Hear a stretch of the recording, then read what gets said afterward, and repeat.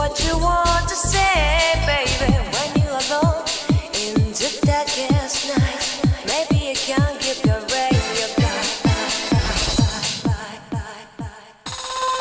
Open your heart and show your eyes that you can change your destiny.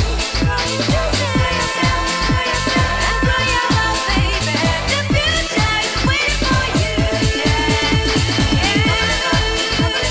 show your eyes that you can change your destiny.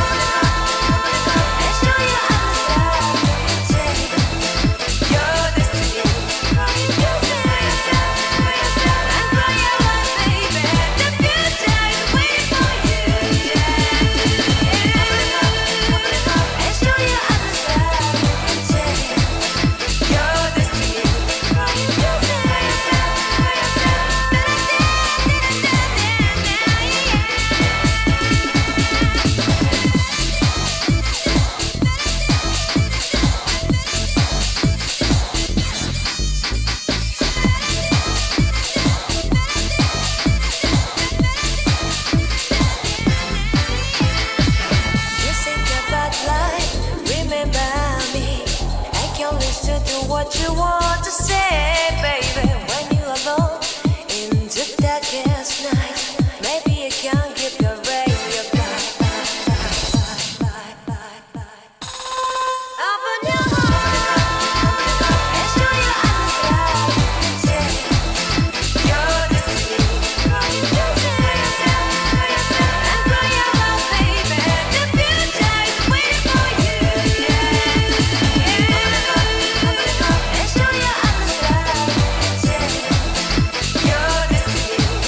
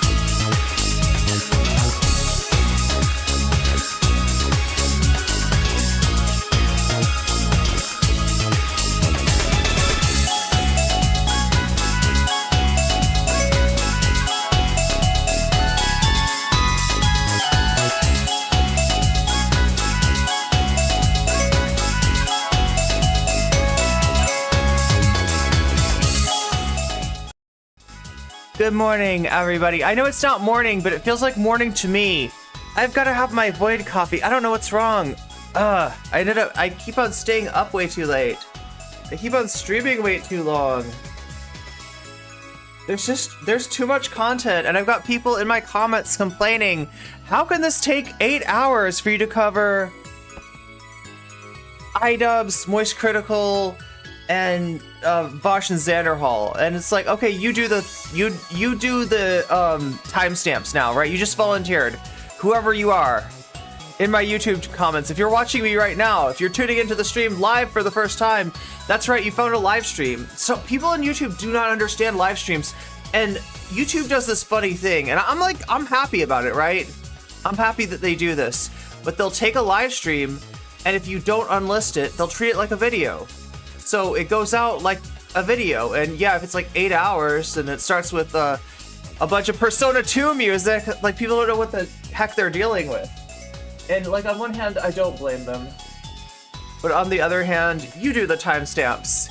You do the timestamps. You do the timestamps. What's up, Mulgrave? What's up, Jules? What's up, Sarah?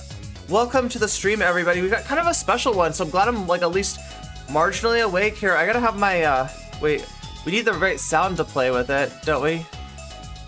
First of all, let's get... Oh my god, thank you, Yolkio, for the community sub! Thank you for the community sub, meow. Here we go, the proper music to get things started. There we go. Oh gosh, okay. And then...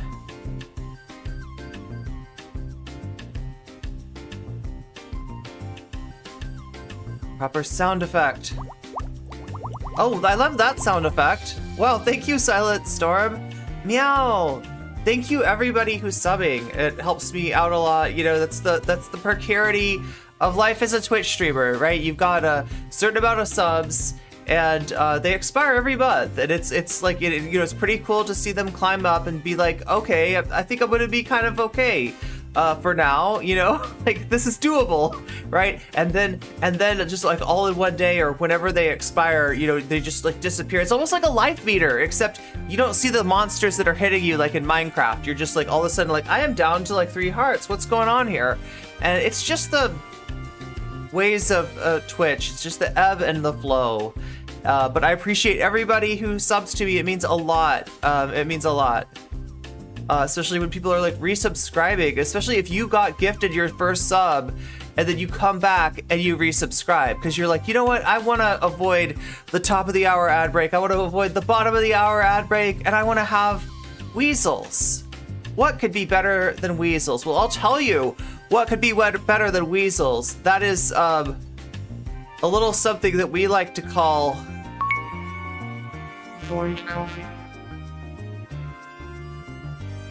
which you'll also get if you sub. Void coffee is also available at the front desk. Yes, because Hotel NCC is open for business. I don't know. I feel like a hotel sometimes. It'd be a weird hotel though. It'd be a hotel where you just sit and chat with the staff the whole time. I don't know. That could be a business model. We have a new song. Yeah, you do. You do have a new song. Well, I mean, like, yeah, they're both bangers. So. That's Maya's theme from Persona 2. So let's positive thinking. And yeah, we've got some cool, okay, so we're not covering right now Cavernacle and the Weeaboos. The Wereaboos? Oh yeah. No, it wasn't Wereaboos. It was Wereaboars. I misspelled it. Yeah, we got to find all about South African far right extremists yesterday with the view of the Cavernacle. Do you know about Planet Ligon 2 from Star Trek?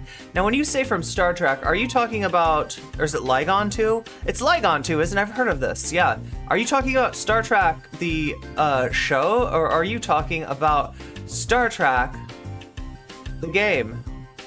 Star Trek Fleet Command.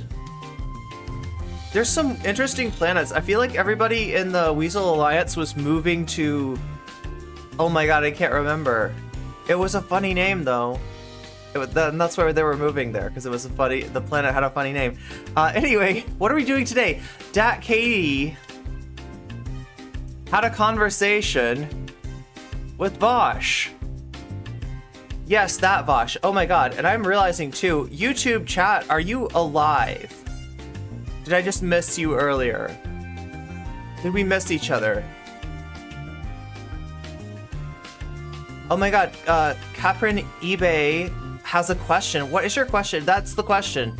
Did you, League on 2. See, I feel like it could also be a joke or something, right?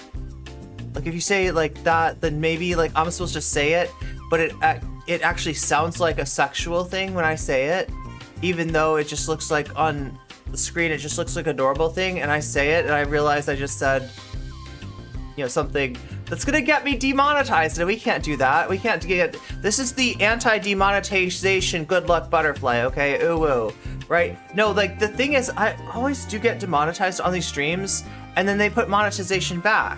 But it's kind of like, doesn't that hurt the video when you take it off at first? YouTube, if you're watching, no, they don't watch. Why would I think that they would watch?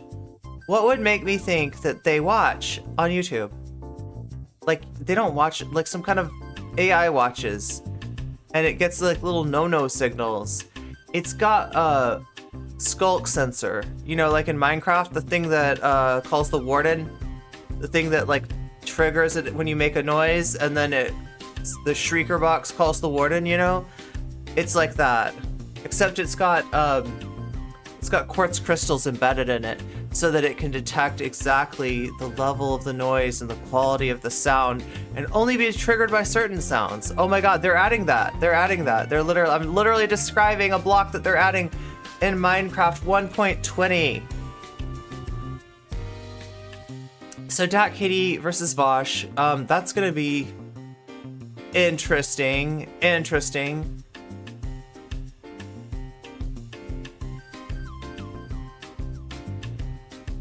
Wait, I'm like trying to think what else we have to cover. It's like totally slipping my mind.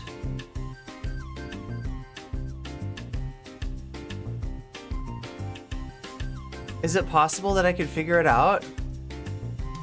Oh, remember it? Because I know I've got something else for you. I must have something else for you. Anyway, we'll watch the video. This is a Zara video. Zarax edited this video, and it's up on her channel, right? So, you know, here's how this works. It's a debate. You could watch it on Vaush's channel. You could watch it on DatKatee's channel, right?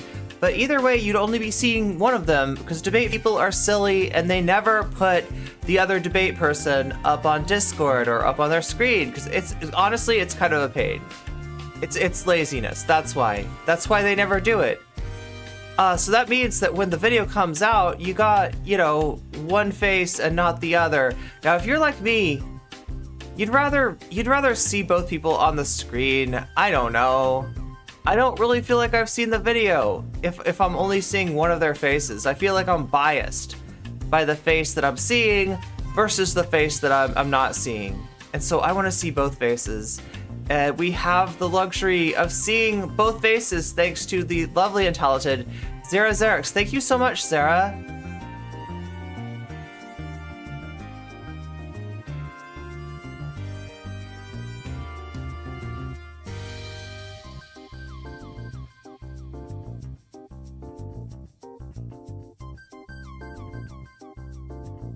What if I was muted this whole time? How ridiculous would that be? There we go, that's the new thumbnail. Awesome. Sometimes thumbnail artists have to change their thumbnails at the last minute for various reasons, and I see that this one's got an updated thumbnail as well. Anyway, if you saw it earlier, you'll maybe know why, but we don't have to talk about that right now. We gotta talk about Vaush. No, seriously, what is up, YouTube chat?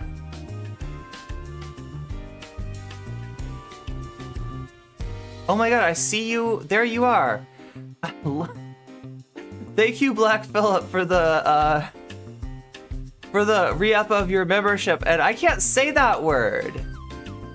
Ligon to my yeah, Wokum and Zozolan. Yeah, so here. Ooh. Did that just start? Okay.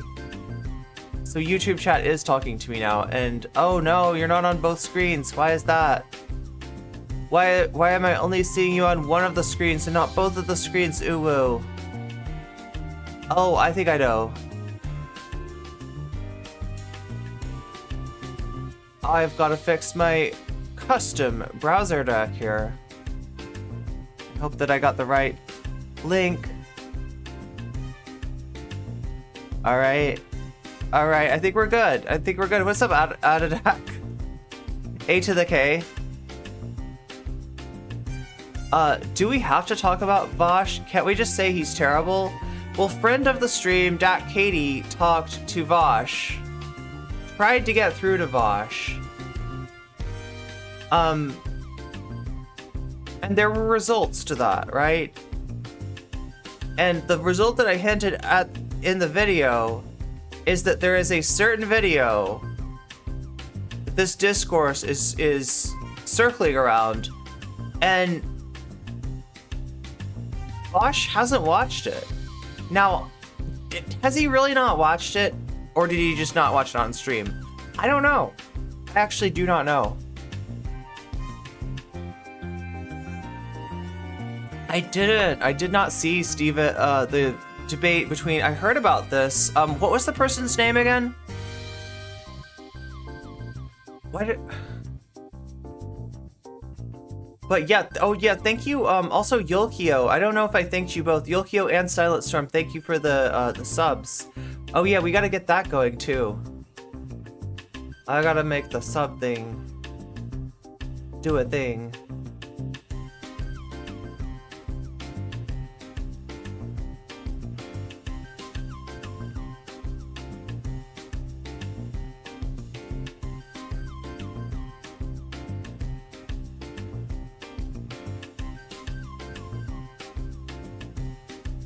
We're gonna make the sub thing do a thing. There we go. Did that work? There we go. This is sub goal for today. If we want to make the stream go longer, I do have other content, so that is a possibility. Midwestern Marks, yeah, I thought I saw them tweet. There's also like now I'm wondering. They talk about a tweet by Shark300, okay? And full disclosure, way long time ago, I was friends with Shark300. And for various reasons, including just the fact that, like, I don't know, his takes are awful. Like, right? We're no longer friends. He's hanging out with people that, like, I don't know. I don't want to misspeak, right? They always emphasize that Vaush and Shark don't talk that much on stream, so I don't want to overemphasize their like relationship. I think that Shark is part of the White Leaf Network, so he's connected, but I don't want to exaggerate the connection between Shark and Vaush. But I mean, many of the same bad takes between those two, right? And so now, like, I know that Shark is, like, not a honest person, not a good person, and doesn't have, like, good takes, right? I'm well aware of this, but there's something that came up that surprised me, right? Like, yeah, the video, good guess, Adadak, good guess.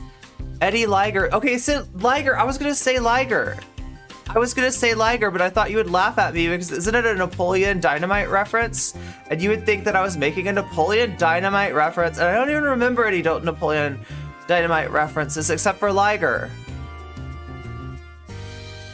Wait, what? Are you talking about the fake tweets, Steve? Yeah, so they're not those tweets. I don't know if I can vouch for that being a real thing, right? But there are some real tweets that Vaush goes over with somebody that he debates, and it's bad. I guess we'll watch it after the fact. We're leading with this video. This is the lead story. If somebody clicks on the video, most likely this is what they came to see. So I'll make sure to put this up close and personal to you. What do I mean by that? I mean up front in the front. As soon as I am done with my filibuster introduction to this, but I mean, I guess you don't really need that much of an introduction. You know Vaush, obviously. Groans, right? And you might remember DatKatee, okay? DatKatee comes in here and talks sometimes. DatKatee is also a Twitch streamer. DatKatee is the one who debated Vaush over Say Her Name and Hogwarts Legacy, and like just owned him. And the really confusing thing, right? Because Vaush doesn't like to get owned. He doesn't like to be in danger of getting owned. He doesn't like that there's somebody that would own him if he could be owned, right?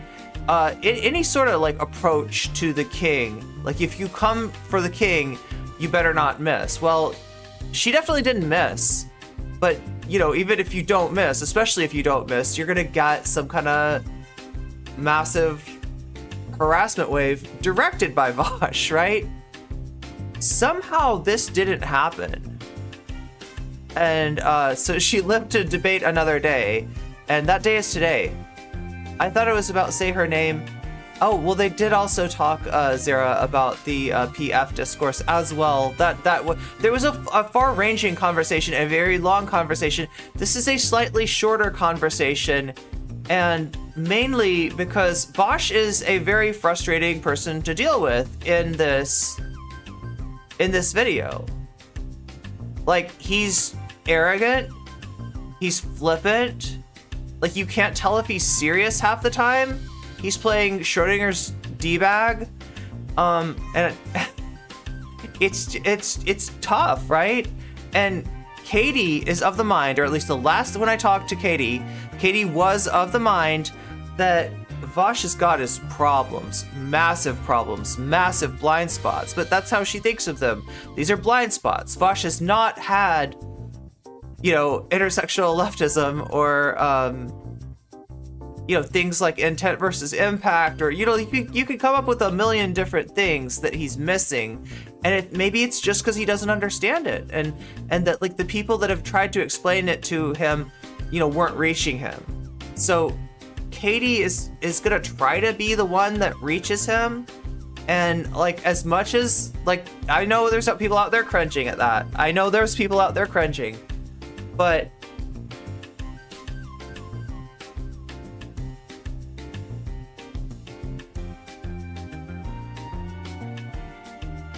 sorry, I'm reading chat and I got stun locked by chat. I was just catching up and stuff.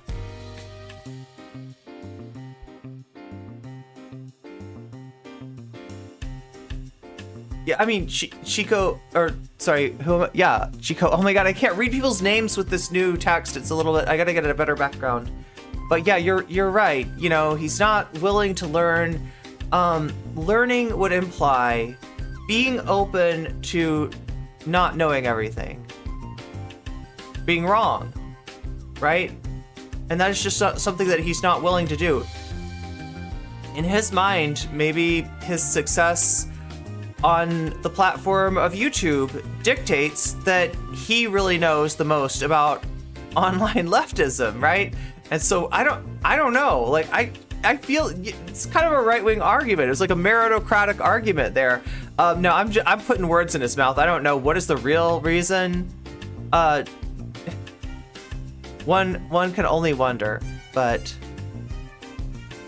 it would match the other takes. She seems okay, but I think anyone who thinks Vaush is interested in being reached is fooling themselves.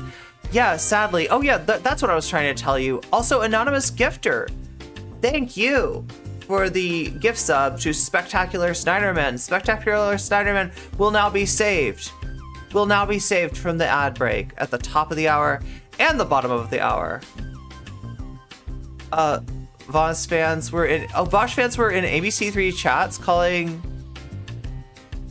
They were in ABC3's chat calling Vaush gay.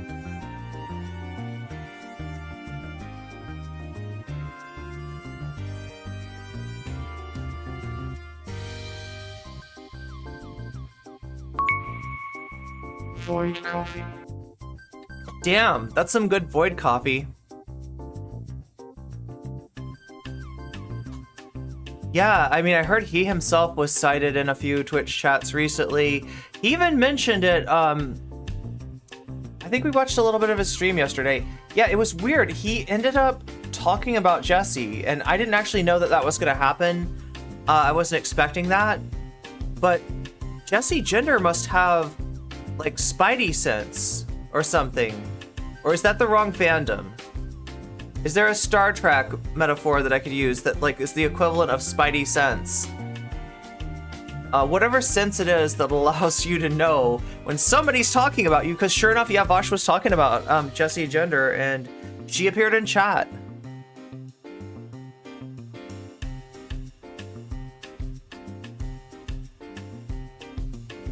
Saying he's gay as a joke, so that the joke is you're supposed to think that these are not Vaush fans, these are homophobic rightoids that have all decided to come into your chat and talk about Vaush for some reason. I don't know if Amy C3 talks about Vaush. I've never heard her talk about Vaush. She does very different content than Vaush. It's the Betazoid. Is that a real thing? Anyway, you know what is a real thing? Is edging you for long enough, which I have now done. Consider yourself edged. Let's take a look at the video in question. Just a quick thing before. Someone came into my chat and then said that you were up for talking, which first of all, I appreciate. Betazads are people in Star Trek who can read and sense emotions. I don't think that's the sort of content that Amy makes. Yeah, Amy's all about like housing as a human right and pizza parties and cool stuff. Very different than Vaush. But they also said that you thought I might be good faith. I just need to know if that's accurate. Yeah, I said that when I looked at your thing. I mean, I can always reassess that down the line if I feel new evidence comes in. Sure. I'm saying that because the schizo detective, you asshole that tweeted me. Vaush said he thinks I'm good faith for now. F you, you're a piece of okay.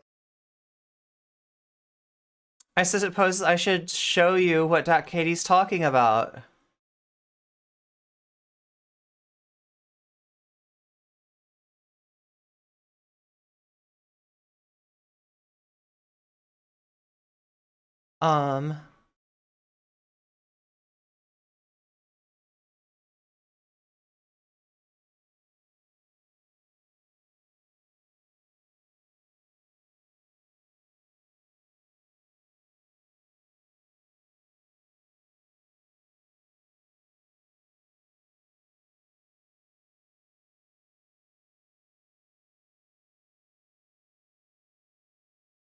I love it when we have to go to like my Twitter as a source. I just know I have it here. Okay, so what are we talking about? We're talking about this.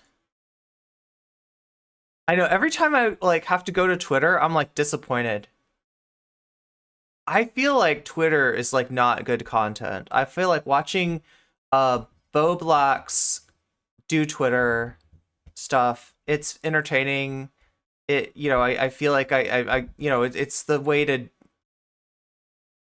way to peruse Twitter with YouTube, and I don't know, just going to Twitter, it feels like I'm stopping everything. I am stopping everything. I'm stopping the video react to the debate. So yeah, so anyway, that's the schizo detective. That is who it's a Vaush megastan, I guess. And that's who DatKatee's talking about. They called DatKatee a clout goblin. They called DatKatee said that DatKatee thought she was the queen of minorities. Is done with Vaush because he doesn't understand racism. Meanwhile, Katie totally understands racism. Okay, so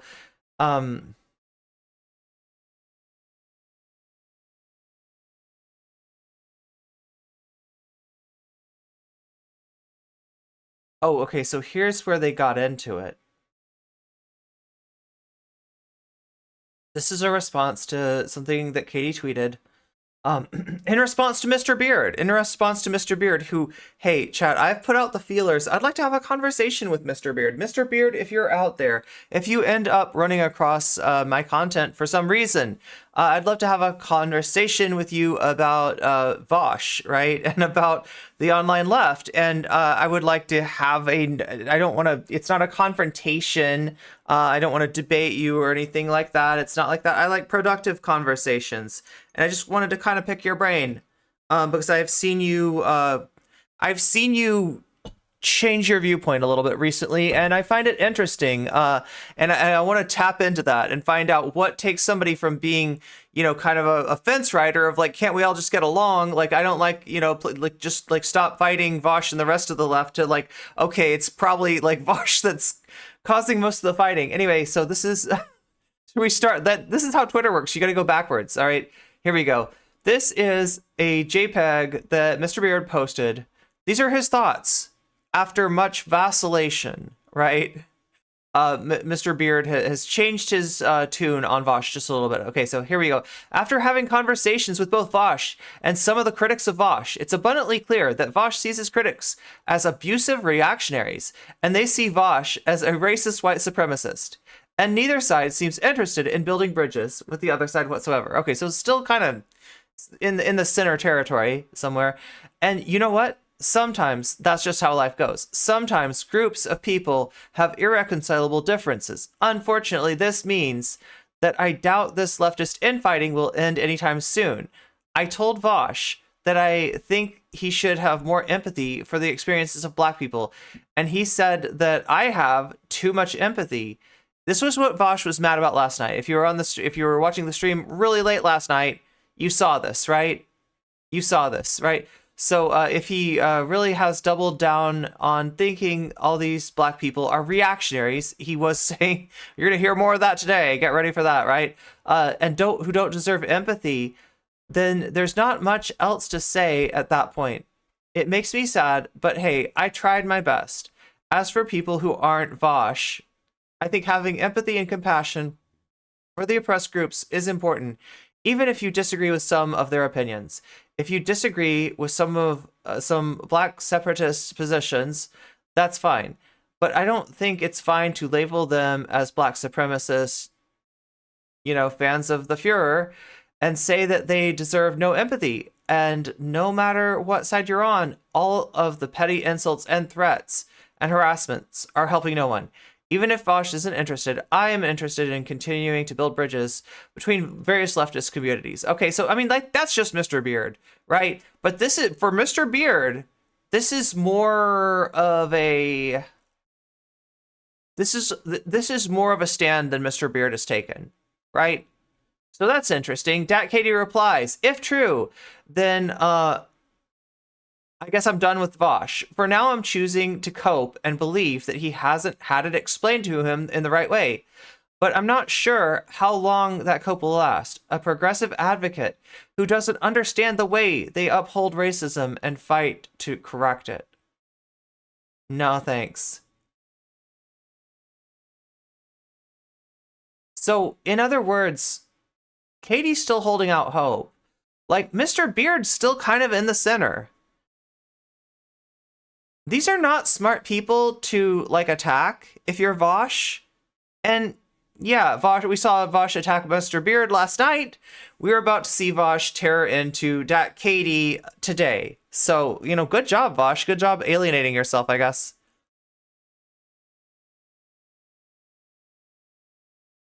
Am I missing anything? Just a second. I'll catch up with chat in just a second. I know you're there, the chat. I know you're out there.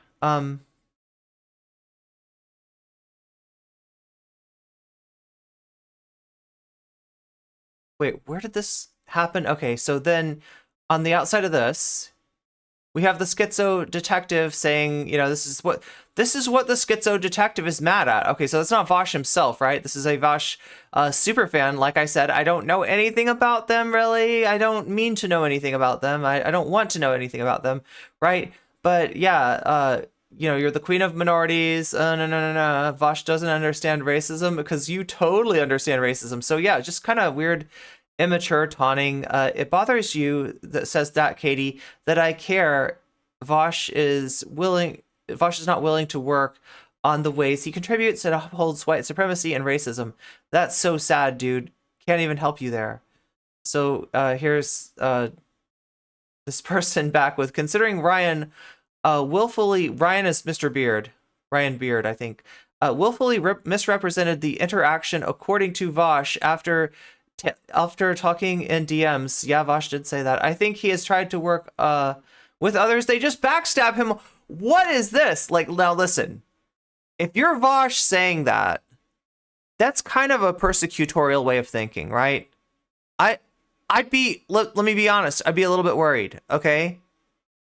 Like, you know, that could be a bad sign. That's you know, that's something you need to check in with, right? If you're feeling that way. But this isn't Vaush saying everyone's out to get me, which, you know, he does, not in that sense, right? But like in terms of content, you know, everyone's against me, everyone's backstabbing me, right? You know, it's just like, all right, is there something else going on maybe? Vaush, right? But like it's weird enough when Vaush does that. What's weirder, I guess, and maybe not weird at the same time, is his parasocial personality cult has taken on like his emotions. Like, other people suck. Other creators suck. That's what we're getting here. But where did this go? This continued. That's unfortunate, and Ryan did that too. That's not very kind or helpful.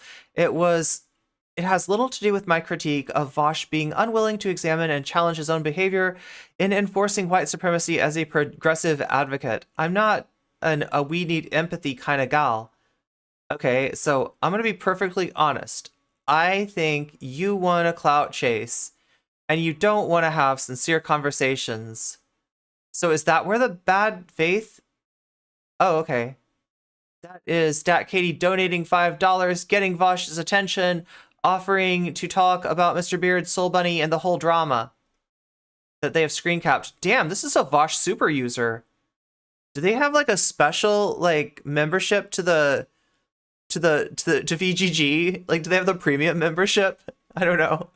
I feel like you should get like a virtual reality experience of Vaush if you're like a super user like that. Okay, I'm glad I checked Twitter and remembered when and went and saw Vaush was live. If I get on, I'm gonna credit you for it. Ah, that's funny. So they didn't directly say that Katie was bad faith, but they said that she was chasing clout. They said Katie was chasing clout.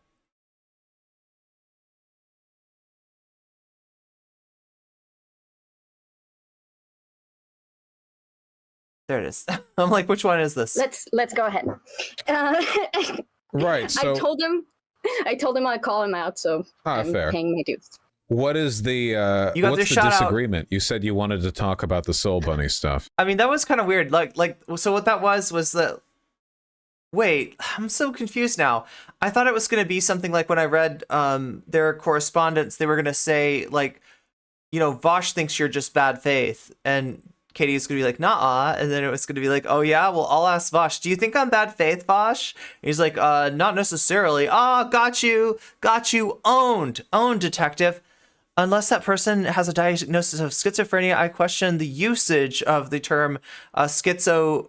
God, I'm trying not to read it. God, I mean, I'm not gonna get in trouble for it, right? I just, yeah, it's an ableist name.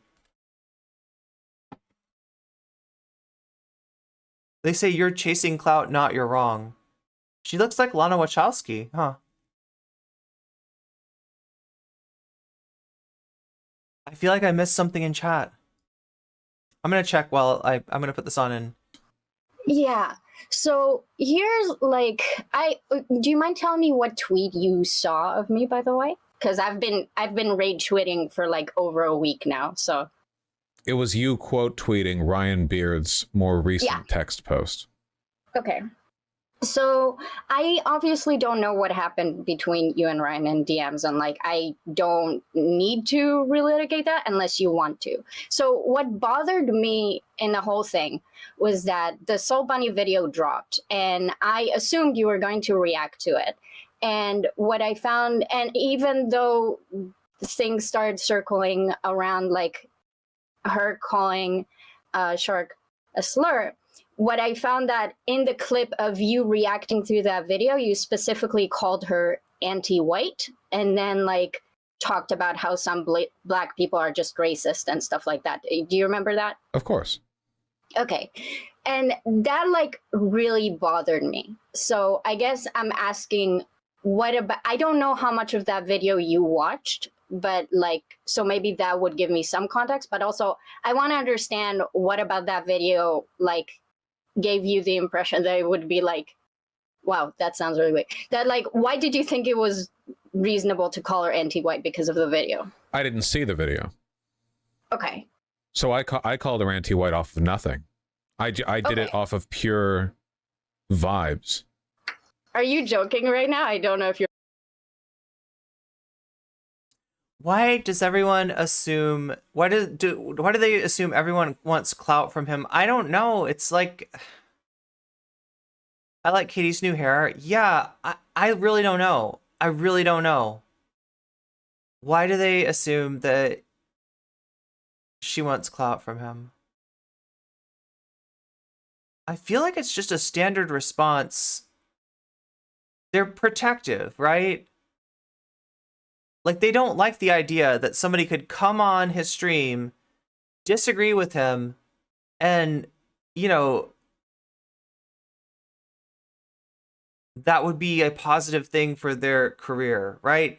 Obviously, there's more eyeballs on you if you have a debate with Vaush than if you have a debate with Sansol. So that, you know, therefore...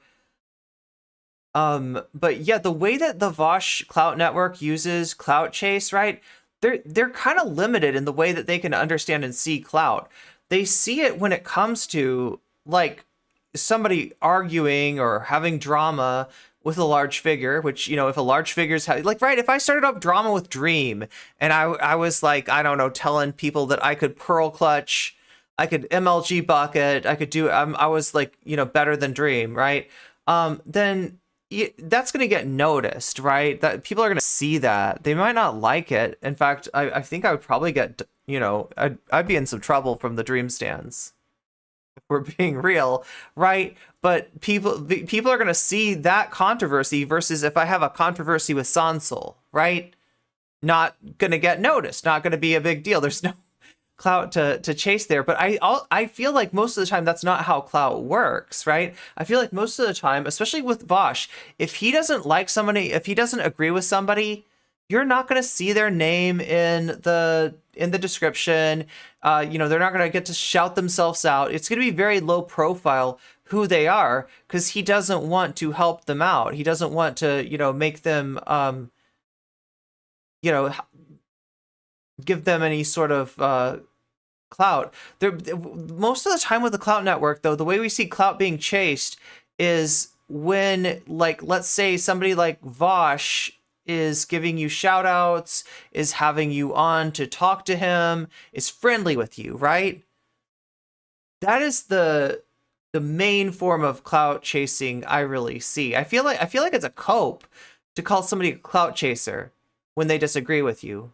And in reality, most of the clout chasers are the ones that you cannot peel off your butt because they're just on there, like little, like those sticky things that you throw on the window. You know, what are those things called, chat?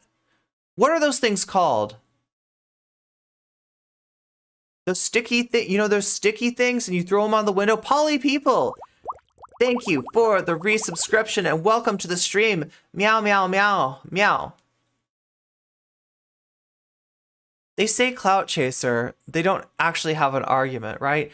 Yeah, and like I said, most of the time, like, chasing clout is more about minimizing your differences with somebody, lauding them, praising them, rubber stamping everything they say, defending them when they get, you know, when they get into some kind of, you know, there's some kind of controversy against them, right? It's what you see from, like, Demon Mama Xanderhall, Poppy and Xena, etc., right? That's, you know, the majority of the clout chasing. I doubt that clout chasing is really a thing. It's such a convenient excuse for anyone with clout to dismiss anyone lower. I mean, not saying that it doesn't exist. Like, okay, well, I'll give you an example. Wait, some of you might know this. Does anybody know about a streamer who gave me a little shout out on her community post, right?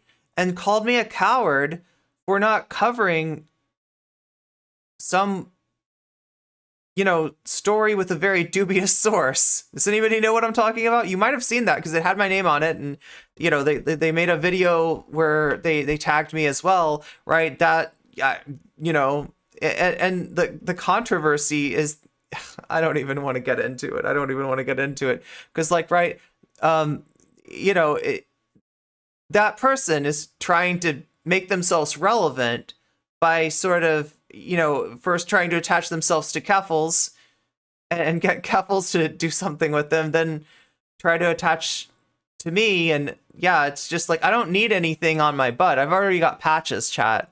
I've already got patches on my, you know, HRT, you know, patches on my butt. I don't need any, like, what do you call those things though? Does anybody know what I'm talking about? They're those things and they're kind of sticky and it's like a lizard shape, you know? Like, you flick it on the window and it sticks there, and then you can like peel it off. Anonymous gifter. Oh my God. Anonymous gifter, thank you so much for the gift sub to Fengshi. Meow, meow. Fengshi will also be spared from the ad break now. That happens at the top of the hour and the bottom of the hour, and that you can get out of for $5 or for free if you have an Amazon Prime and you connect that sucker up to Twitch. Or if you get really lucky and you're chatting and somebody sees you and they're in the giving sort of mood, then maybe for free as well, just like Fengshi just did. So that's always cool. It's called a sticky hand. Rubber sticky toys. I don't know. I just remember, like, as a kid, like when you're going on like long trips in the car with your parents and it's like super boring, like, and you know, you're tired of the game on the iPad and shit, and so you start flicking the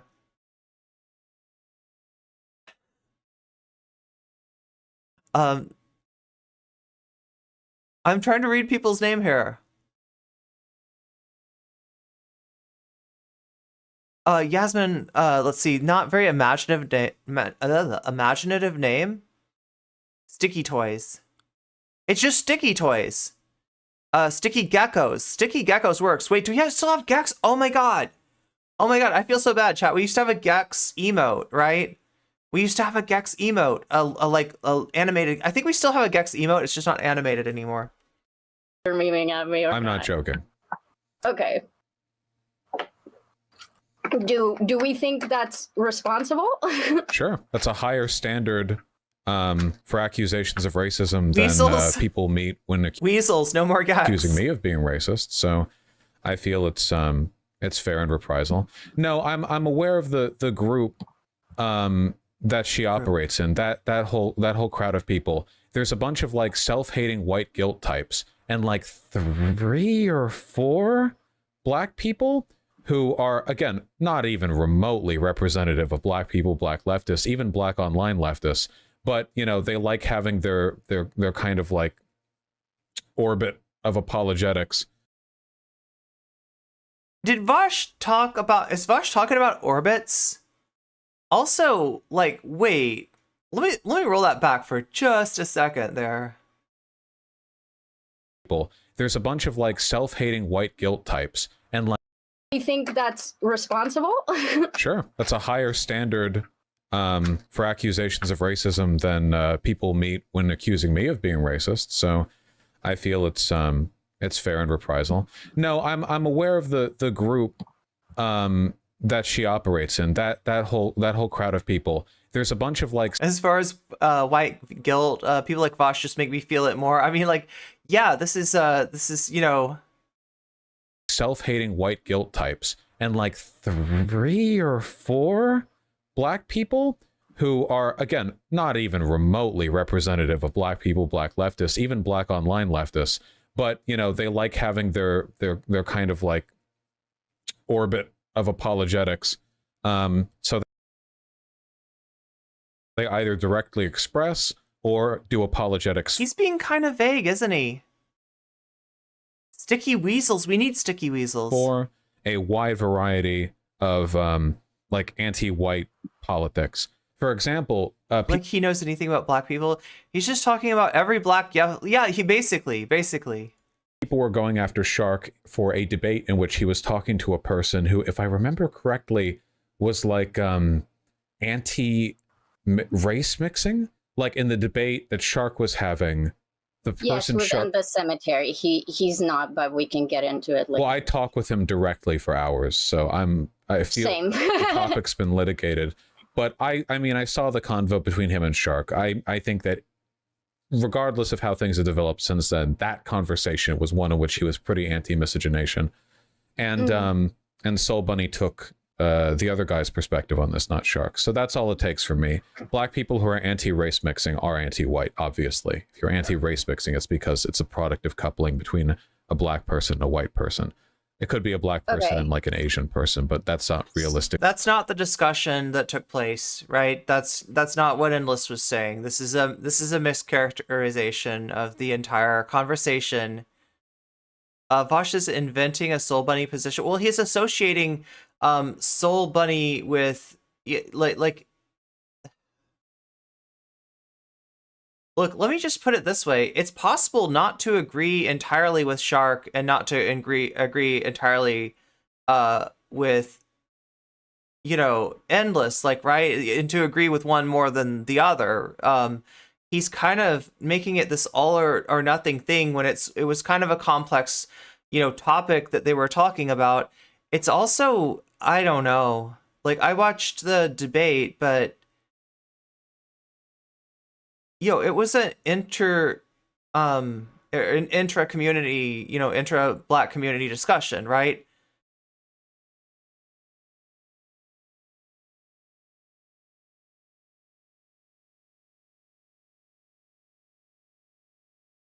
Wait.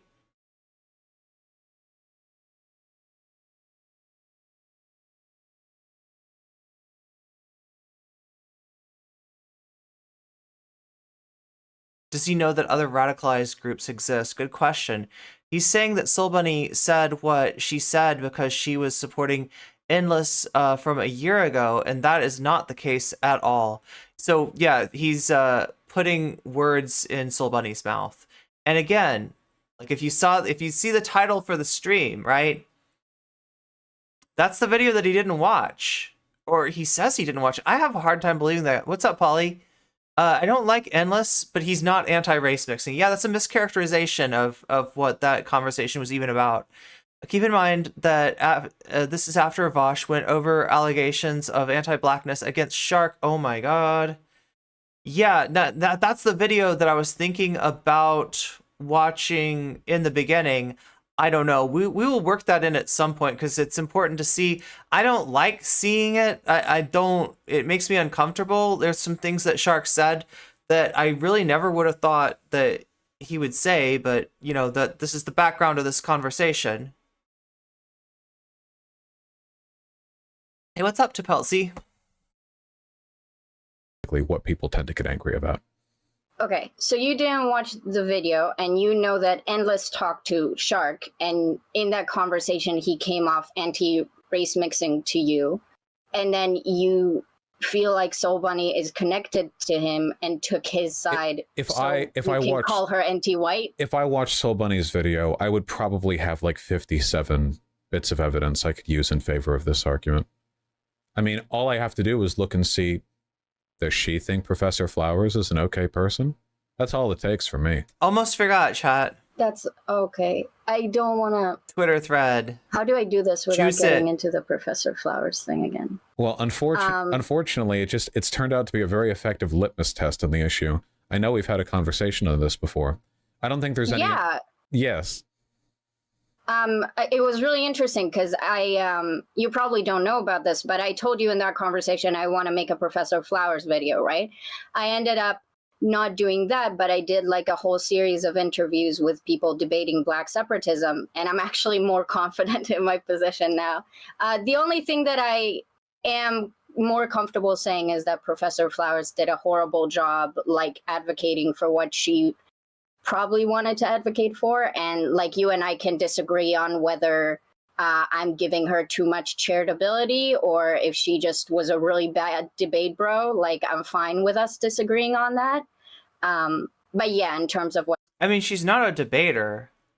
Professor Flowers is was going into territory, was going into hostile territory very much during that confrontation, right? And it's kind of impossible to understand the mechanisms of how debate space really works and what's going on there, let alone like the meta of it all, when you've only kind of seen it from the outside. Like being on stream with somebody like this is a whole different thing, and the interaction that you might expect is usually not what you're going to get. Professor Flowers did nothing wrong. She didn't do a horrible job. That's automatic fail to substitute black separatism for black nationalism and black supremacy. Yeah, there's three concepts. They are all getting conflated here because it's convenient for Vaush.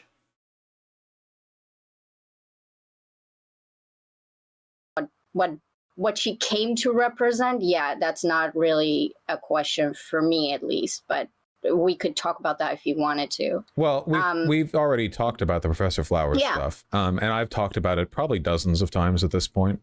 I'd like to then talk about something else, if that's okay, like try a different route. Go for it. Yeah, so...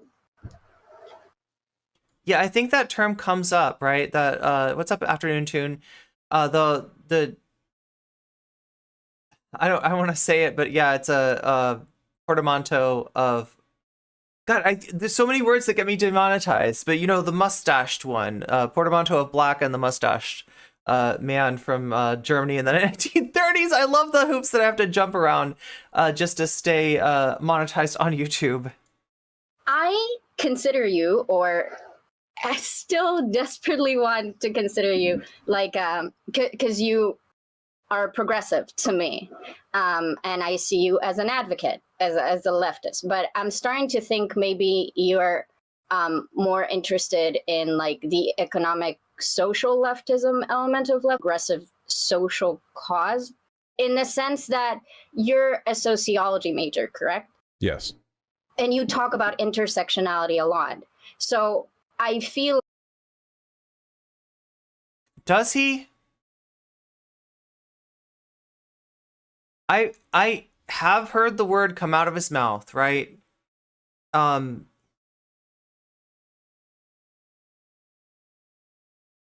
some point, but I don't think he talks about it a lot. And I definitely don't think he understands intersectionality. Like it would be very intuitive to you to like easily admit that I would love to see Vaush have a formal academic debate where they take turns and share notes. Yeah, that's the thing, right? That's the thing. If you're coming from the academic sphere, that is more in line with what you're expecting, what you're used to, and it's completely different. It's like Alice in Wonderland. Entering the debate sphere it's like Alice in Wonderland. Everything's upside down and confusing and weird, and it takes a while to get your bearings. Progressing towards the fourth.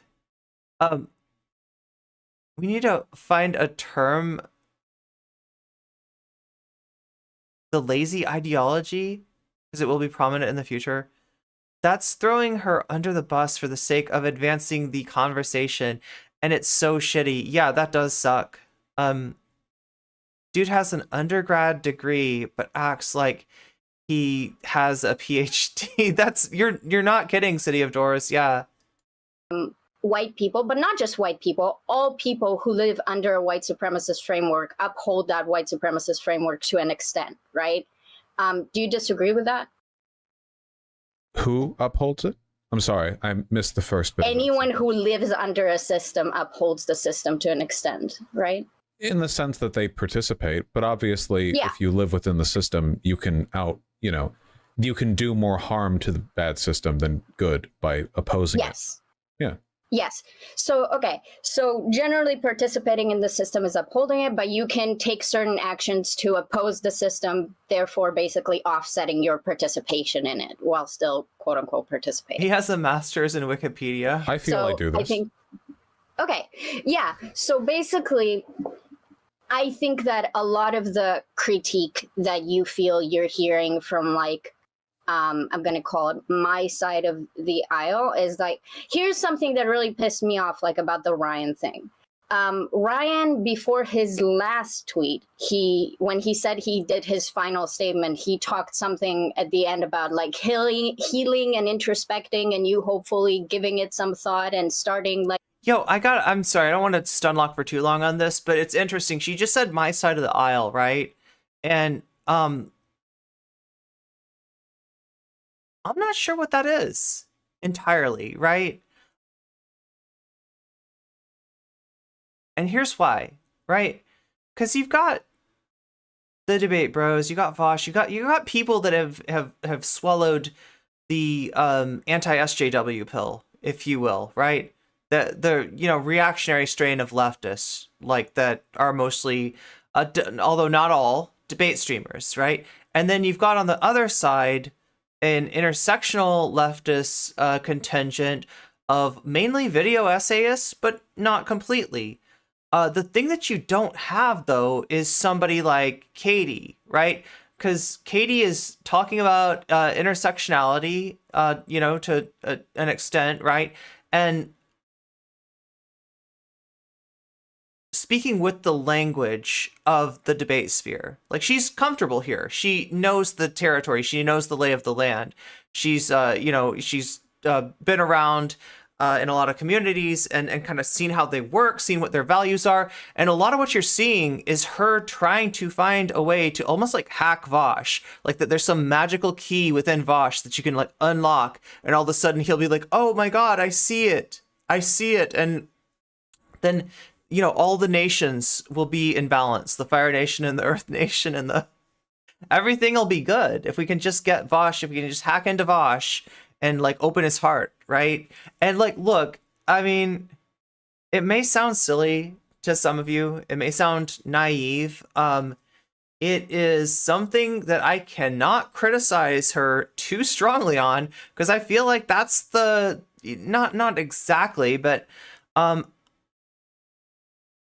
I thought there might be a way to change things, by treating creators like this with kid gloves, by softening my approach, by granting them issues that I didn't think really, were that crucial, and then trying to just show them one or two things that were like irrefutable, and that, if they see and they take seriously, they'll have to change their mind, and not even a big ask, right? The example I always go to is, asking a certain panel host to modify his treatment of right-wing guests that go transphobic, that if they're going to gish gallop, if they're going to spout off like a whole bunch of different things at once, that means their opponent can only take on 2 or 3. And while their opponent may still win the debate, having, pushed away enough of their arguments, it still leaves some question out on the table. And when you have a naive audience, even a liberal audience, right?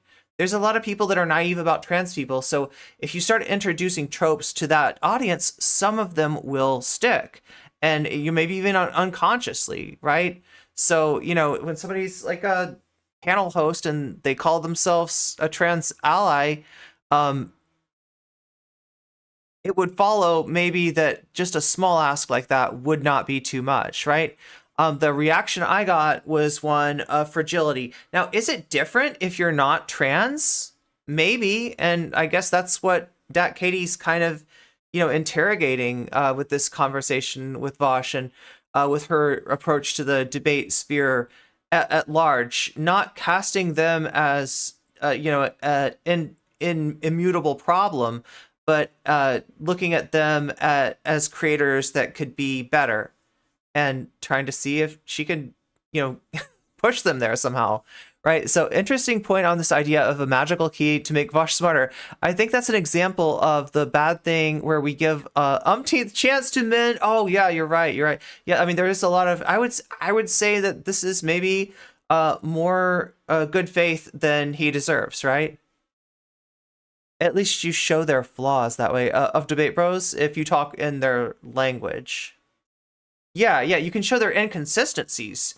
The thing that I found, though, is that they don't actually care about inconsistencies when they can get away with those inconsistencies because of clout, right?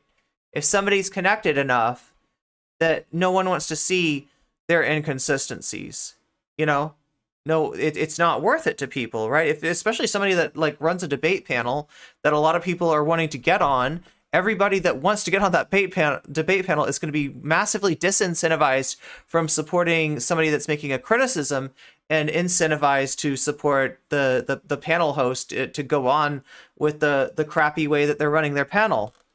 Like a new journey or whatever. And I get that's very soy for you, but I don't know, is it just that you don't want to be soy and say, yes, I'd like to introspect and think about these things? Or do you think that there is nothing to introspect about? There's nothing to introspect about. Everything that I say, everything that I think about, I've already introspected on it. There aren't unexamined values here. When people say... No, not values. Not values. I don't... So that is a leftist saying that for him, self-critique is unnecessary.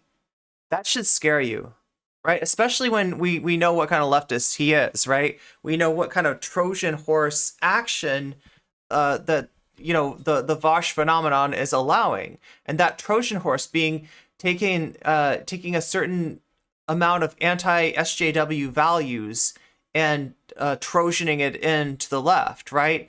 And if you complain about it, then you're gatekeeping, right? Well, listen, you know, the Trojans probably wish that they had gate kept a little bit better, right? You know, there's a very nice wooden horse outside the gates, but maybe they should have kept those gates closed. Just saying. Of my position. I love soy. Oh. They're not unexamined. Why is he afraid to reflect? Like that, when people say, question. I hope you reflect, I hope you do introspection, I hope blah, blah. What you really mean is, I hope you change your mind to agree with me. I'll own up to it, because I've said that about other people. I hope you introspect and then change your mind to agree with me. I mean, there's agreeing with me or being wrong, right? I mean, it's clearly, at least in this respect, a dichotomous choice. And I don't like the presumption that you can say that to a person while maintaining this You know, air he's of smart. like, Yo, here's another thing, right? So I said before that he, you know, sort of ships in like anti-SJW values into the left, and he thinks it makes us strong, right? Because SJWs are soy, and right. But there's something else there too that is almost Shapiro-esque. Let's roll that back for a dichotomous choice. Dichotomous choice. Now, you all probably know what dichotomous means, having the properties of a dichotomy, being dichotomous in nature, right? I'm not sure his audience does entirely. Some of them do, but some of them have this reaction where it's a, you know, it's a word that's, you know, not super common, but maybe it's only just like barely above their perception. And maybe they can even figure it out with context, right? It's not that hard. So it's like he does this thing where he talks just barely over his audience's head, just like Ben Shapiro. And that has the effect of keeping them on their feet in the sense that they're constantly thinking, wow, isn't this guy smart? Oh my gosh, dichotomous. Should I know that word? Let me look it up really quick. Oh, geez. Okay, now I'm gonna say that sometime, right? He feels like their idea of what a smart person sounds like. And, you know, I mean, we saw him yesterday. He's just like, half of the time it's a malapropism. Half of the time he doesn't even really have a command of the language that he's using. God, I sound gatekeepy right here. This is really what gatekeeping is, by the way, right? The term gatekeeping was meant to describe somebody that says that you know, you are not elite enough to understand, right? So, you know, if I'm gatekeeping him on like his lack of vocabulary and his attempt to embellish his vocabulary and make it sound more, you know, that's probably one of the least bad things about Vaush. There are so many other things to criticize. Rather, you know, like I feel like stuff like vocabulary is probably overemphasized, right? But it is what we think of a lot of times when we try to ascertain whether or not somebody's smart or how smart they are, right? It's like, you know, their vocabulary, does it go slightly over our head? Is it like right in line of where we can say? Does it seem to be a bunch of monosyllabic words? We sort of judge people via that, and I don't think it's necessarily true. And it's saying somebody as somebody that has a decent vocabulary, I don't think that is proof that I am smart, right? I'm smart sometimes and not smart other times. And I don't like the presumption that you can say that to a person while maintaining this air of like ambivalent, oh, I just want us all to reach the truth together. Oh, you wanted to because Ryan wouldn't say that. You wanted to ask if something set off this discussion. Yeah, we went over that a second ago, but just for anybody who's just joining us now, right, it was DatKatee quote retweeted Mr. Beard. Mr. Beard has kind of gone from being a fence sitter of like, why can't Vaush and the online left get along? Everybody should just get along, to being like, yeah, I mean, I guess, you know, there's some things that need to change with Vaush before that can happen, right? So, I mean, you know, he's still in the center. He's Mr. Beard, right? You know, I mean, if you know him, right? He hasn't changed that much, but he is like now not completely camped out on the fence. So I'm sure that his crotch, you know, thanks him for not writing that fence any longer. It's gotta really wear on a person. So, you know, he's kind of leaning over to the like, you know, Vaush needs to change. Vaush needs to do something. This isn't quite right. This isn't good. There's a problem here. Sort of camp of things, right? And that's in no small part due to the Soul Bunny situation. So DatKatee was quote retweeting Ryan Beard, Mr. Beard, and saying, yeah, I mean, I kind of feel this, but also I wonder if there's some way to reach him. I wonder if there's some way to get to him. I wonder if, you know, if he got it, if you approached him in the right way, if he might understand, right? And the Vaush fan picked that up and just got toxic with Katee and got, you know, it was like playground level, you know, very immature, you know, you're just a clout chaser, you're just a clout guy, you know, it's that kind of stuff, right? And so that's how this started. And then Katee donated $5 to Vaush and said, hey, Vaush, do you want to, could I come on and have a conversation? And it was a conversation that he took. He's left of center. Oh, no, right. Okay, so as far as Mr. Beard's politics, yeah, I think Mr. Beard might even call himself a leftist, right? I'm not entirely sure. But you know, he's on the left, but I'm talking about in terms of his orientation in the between the like anti-SJW leftist camp of like your Vaush, your Xander Halls, your Demon Mamas, people like that, and you know, your FD signifiers, your Jesse Genders, and people like that, right?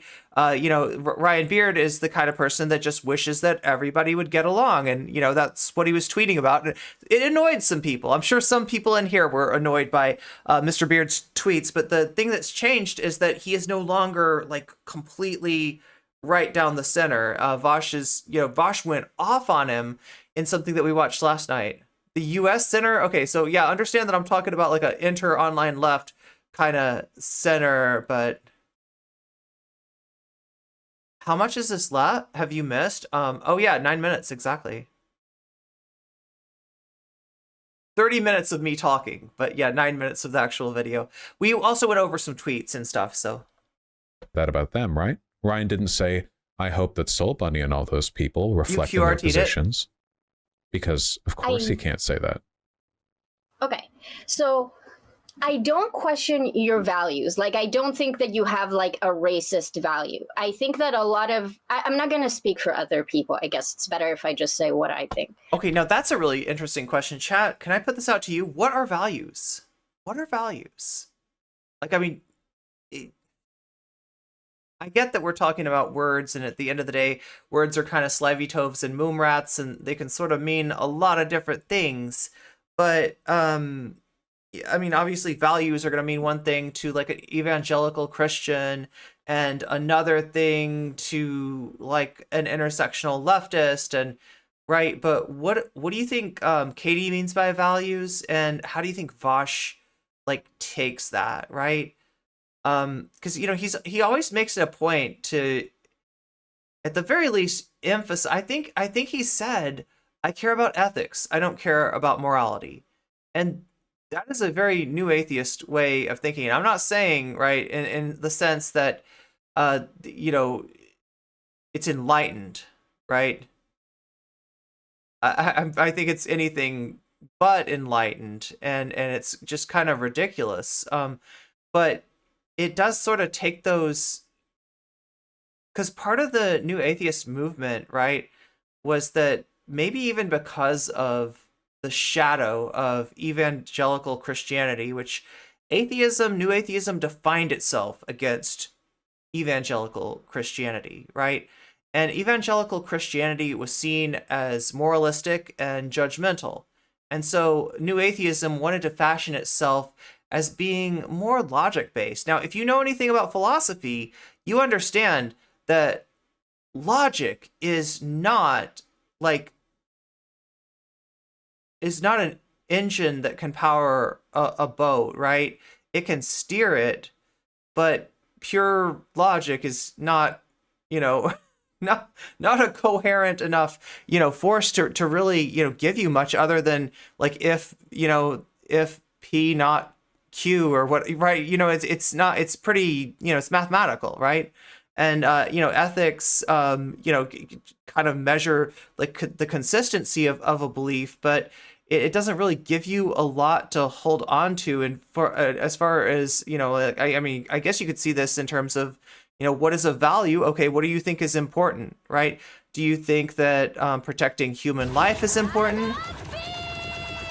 Daxba, thank you for the follow. Right, at some point you do have to have like I feel like it's kind of an incoherent position to want to see like philosophy as being ethics devoid of any morality. So I don't know. It's an issue that I have with Vaush, but I'm kind of curious. He's a utilitarian, only cares about himself. Oh my God. See, the thing is, utilitarianism is this like philosophy that you learn about like maybe like senior year of high school, maybe like freshman year of college. And it's interesting, and you wrestle with it, but at some point you figure out that there are some situations where you really don't want to apply utilitarianism, right? Where you become you analyze, you hedonically calculate, and you yourself are disgusted with the results that you get, and you say this can't be it, right? It's kind of puerile. Right? Utilitarianism, both act utilitarianism and rule utilitarianism, which Vaush espouses, but he's kind of stuck on it. He's still fascinated. He's still caught in that gaze. And that's what he'll say. He's like a hardcore consequentialist. Oh my God. There's so many memes. They don't really talk about like philosophy anymore. I mean, it was like Wikipedia philosophy that they were really talking, but you don't hear them talk about what was that? Oh my God, I'm trying to remember. There was something, a moral was it magical anti-realism? Did I say follow? Oh my God, it's not showing me right. It's not showing me things right. Shaxba, thank you for the raid. Welcome raiders. Welcome Shaxba. How was your stream? Am I that out of it that I don't know that Spice Girl means a raid? And that a follow is like an explosion of emotes, and a jellyfish means a sub, and little tingly means somebody donated money. I know the sounds by now. I should know the sounds. Void coffee. Oh my God. I gotta have some because I'm half asleep. There are ways. And this is not a debate to sleep on. In which I think that you and other creators and me as well participate in like reinforcing like racist ideas or white supremacist ideas or capitalistic ideas or patriarchal ideas. Like, I don't think you'd disagree with that. That's just like everyone does that, right? Like, we could make the like you have the whole like misogyny arc thing where people are like, well, maybe he's joking, but also, I mean, come on, this still enforces misogyny, right? And you can disagree. So tactical misogyny against J.K. Rowling. He tweeted something about like sometimes like women just need to STFU at J.K. Rowling, right? In support of trans rights. And in Vaush's mind, it's like, well, I'm on the side of trans rights. Are you against me? Do you stand with J.K. Rowling? And like for the rest of us, we're like, okay, so listen, J.K. Rowling has been trying with all her might to conflate trans rights with misogyny, right? To say that supporting trans people is coupled with hating women. And you just gave her that, an example that she can point to on a silver platter. Now, we all know that you don't really mean that women should STFU, or at least we know you're not trying to say, unless you're dog whistling it, right? That you're not trying to be perceived as literally saying that. However, J.K. Rowling's fandom does not know you. They do not know you. And if you present them, here's a trans rights advocate being misogynistic, they're going to be like, okay. And if it's Vaush, oh my God, that's believable, right? Vaush is misogynistic, legitimately, unironically misogynistic at other times, right? So, it's just kind of you're a feeder, right? You say that you're our edgy boy messiah. You say that we need you in order to achieve our goals, in order to fight the far right, in order to prevent trans people from being eliminated from society. We need you, right? And here you are feeding Queen Turf. What is up with that? Because the thing about that tweet is that was a clout chase.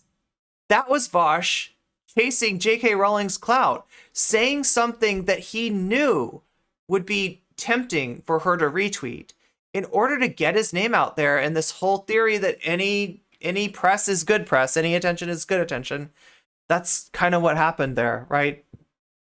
My stream was great. We talked about the history of the U.S.-Mexico border and trans legislation in Texas that wants to end gender-affirming care completely. God, yeah, like as soon as one of these states has like some bill on the table, it's like they all, it's race to the bottom in terms of results of a level 100 understanding of moral and ethical systems. I think it's important to learn some ethics in school, but at a certain point, you're just arguing about the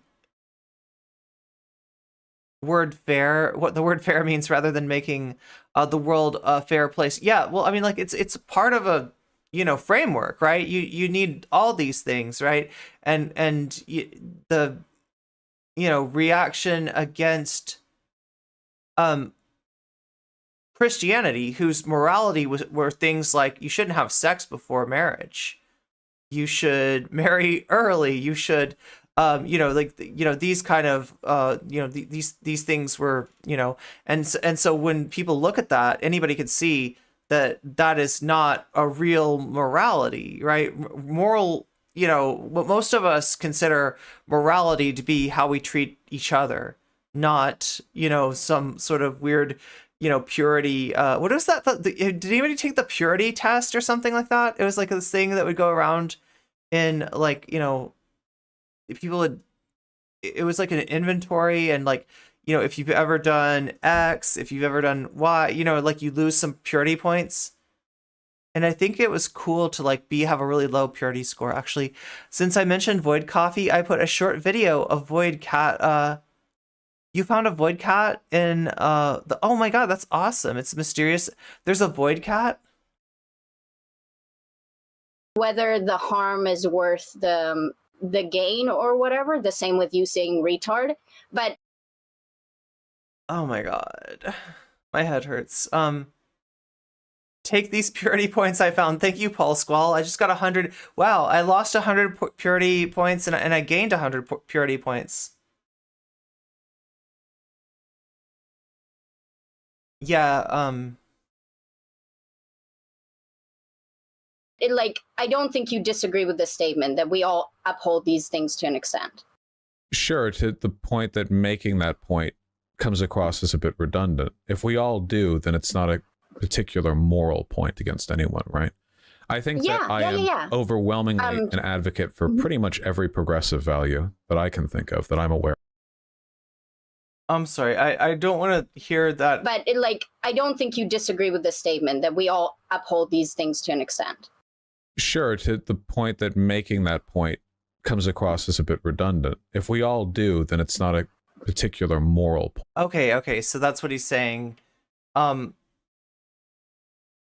we all uphold white supremacy, including people that aren't white, then how is it a call out to me to say that I am upholding it? In other words, you don't have standing to criticize somebody for being racist if you're in some way complicit, which, God, with a system that's institutionalized. That is not a very useful framework to be working from. Point against anyone, right?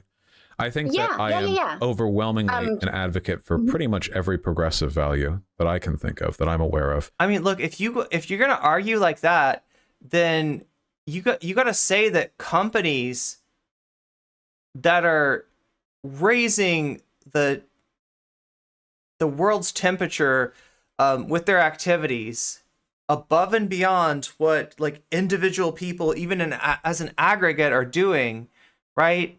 You could then say that those companies really aren't doing anything bad because we all contribute to global warming. Have you been in a car? Then you better not call this company out. You better not call this company out. You better not say that they're, right? This is like an unworkable framework, right?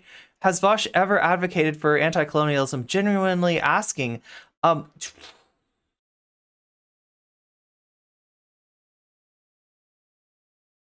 don't think he's advocated for it. He might have talked about certain situations in which, like he might have given some, like, why are white people so invested in reaching, reaching out to an exposed a person that somebody who's got the kind of Discord screenshots that Vaush has got. There we go. That's what I'll say.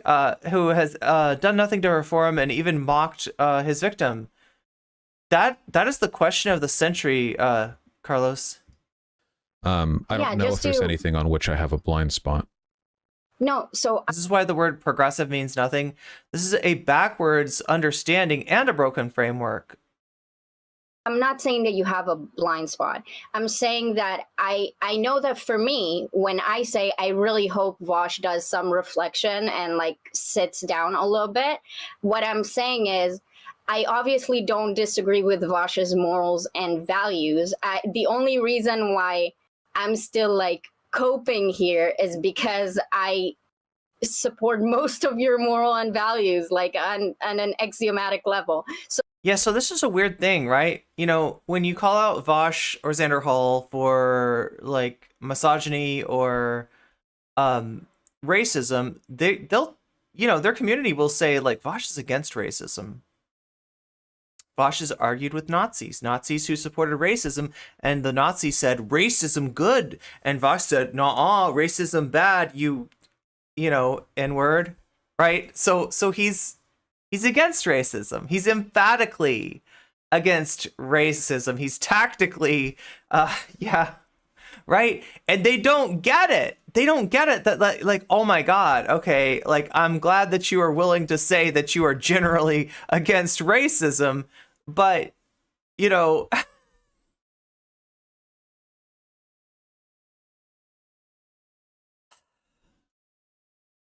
had to get a land back activist on to teach him that land back doesn't mean white people wouldn't be forced to leave. Yeah, it's a high bar, isn't it? Yeah. Also, notice how carefully she has to phrase it to have any chance of him listening to her. He is so progressive to be listening to women when they say what he wants to hear. Yeah, and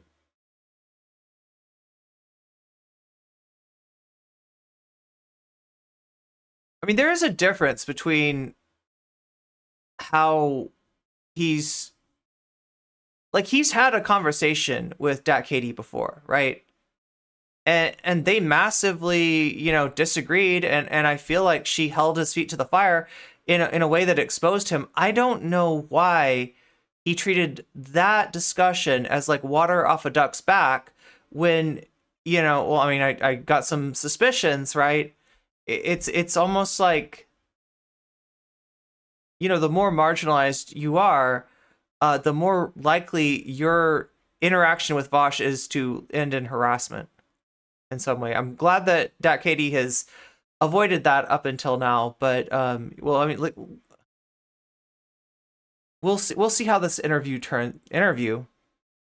It feels a little bit like an interview. Well, I mean, understand, yeah, this is Katie using a soft approach and you know, So I establishing good faith, right? Establishing, I think you have good values. I think you are a progressive. I think that we, even though I might be on the different side of the aisle from you, right? And we talked about what exactly does that mean, right? Even though, you know, that's true in terms of, you know, being more along the Mr. Beard position.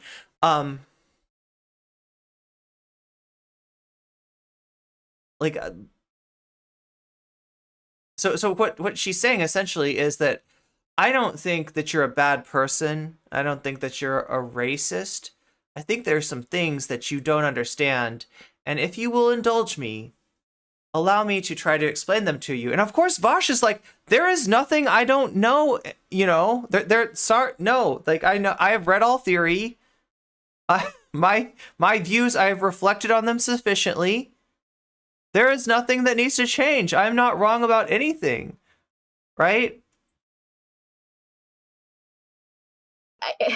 What am I wrong very on? much like, What am I wrong on? it's not about you being wrong on. It's not about being wrong on, because you are against racism, okay? But when you, for example, use your platform to call Racism bad. Soul Bunny's video anti-white, basically labeling her as racist towards white people, when you admit you don't even have never watched the video or know much about this person, Does she that's think you. that Professor Flowers was right in her debate with me? Wait, let me finish, please. For me, that's you utilizing your platform to harm like a Black creator who did a critique of you. And all I wanted in that interaction was like, you didn't even have to watch the video, but you only addressed the video to call her anti-white without knowing anything about her. Somebody linked me a video in which she was calling shark racial slurs. Yes. I think that a degree of vitriol is proportional. It's not like I just saw her on the street. Also, I don't really care. So we're doing the language game right now. I criticized reactionary tendencies in a content creator. The fact that she's a Black content creator is relevant to you, not to me. I'll criticize people no matter their race. I don't care what race Soul Bunny is. Would I withdraw from accusing a person of being a white supremacist if a white person had made some video clip I disagreed with? No, and I certainly haven't in the past. If we engage... Well, here's the deal, Vaush. Like, here's what I find really hypocritical, right? Now, if you want to take that discussion of racism and, you know, the system, systemic racism, which is upheld by, you know, a lot of us,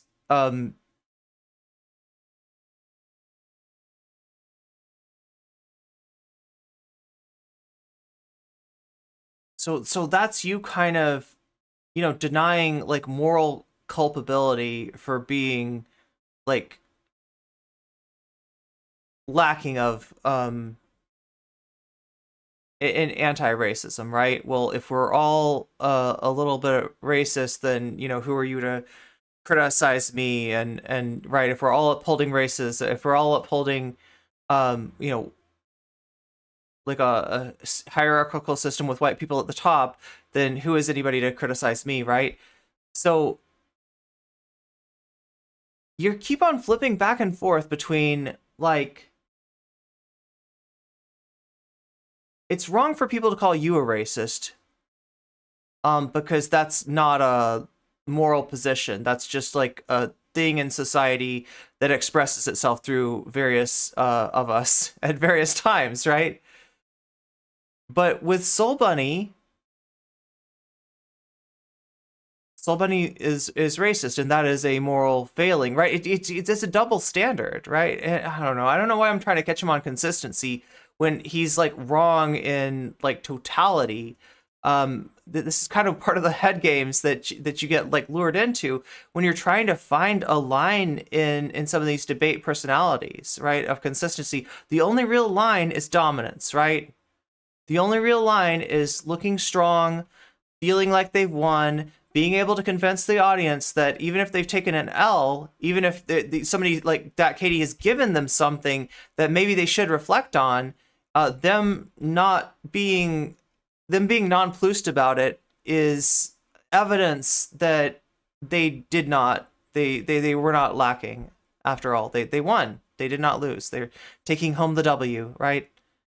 That's essentially what supplants morality, right? Because I told you it's kind of like a thing where it's got to exist somewhere, even if you deny it exists. Even if you claim that you've got an ethics-based outlook, you know, facts don't care about your feelings, you're above it all, right? Even if you're in that position, somewhere there's going to be something that pops up that manifests to supplant that. And with Vaush, it seems like that value is one of power itself.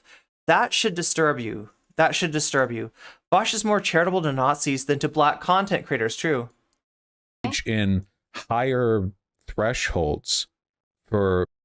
let's see. Also, he perpetuates harmful racist tropes. In a recent video about the Citibank situation, he was misogynistic to the nurse when he first covered it, and then 3 days later, he did 180 and used every racist trope about gang. Okay, so yeah, this is the quote unquote city bike. City bike Karen is what they're calling the story, perpetuating racist tropes about gangs of black guys roaming the streets and harassing and assaulting people. I mean, he's back on his bullshit. That's his deal. It's been getting more insufferable lately. Identifying reactionary tendencies in non-white people, we're doing the bigotry of low expectations thing. We have to be as vigilant for reactionary... Bigotry of low expectations. So what he's saying is that you should have moral consistency, and if some of us can be racist, then all of us can be racist, and if anti-black racism is wrong, then anti-white racism is just as wrong. And that if you want to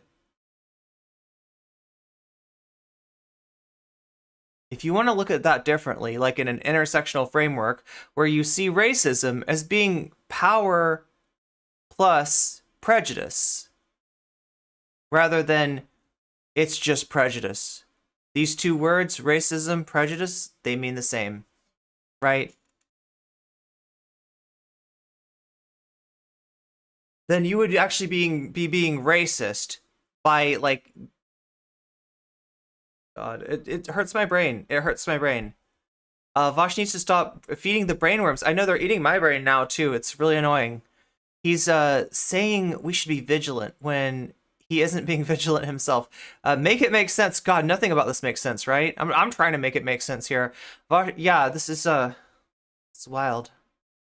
Behaviors in everyone, regardless of their race, whether or not we consider them on our side or not. The fact that I'm a leftist has never stopped other people from accusing me of being racist. So clearly this is a position they agree with. So because you're worried about doing the thing of like low expectations, you're basically proving Souls Bunny's point in the video that you and other creators in this space don't create a safe space for minorities to properly express their critiques. I don't have a safe space for reactionary politics. Okay, so if you know Vaush, right? Like, I mean, I kind of get what I think what Katie's trying to say when she says safe space is she's trying to say a mechanism of feedback that doesn't result in backlash against the marginalized person giving the feedback, right? because that's, you know, that's what Katie's saying. Now, safe space, obviously, I was talking about before how Vaush has all this anti-SJW baggage that he Trojan horses into the left, right? It's a very Ben Shapiro outlook on the world, not with, you know, not exactly Ben Shapiro's point of view, but, you know, a lot of the just disposition against being soy, against being an SJW, against talking with intersectional language, right? All these words that Ben Shapiro and people like have maligned, they are toxic to a person like Vaush, whose rhetoric is steeped in optics and basically mainly the optics as they appear to the right wing. So you know, safe space is a trigger word that initiates a thought it's basically a thought terminating cliche, right? When he sees safe spaces, when he hears safe spaces, he's like, ah, safe space bad. Echo chamber bad. Like, there's no safe space. Everyone must face the scrutiny of the...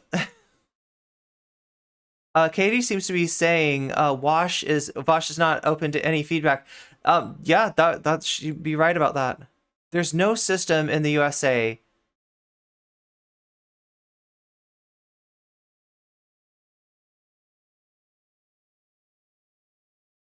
that oppresses white people for being white. Yeah. That's why bigotry against white people isn't racism.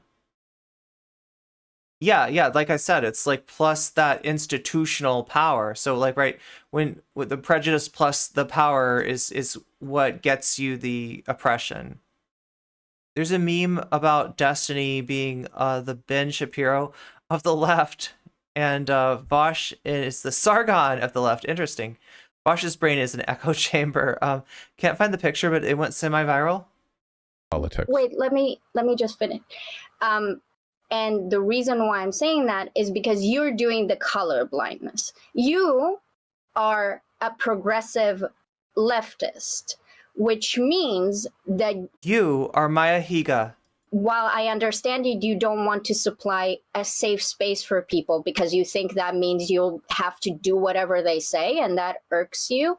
When I say safe space, all I mean is if there is no place for marginalized people to express their critiques of their white allies, on the left, there is. So that's what she means by a safe space. But like, I don't know, it's a word that, I'll be honest, I never used the word. I didn't use it before Ben Shapiro got a hold of it and made it mean something that it wasn't intended to mean. I mean, like, really, like, a safe space would be like, to me, like, the initial meaning I learned is like something like a coffee shop that if somebody was harassing you, like in a homophobic or transphobic manner, and you went into the coffee shop, right, they wouldn't like kick you out into the street with them, right? They would protect you, and they would make sure that you were safe, and they would, you know, stop the harassment from going on, right? That's what a, you know, safe space it is, like a space where a space where that kind of stuff isn't going to be tolerated, right? Can you be sexist against men? Oh, I can. Yeah, I'll try. Let me. I got to work myself up to it first, though. Where the is it? Oh, you didn't mean me personally? There is. They just have to not be wrong. That is very weird. No, what you're doing right now is unironically racist. There's no I can be racist against whites? I never thought of that, Lorelai. That's a great idea. violation of a You're safe full of good ideas, Lorelai. space here. There's no selective breach of etiquette. She was wrong. I'll say she's wrong. There's nothing... You don't know she was wrong. You didn't watch the video. I'm right on this. It's why you can't answer whether or not she thinks Professor... I'm right. I didn't watch the video, but I know I'm right. There we go. There we have it. Flowers was in the right. I know. If I watched the video, all it would mean is that I would have more evidence to levy against you. So I'll spare you that indignity and just say, I know I'm right, and you know that by my definitions, I'm also right. So No, of I course. don't If have you a create problem. all the definitions and all the standards, you'd be right, except that that's not really how anything works, That right? by I can by say the standards that I set, when I say I think a person is anti-black, anti-white, racist, reactionary, whatever, I am correct here, and you know it. And secondly, when no. we're talking about creating a safe space for black creators, she was the one who made the attack video on Shark using racial slurs. Like if our standard here is, So he's hearing that like a safe space is a space like beyond criticism. Like I don't. What does he think it is? Like a I don't know, like a daycare or something. Like where everybody's like, oh, here, Vaush, welcome to the safe space. Oh, your feelings are very important. Let's not say any no words around. Like, what does he think a fucking safe space is? What is yeah, again, that's not the word that I would have used, especially like knowing Vaush, especially knowing how Shapiro'd up his mindset is, right? I know that for Vaush and for his community, the word safe space is a thought terminating cliche. Safe spaces are bad. They've decided, right? They like debate spaces, not safe spaces. I'll say it again, Vaush is the worst. Are you challenging me to be like sexist against men? I would have to dominate them first, Lorelai. And I don't mean like individually. I mean like as a class. Like I and my fellow revolutionary cat girls would have to dominate men. Like we would literally have to like subjugate them underneath us, and then I could be sexist, right? That's a lot of work, though. Are you gonna help in the Catgirl revolution, Lorelai? Are you willing to jump in and get your claws messy? Are you willing? Look, I'm gonna have to put. Can somebody hit the? Give me an excuse to put on the cat ears, because I feel like somebody paged, Dr. Tabby here, and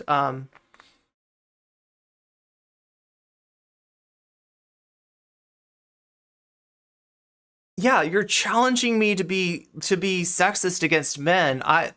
Challenge accepted. Like, let's do it. But we got to plan out our revolution. So, what you got? Any ideas? How are we gonna take the power, Lorelai? How can we take the power? The first thing we need is the power, right? Because this, this oppression is gonna need. It's a two-part equation. We need power. And we also need prejudice, right? And I've got, oh my God, look at all the cat ear requests. Oh my God, I'll take them off and put them back on. Like, this is technically, to be following all of your requests, I'd be like putting them on and taking them off and putting them on. Yeah, I can definitely be mean to men. I've done it before, right?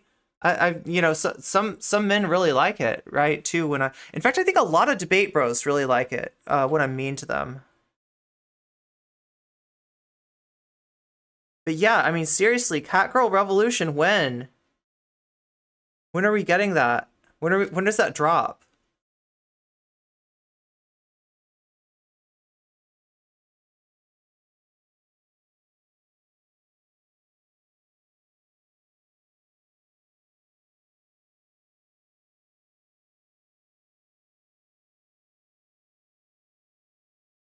A problem is they think that mean to a man is misandry. No, they think that like not talking to a man is misandry, right? There are some major cell vibes. Not as much, I mean, somewhat in the Vaush community, right? But more so like in the Chud cell community. Do you know about the Chud cells? God, I feel like I haven't given Chud Logic enough love lately. Let's get into that, right? Let's talk about the Chud cells.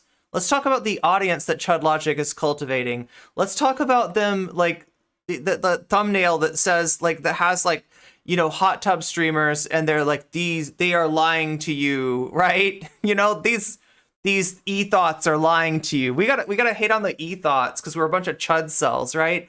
That's the thing to do. If you're a Chud cell, you gotta hate on the e-thoughts because the e-thoughts are they're evil. If they don't, they might not have read your chat, right? You might be in a chat with 5,000 other people, and if they didn't read your chat out loud, that means that they're taking you for granted. That means that they're not appreciating you for the sigma male that you obviously are, right? And you know, that's because women always go for the wrong guys. They never they go for the horrible guys, and you know, especially the ethots, right? They're too busy paying attention to other guys who you know, not being the chud cell in the chat are evil. So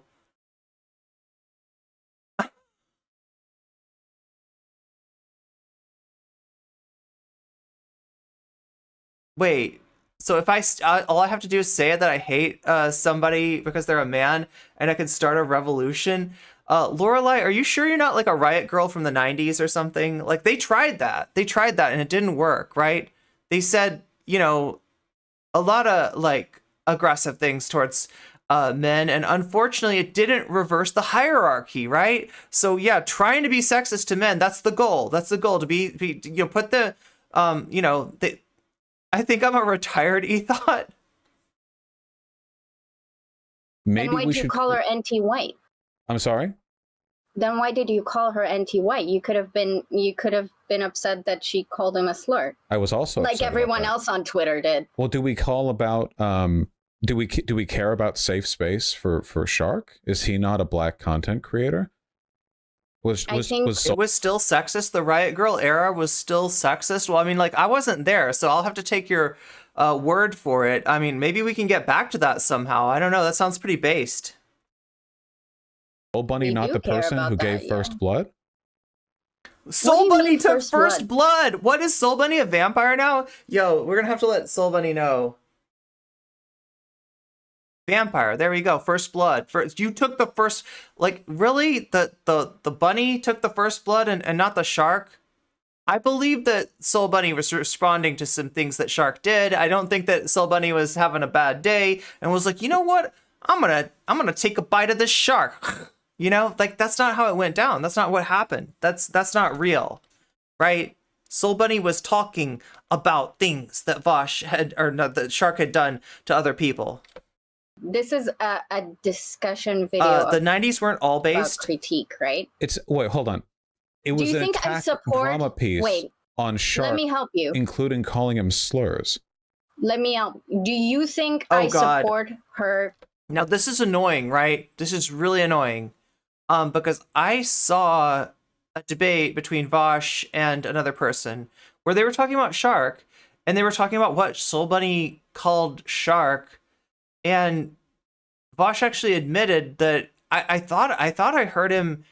Yeah, Soul Bunny First Blood Part 3, right? I thought I heard him admit that wasn't. Here's the thing, if I use the word that Soul Bunny used, that's a slur, right? It means something different. It literally means something different. Like, white people have used that word as a slur, and when they use it, it means something different, right? Yo, this is, at this point, or is he gonna go and talk about all the rappers that use slurs, right? I was listening to some rap the other day, and I heard a certain word that is clearly a slur being used over and over again. And I just gotta say, all you rappers out there, why are you so racist? Why are you being racist, right? Like, this is like, we shouldn't have to have this discussion, right? When I'm faced with this discussion, I don't know what to do, because, I mean, like I said, I don't like to use the word gaslighting to mean somebody that is acting in discordance to what you know to be reality, right? That's the common parlance. Obviously, real gaslighting goes on an interpersonal level. So I'm obviously not talking about that. But holy shit, what am I supposed to do with this? This is an IDUPS argument circa 1916. Yes, 1916, 2016. That talking point is so elementary, right? But like, here's my question. Since I heard him acknowledge that he knows that there's a different meaning in what like Soul Bunny was saying versus, you know, the slur version of that word, why is he pretending that he doesn't know that? Like, his audience watches a lot of him. They sit there for out. They watch. There are people in Vaush's audience that watch like all of Vaush, every Vaush that's on all the time. They will see it. They will watch it. They will find a way to consume all of that Vaush material. And what I don't get is when you see Vaush say, "I know the difference between the word, the way that Soul Bunny used it, and the word, the way that like a racist white person would be using it," and now he acts like he doesn't know that. He somehow forgot that in the space of a couple of days. Soul Bunny calling shark a slur. Well, how is that anti? What? Wait, did he say? Well, no. I mean, like when I heard him go after Soul Bunny for this, like he was saying that Soul Bunny was anti-black, like right, that's a slur, and if somebody uses the slur, then they're a racist. What is a like right? This is such an essentialized vision of what a racist is, right? We went over this in the Innuendo Studios React video. If you haven't seen that already, check it out. The cost of doing business. Innuendo Studios made a great video. I reacted to it, and we went over the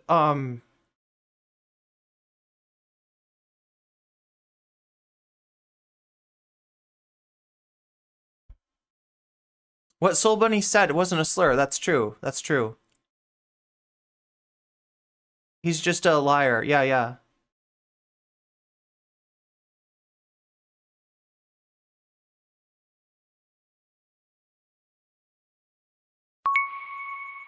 Void coffee. Oh my god, it's so good. I'm like half asleep, and this is not like, I don't know. This debate is making me want to go back to sleep, right? Like this, it's so frustrating. It's so frustrating to see him pretend to not know something that I heard him acknowledge in a previous show. So, yeah, there's two views of racism, right? There's a view of racism that sees racism as being rude, right? When you're rude about somebody's race, that is racism.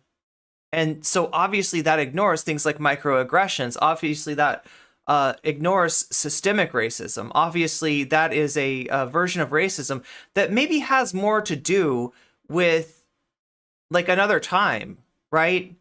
That like the boomer vision of the racist is a person in a Klan outfit, right? Is a person, like a skinhead with, racist tattoos, right? That's what the racist, somebody that's out and out gonna say, racism good, right?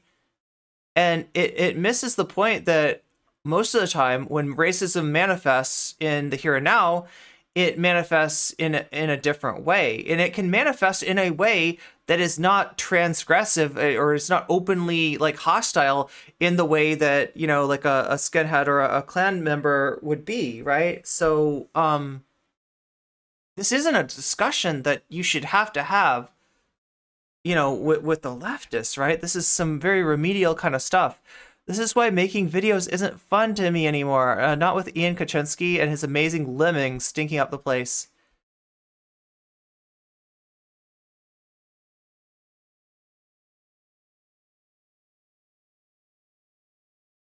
It's rich coming from Mr. Tactical N-word that Soul Bunny, using that term is a slur. I mean, like, look, I'm just saying, like, it means something different, right? It's not a slur is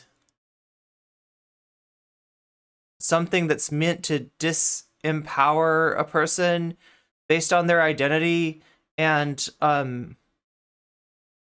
right, impose the existing hierarchy.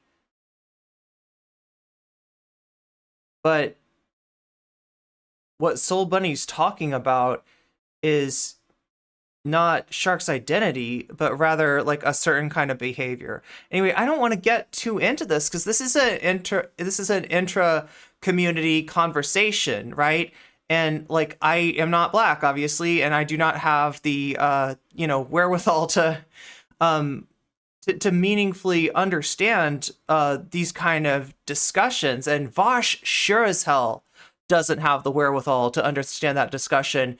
And like, it's ridiculous that Soul Bunny should even have to deal with this, right? This is a charge that should be obviously ridiculous on its face, right? It's a misinterpretation of what Soul Bunny was saying based on a flattening out of the discourse and a collapsing of a slur, used against Black people with a term that's used within the Black community that has a different meaning, right? That's what's being, and that's why I said earlier, like I joked about like, oh, Vaush is just gonna like say like that, rappers who use the N-word with the soft A, I guess they're all racist too, because technically that's, I mean, it's inane what Vaush is saying, right? It's not something that anybody should have to really deal with. It's not a serious argument.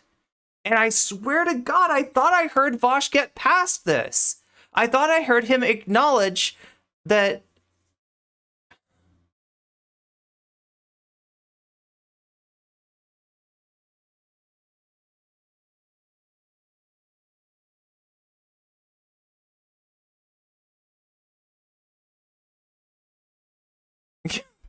They'd have a heart attack if they went to a Black barber shop. Yeah. Calling him a slur. I think that she made it clear she doesn't care about a safe space for Black content creators. How do you know you didn't watch the video? Because she called Shark racial slurs. Okay, is it possible? Oh no, Natalie Marie Riverboat Jack read a whole article about how Black people have reclaimed that word and how they use it now, and she was like, they are reclaiming it wrong. No, Riverboat Jack, no, why? That she can care about that while calling one Black person that she think is anti-Black a slur. Is it possible she can be both things? If she can call Shark racial slurs, then I can call her anti-white.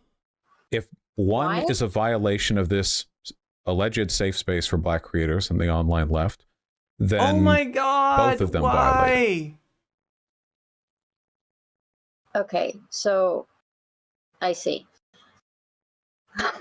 So you're saying I'm right. Nothing good can. I would only Nothing good can come from a white person telling a Black person they're being anti-Black, which is well, police it, policing that word, and I feel like it's gotta be like what's the name for this? It's like it's like tactical like ignorance, right? You got really like two meanings for one word depending on context, and dipshit McGee here wants to act like there's only, context doesn't matter. It's one word, it's one thing, it's a slur, it's a bad thing, right? And like I've given examples of other words that we like know that you can't do that with. Make sure to like the stream. YouTube viewers, good point, Shaxby. I always forget to remind people of that. Yes, if you're on YouTube, hit that like button. Your thumb, my thumb together, we can thumb wrestle the algorithm thumb into submission, and it will be a happy day for all of us.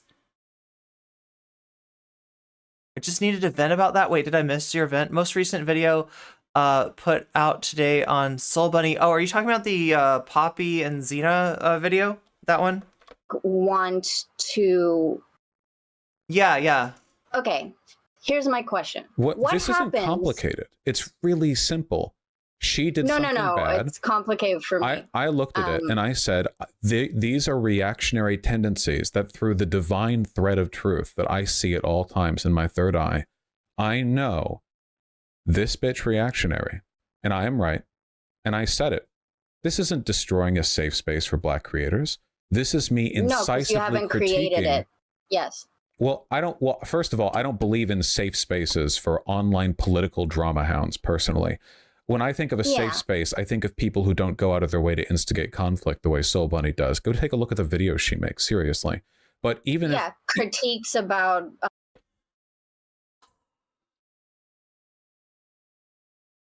the way that drama is being weaponized here too is really messed up. I think that DatKatee brings this up, right? But there's a difference between drama hounding, right? In other words, trying to find a conflict to get in with a like a bigger creator in order to get your name out there, to get noticed, to make a splash, right? And like having an issue with what somebody's doing with their platform.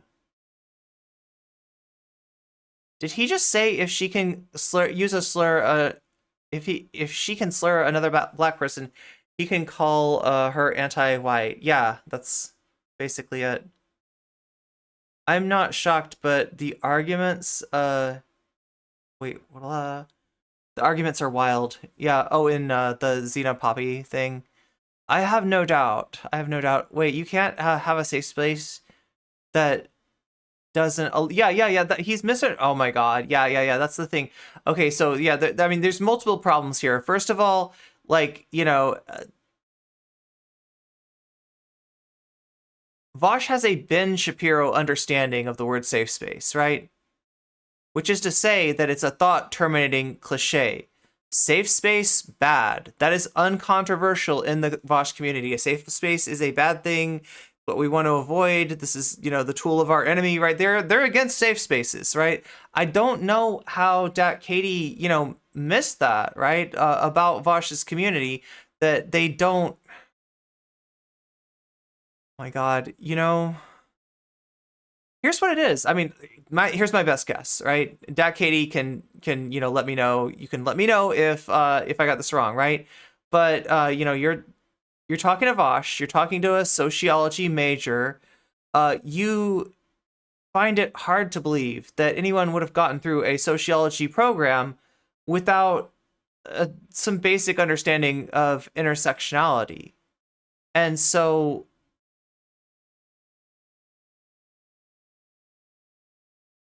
God.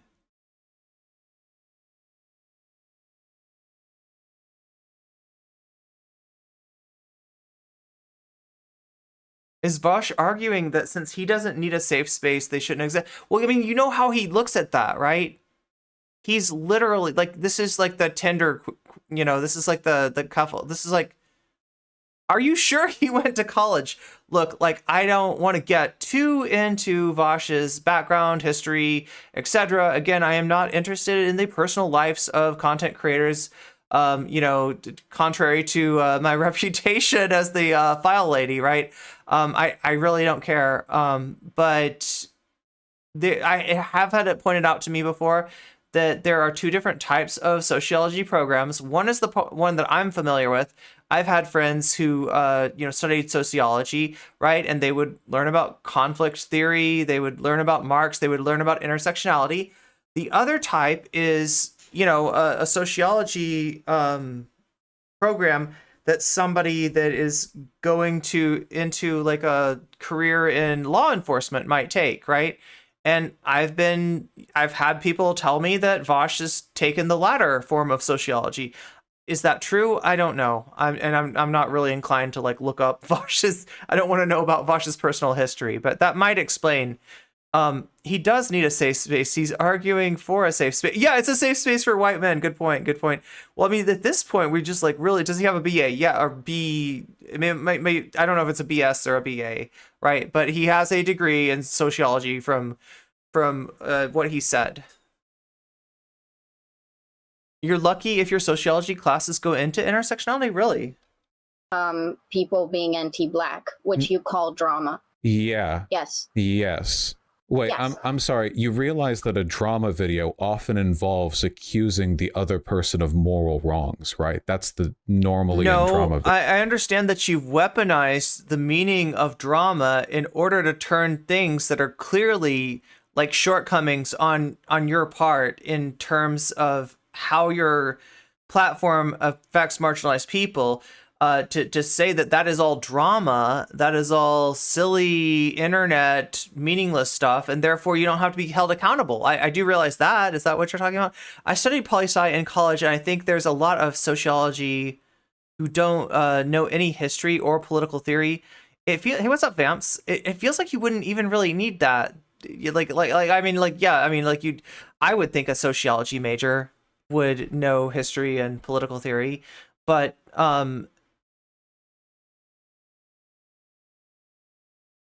also kind of surprised by programs that don't go into I mean, like, conflict theory is like the like, I didn't take sociology myself. I'm not a sociology major, but the sociology majors I knew who wanted to talk to other people about sociology talked about conflict theory, right? And that's the kind of thing that Vaush's point of view seems to be completely uninformed by. What does he think Whiteleaf is? What does he think his clout network is, and what does he think his chat is for a guy? Yeah, it's a safe space. Good point. Good point. I didn't even think of that. You're right, though. Most poli-sci people don't know anything about that.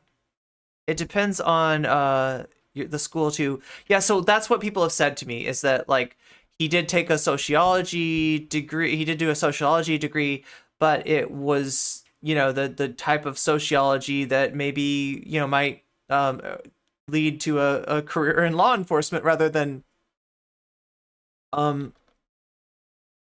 else. If you say that you're a leftist progressive and then you are anti-black, that's pretty hypocritical and should warrant critique. But I'm not anti-black. She is anti-white, though, and anti-black. That's usually how it works. So I had a question, because I hear you that you're right. So I don't know. I'm going to say this and I might get flack for this.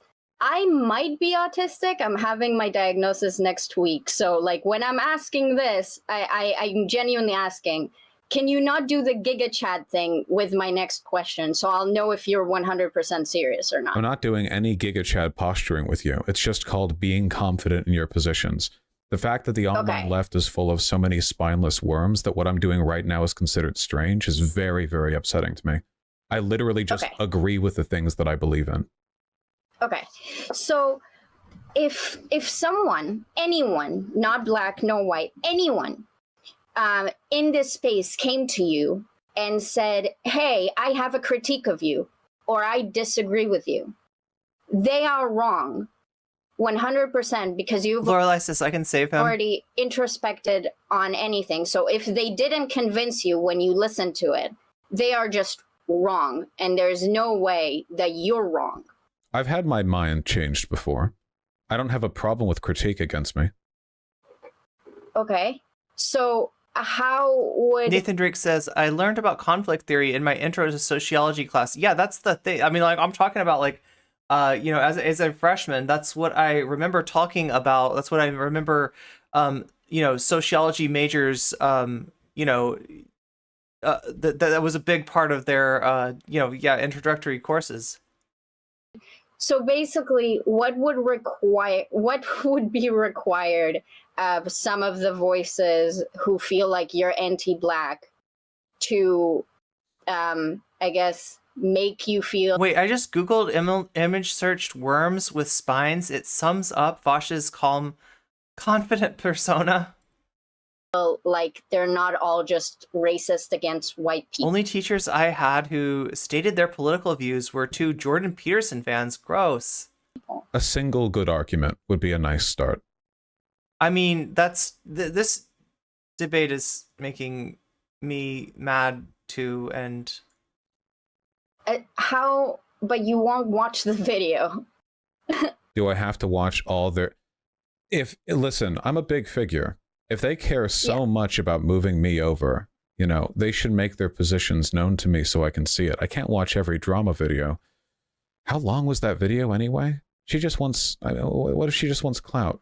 What argument did she levy that would change me? Okay. Is it an argument I haven't heard before? Okay, so can I make a few arguments? Go for it. Okay. I think that you constantly comparing black separatism to Nazism is absurd. I like making comparisons. Yes. And I think that you making that comparison is both anti-black and is harmful to black liberation. Well, I think that black separatism is harmful to black liberation. So by comparing it to Nazism, I'm trying to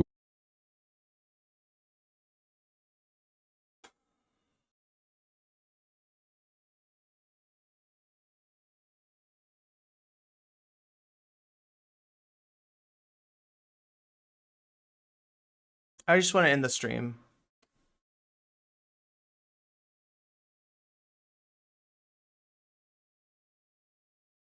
This is pissing me off so much.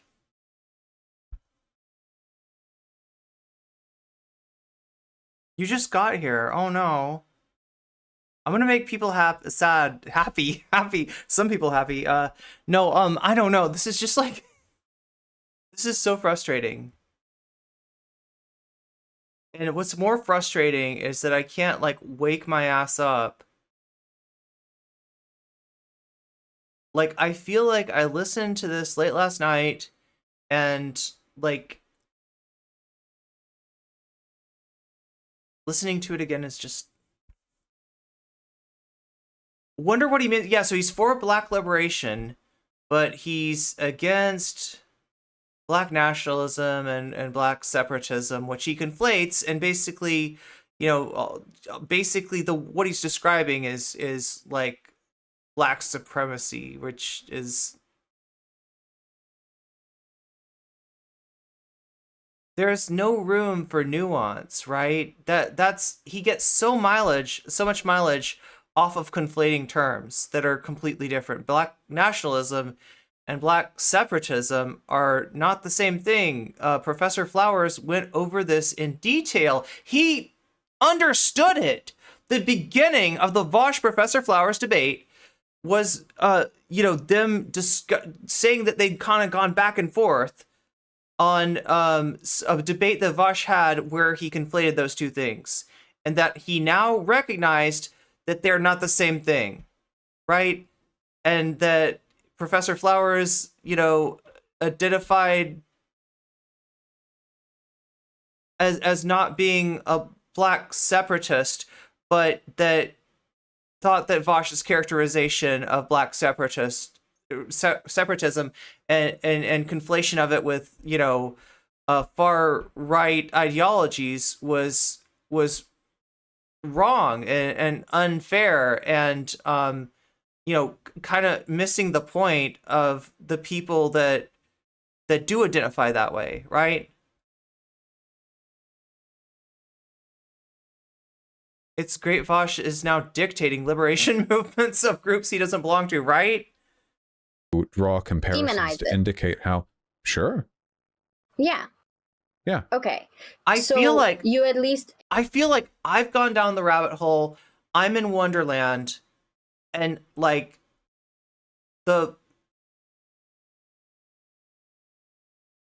I feel like somebody like slipped me some oh my god, I can't say that.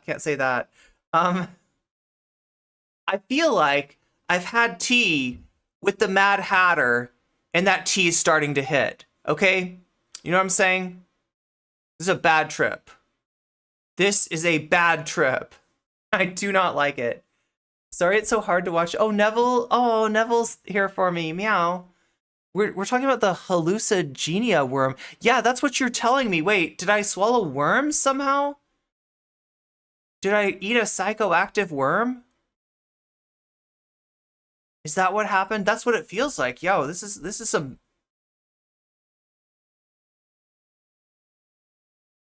I feel like I sat down with Joe Rogan and he handed me something in a pipe, and I just like imbibed on it, and I am now having the Joe Rogan experience, right? I'm hearing the sounds of Joe Rogan. You know, he's turning into like an ape before my very eyes. Oh, it didn't come from Neville. Nice. That's the real use for that. Yeah, for that medicine. acknowledge that that's what you're doing. Of course, I think very little of their quote-unquote ideology. Okay. And you feel like you know enough about black separatism, black nationalism, and all the difference to be able to compare it to Nazism. Well, you can compare anything to anything. The point of a comparison is to draw similarity, is not to assert that they're both the same. Yes. The utility. So what? Okay, so the utility is to draw comparisons, to see things that two different things have in common. The danger is that as we do it, we lose the forest for the trees, and we start to conflate the two things. We focus on the similarities and we lose track of the differences, and we maybe even see similarities that aren't actually there in the case of Vaush, right? A spined worm, I assume its effects are psychoactive. I mean, it sounds like it would be. With a name like that, it's gotta be. When we put it in an electron microscope, we saw not just the pair of eyes, but it also had a big smile and teeth grinning back at us. Yo, that's what I'm talking about. That is exactly what I'm talking about. That's what I feel like. I feel like I fell down the rabbit hole. He's looking for his gloves. I'm running around Wonderland, Tweedledee and Tweedledum, the Walrus and the Carpenter. The freaking flowers are singing to me. There's the worm with the hookah pipe, and yeah, like that's what I feel like. The worm's all like, "You want to hit this?" And I'm like, "No, thanks. I'm good. I'm good, Mr. Worm. I am good. I am totally good. I do not need any of whatever's in your hookah. Joe Rogan already got me,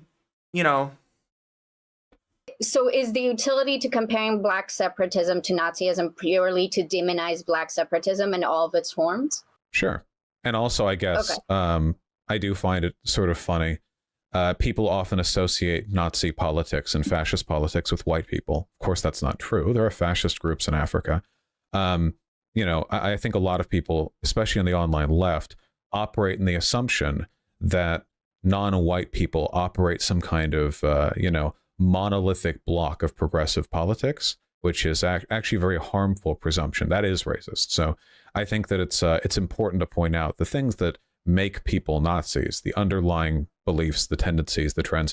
Those aren't like white specific. Nazism is generally white specific because of a couple of add-ons that particularize it to white issues. But the broader trend of reactionary fascist ideology, that's all over the world. So you're fine calling black people Blittler and stuff like that if you think they're anti-white? Yeah. Well, they have to be. It can be anti-white, or they could be anti-Semitic. They can be pro-ethno-state. These things tend to overlap.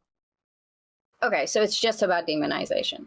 I don't like the ideology. I will do that. Yes. He is collapsing so many different ideologies here into one. Like, he was just talking about, like, black people aren't a monolith. Oh my God. Black separatists are also not a monolith, right? It's, and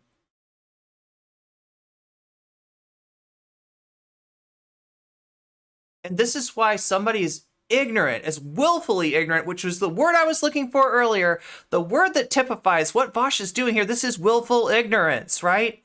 A person as willfully ignorant as Vaush entering into this discussion, this discourse, with zero understanding, and because it's convenient for him, collapsing three terms together that are not the same term, right? Black nationalism, black separatism, and further than that,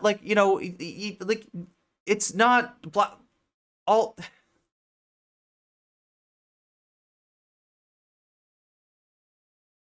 this dude seriously has no. Oh my God! Thank you, anonymous gifter.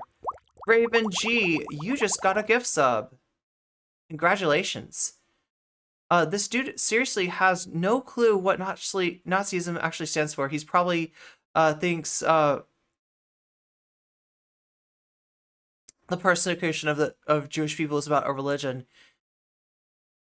He's just being stubborn at this point. Right? Yeah, he has to be right. He has to be right. Yo, I mean, what does he think of Professor Flowers? I don't know what he thinks, but I will say that he thinks that what Professor Flowers said to him in that debate makes her worthy of, like, going on, like, 2 years of harassment, right? That she is a bad right? He didn't say she was wrong. He didn't say, like, her ideas are dangerous. He said that she's a bad person. That she's he basically implied that she was a fan of, was like a genocide appreciator, right? That's what he did, and it was gross, and Okay, He thinks all black separatists are Kanye. Oh my god, thank you again, anonymous gifter. Zeno, you just got a gift sub. Look at that. I love the emotes coming out of that like corner, right? It looks so much better than the other way. Thank you so much, anonymous. I guess my response would be that I don't feel like you have. Well, you said you don't like the ideology, so obviously that means you don't have any respect for it. Yeah. But I do think that's quite interesting into saying that, like, I guess the total dismissal and demonization of something like black separatism, like, even if you disagree with it, it's still one of the ways that black people have developed as a potential tool or theory to look at black liberation, and like tossing it aside in a way that really demonizes it and compares it to like white supremacy versus black liberation is quite anti-black. Yeah, I mean, that would be like my take on it. Yeah, I'm taking their idea and I'm crumpling it and I'm throwing it in the garbage. It's a bad idea. Bad ideas don't get more credence from me because people with higher First, if we want to go with this metaphor, you would have to get your hands around the idea, right? To crumple it. You don't have it. Vaush, you're reaching around in the dark saying, you're the meme of the butterfly dude saying like, is this black separatism? And you're not seeing it. You're not understanding that it is as simple at its very basics of an oppressed people not wanting to live with their oppressors, becoming understandably pessimistic at the prospects of their oppressors stopping the oppression and looking for a solution that involves separating themselves. Right? That's at its very basis what we're talking about. Now, this isn't something that, like, again, the whole discussion with Professor Flowers. Professor Flowers is not a black separatist. He's never talking about this subject really with a black separatist, right? He's always talking about it with people who themselves are not black separatists, but feel like his characterization of it is wrong. Are there? Well, I don't know. I don't even want to get into this, like parsing through like the different groups that would consider themselves black separatists. Oh my God, anonymous gifter, you're killing it today. It's not a cookie 89. You just got a gift sub and a jellyfish and a bunch of void coffee and a bunch of Irene emotes. Oh my God, I need to get some of that that energy into me today. Oh my God, look at that. Look at that explosion of emotes. Jeez, that's powerful. Bread Bro, you just got a gift sub. Thank you, Anon. Vaush is a separatist from facts. Good one. Good one. Vaush is a phony. Oh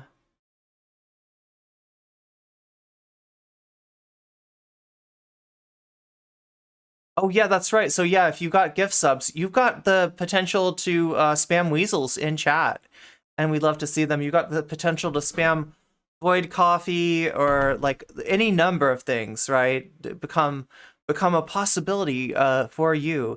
And one thing that stops being a possibility for you is the top of the hour ad break and the bottom of the hour ad break. That's like we have two. They're shorter than Hassan's, right? Hassan has like one big 3 minute. We have a 1 minute 30 second and a 1 minute 30 second, but it definitely does kind of take you out of the stream, out of your immersion. It's hard to follow. It's annoying, right? And if you want to get out of that, you can get it. So you can get that for free if you have a Amazon Prime that you hook up to your Twitch and then redeem your free sub, which you can give to anybody. If you give it to me, it means a lot because you only have one of those, right? You can also get that with $5. It is only $5, as someone once said. That is true, but at the same time, I recognize that for a lot of us, $5 is not an insignificant amount of money. And if you don't have that $5, never fret, never fear. Just keep being an awesome chatter. We want you here. We want you contributing, whether or not you can afford to sub or not. And hopefully at some point, somebody that's donating gift subs, like the anonymous gifter or whoever else might be seeing you there without a persona too face by your name and decide to get you out of those 2 ad breaks that happen every half hour. The top and bottom. That's right. That would be no, racist. No. You can think it's a bad idea, but you also can recognize that Black liberation is not the same as white supremacy. It's not Black liberation that I'm criticizing. It's Black separatism. I'm in favor of Black liberation. You're conflating terms in a way, by the way, that Nazis do quite often. They'll compare their Nazi ideology to white liberation, white protectionism, white identitarianism, that's a great question. and white autonomy. To Pelsi, I wonder that too. Yeah, does Vaush think the Haitian Revolution was bad, right? Is he, like, I mean... But in reality, what they're Yes. really talking about is the formation of an ethno-state and the execution or ostracization of large groups of people. I don't appreciate the semantic jumbling. You know, I know what Black separatism means. It means ethno-states. Why does he invoke Nazis so often? It's funny though. It's funny. Most of the time, debate people, they try to like avoid comparing things to Nazism. They try to avoid, you know, because like they feel like it gets used too much and the left is too sensitive and right. But yeah, here he is basically using that specter as a way to compare. Because he is one, says Crystal. I wonder what Vaush's answer to the question, can poor people be classist to the rich? That's a good one. That somebody should ask him. Can poor people be classist?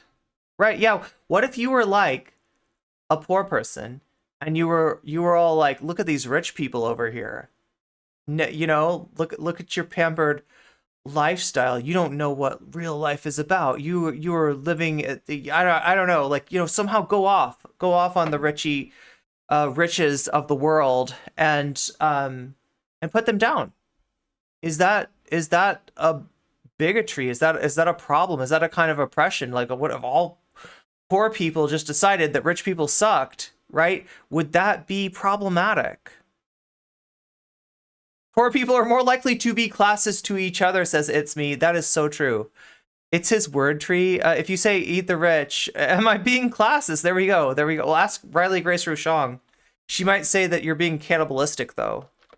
So yeah, you can say it's liberation, but I don't think people are being liberated when they're forming their own little death camp. I think that liberation means equality.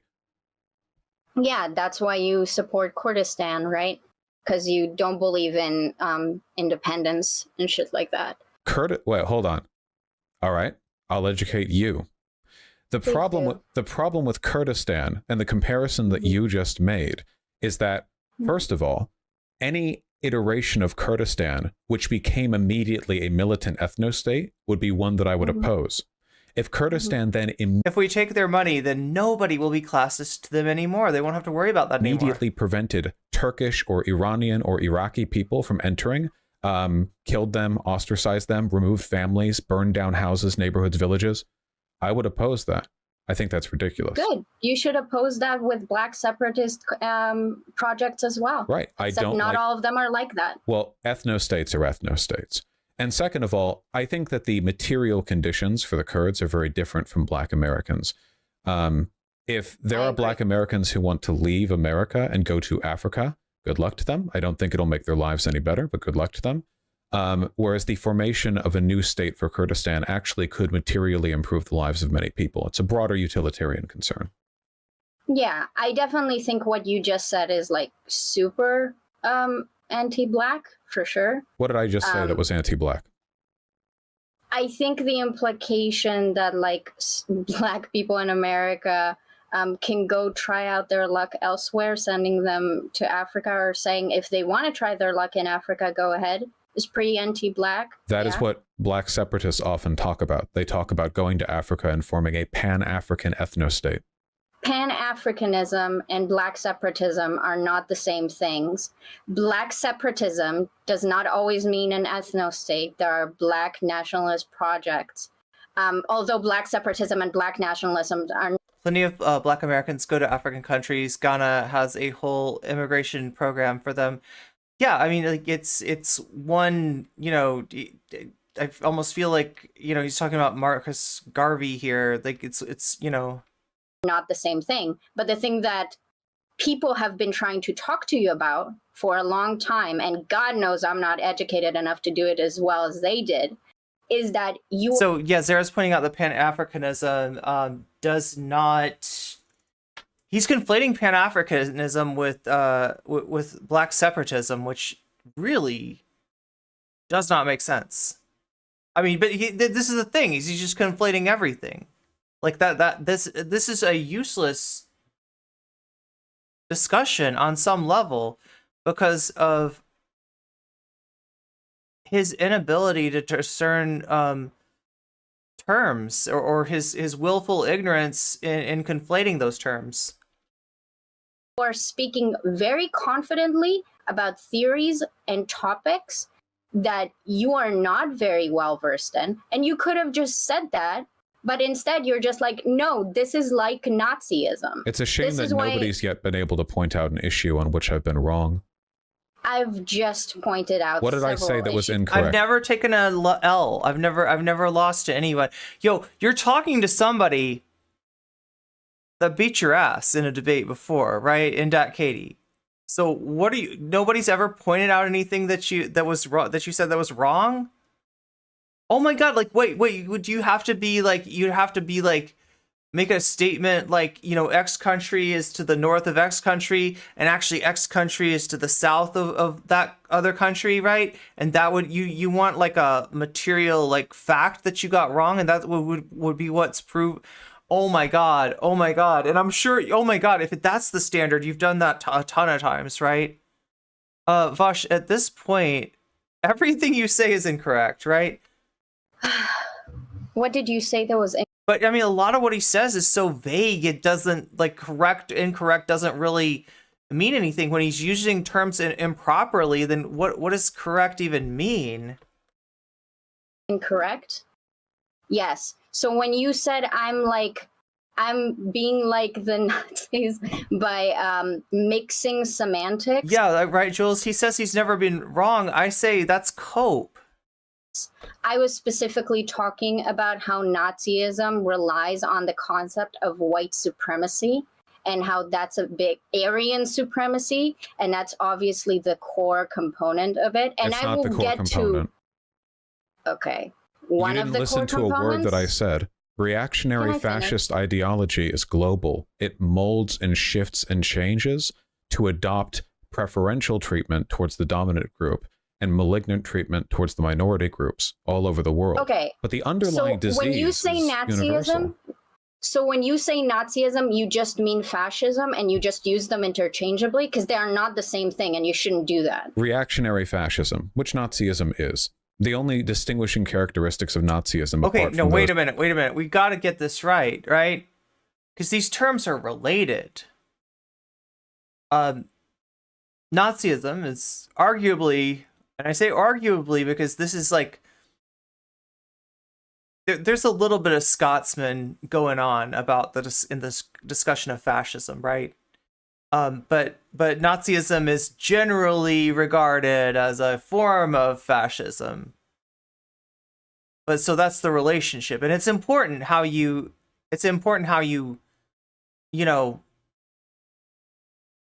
like that's an important distinction. You can't just say that Nazism is fascism, and like, I mean, yeah, but not all fascism is anyway. This is the time and place thing, like, God. Is there progressive fascism, centrist fascism?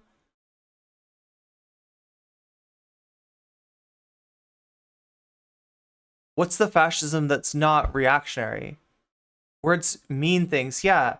And, I mean, God, this is just such a... He really did just the whole Gamergate anti-SJW shtick and slaps a faux progressive coat of paint on it. Yeah, pretty much.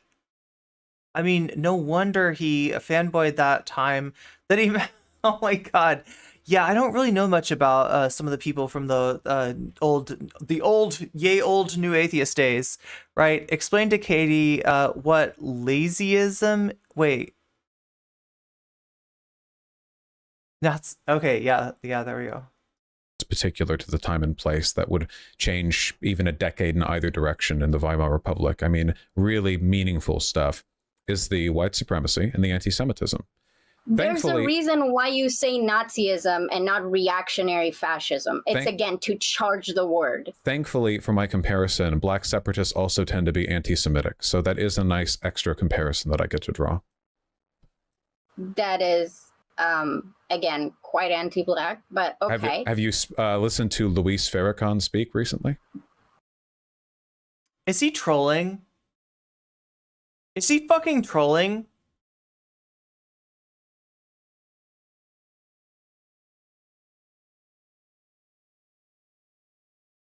Just replace black separatism with Islam or feminism, and this dude is just making one of those early 2010s videos.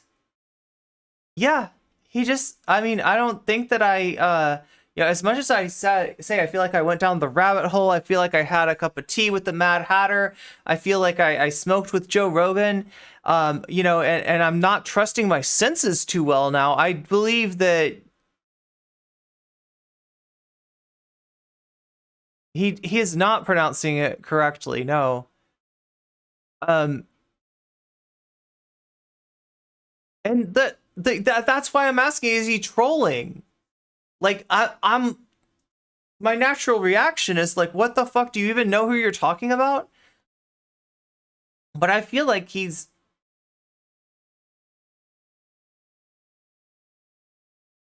like, is he really this cringe?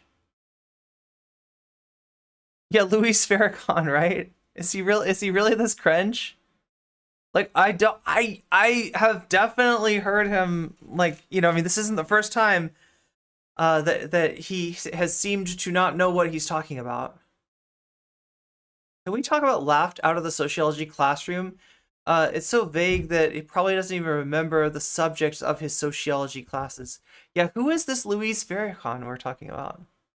No, I haven't. It's I just anti-black don't have to the point out statistics to anti-Semitism. say that black people are the black people who have an affinity to black separatism are anti-Semitic in their majority. If you want, we can go over prominent black separatist groups. I think the SPLC lists many of them as hate groups. Would you like to? We could. I'd just like to address something first. I actually learned this from you. So when you said that how we distinguish like the right from the left, when the right says we are oppressed, we are we are being like bullied at, we're being infringed upon, because you talk about conservatives versus like liberals or lefties these days, you'd say, hey, you need to look at the material Kind of going back to the non-compete discussion conditions and see what's actually different. So just because someone is using the excuse that they are being oppressed or that they are being infringed upon doesn't mean that you necessarily have to accept that, which is something that you taught me that I've really appreciated with how to handle the tolerance. Like, So Smartest Man is pointing out that the modern nation of Islam is very different than the old one, and also what you're doing. I mean, it's a cliche to say painting with a broad brush, but what he's actually doing is what's more interesting to Vaush, right? Like a black separatist group that is not anti-Semitic in nature or one that is, right? So he's gonna have oh my god, what is this bias called? It's like a confirmation. Is this a confirmation bias? I can't even think. Does he have an opinion on Malcolm X? Good question. Gillish Gallagher extraordinaire. Is this confirmation bias? But whatever it is, basically, it is the thing that is more interesting to him is the thing that he learns about. Also, you gotta ask why. What? There's something that's calling to him about a narrative of black separatists who are also anti-Semitic, right? It conveniently gives him bookends to put up and say, instead of just saying, wow, we got all this, like, you know, white supremacy bullshit, and it metastasizes into these you know, fascist movements, and that's really bad. But now he can say, yeah, but, you know, it can also just as easily be, you know, some kind of like a black reactionary movement. So it's not really about, you know, it's not really a problem of whiteness at all. It's bookends. It's liberalism. It is a liberal mindset. This is what I'll even go one step further. It's a centrist mindset, right? It needs to see extremes at both ends that are equally bad to consider itself enlightened, to make itself that that enlightened centrist, right? That is sitting in the exact right place because both extremes are bad, and we got to be on guard for both of them. And if white supremacy is this bad, dangerous, you know, thing that we got to be on guard for, then so should you know, black supremacy, which he's seeing in black separatism, which isn't actually they're not the same. One doesn't imply the other. None of this is, you know,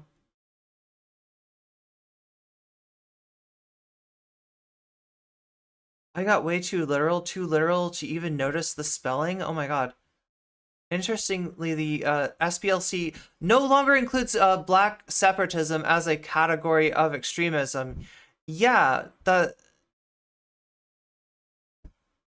so my understanding, if I'm remembering, I don't know if it was the SPLC, but what they did is they took that section of entries, right? Because the SPLC, if you don't know, will have entries about you know, different racist groups, right?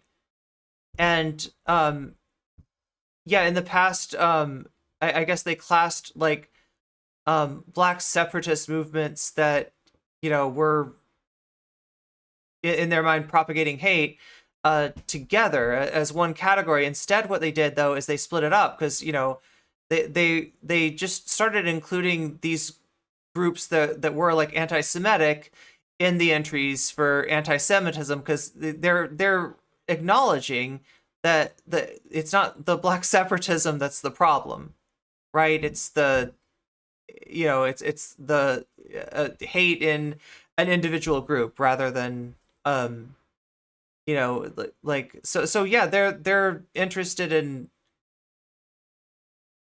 a more nuanced and more accurate and less like, because there's something kind of weird about classifying, you know, something that having a category in your list of hate groups that is not about hate, and then taking all these things from, you know, anti-Semitism or different, you know, forms of bigotry and putting them all into this category and neglecting the fact that, you know, that's what the hate is. Paradox. But then when we talk about black separatism and Nazism, and I talk about black liberation as the motivation for black separatism ideas versus white supremacy is the motivation for Nazism, suddenly you're saying, well, the Nazis were talking about liberation too. And then we can look They did at talk the material about it. conditions. Were they telling the truth? They weren't telling the truth, which Okay. is why you accepting their claim as like valid. When black people talk about black liberation and saying that there's... Wait, I'm sorry. Did you just imply that I think the Nazis were telling the truth when they said No, they I were did not. promoting white liberation? No, I did not. You said that I found those claims valid. Can I explain what I meant then? I don't think either group is being sincere when they talk about that sort of thing. Okay, good. I'm happy you said that. I agree that you don't think either group is being sincere. However, one group has material conditions to make it so they are that you not thinking they're sincere is pretty anti-black, and one group had nothing and still has nothing. That's the point. I don't think that a minority group being dispossessed means that they're not capable of adopting the same reactionary tendencies as dominant groups. But they are. You gotta understand that the whole thing that makes a group dominant is having the material conditions, is having the power, you know, to enact that. That's like that. It's really frustrating. He does think the Nazis were telling the truth about something they were lying about. Vaush literally spread the lie that, yeah, that's right, that yeah, and it's, yeah, he and it was more of his ignorance, right?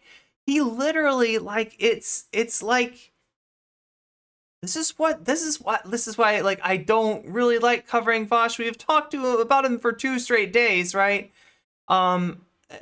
It's necessary, and you know, DatKatee did this debate with him yesterday, and I wanted to cover it, and then, you know, yesterday, he was talking about the Lance and Xanderhall thing, and he ends up bringing up Jesse Gender and all this other stuff.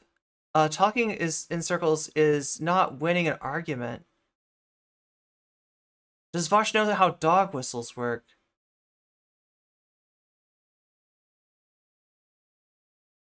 The idea that they can't is a lie, and it's a destructive one in the left space. The idea that because a person is a minority, they must innately be... I talked about this initially. The idea that there's some kind of innate monolithic tendency by black people or women or whatever that drives them in the correct direction. And, you know, for the most part, overwhelmingly, black people aren't black separatists, a very small portion of them. True. But then you take a look at the black separatists there are, and, you know, I just don't like the cut of their jib. And it has nothing to do with black liberation. I'm fully in favor of black liberation. I just don't like their way of doing it, because I don't think they're actually trying to push for black liberation. It's egregious because there's so many articles debunking that lie. Well, this is the thing, is Vaush hears something, and it's easier for him to assume that it's true, or to mishear something even, right? It's easier for him to not only assume it's true, but every place he has a gap of knowledge, right? He's gonna, like, copy and paste that factoid over that, right? And he can just take it, like, imagine it's like a little stamp, right? And he's got these he's got a wall, there's no wallpaper on it, but then he gets a sticker, right? He gets a little sticker, and you know, this is a little factoid that he heard. Now, he hasn't, like, you know, checked on it. He doesn't remember where does it apply, where does it, like, not apply, you know, what was the context of this or anything like that. But he's just gonna like kind of take it and stamp it all over the wall and be like, look, the wall is covered. I've got the whole wall covered. Oh my God. Like, that's like a malfunctioning AI. The whole point of wisdom is knowing what you don't know. But Vaush can't stand the idea that there are things that he doesn't know. So he's going to take what he does know and just kind of extrapolate into the gaps. That's not helpful. That's not in any way helpful. Next up, he's going to talk about Malcolm Y. The way he misrepresents the the Nazis about also comes extremely close to, Nazi apologia. He doesn't approve of something he knows nothing about, right?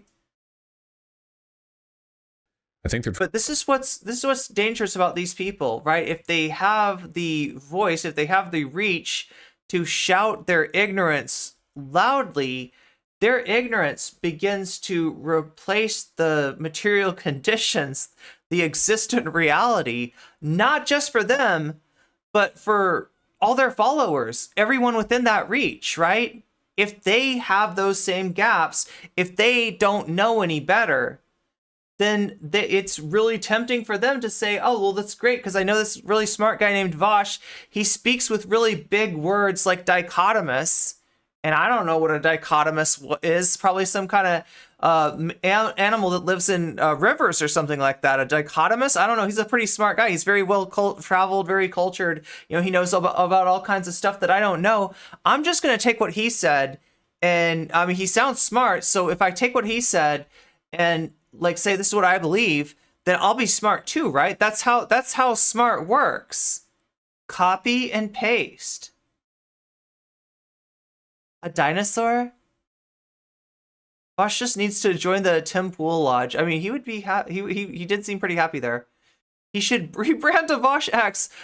So moving into the commune in Philadelphia. Yeah, right? Like that's what he's conflating black separatism with, right? What's up, V? Meow. Trying to push for anti-Semitic, racial, supremacist ethnostatery. He's gonna get Du Bois. He's gonna start calling Du Bois a fascist too. Yeah, all the while calling him Dubois. Smart via Voshmosis. Oh my God, Bidengale. Voshmosis. Okay. I have no doubt that you feel that way. I just don't think you've engaged enough with the material to say that. But we can agree to disagree on. No. But yeah. you can't keep saying you're wrong because of this nebulous group of... You're wrong because you don't know what you're talking about. How about that? ...of perceptions and ideologies that we're not going to address. If I'm right, I'm right. So I keep seeing these tendencies on... Voshmosis Jones. ...line with black separatism. What do you think black separatism means? Defend it to me. Be an advocate for it.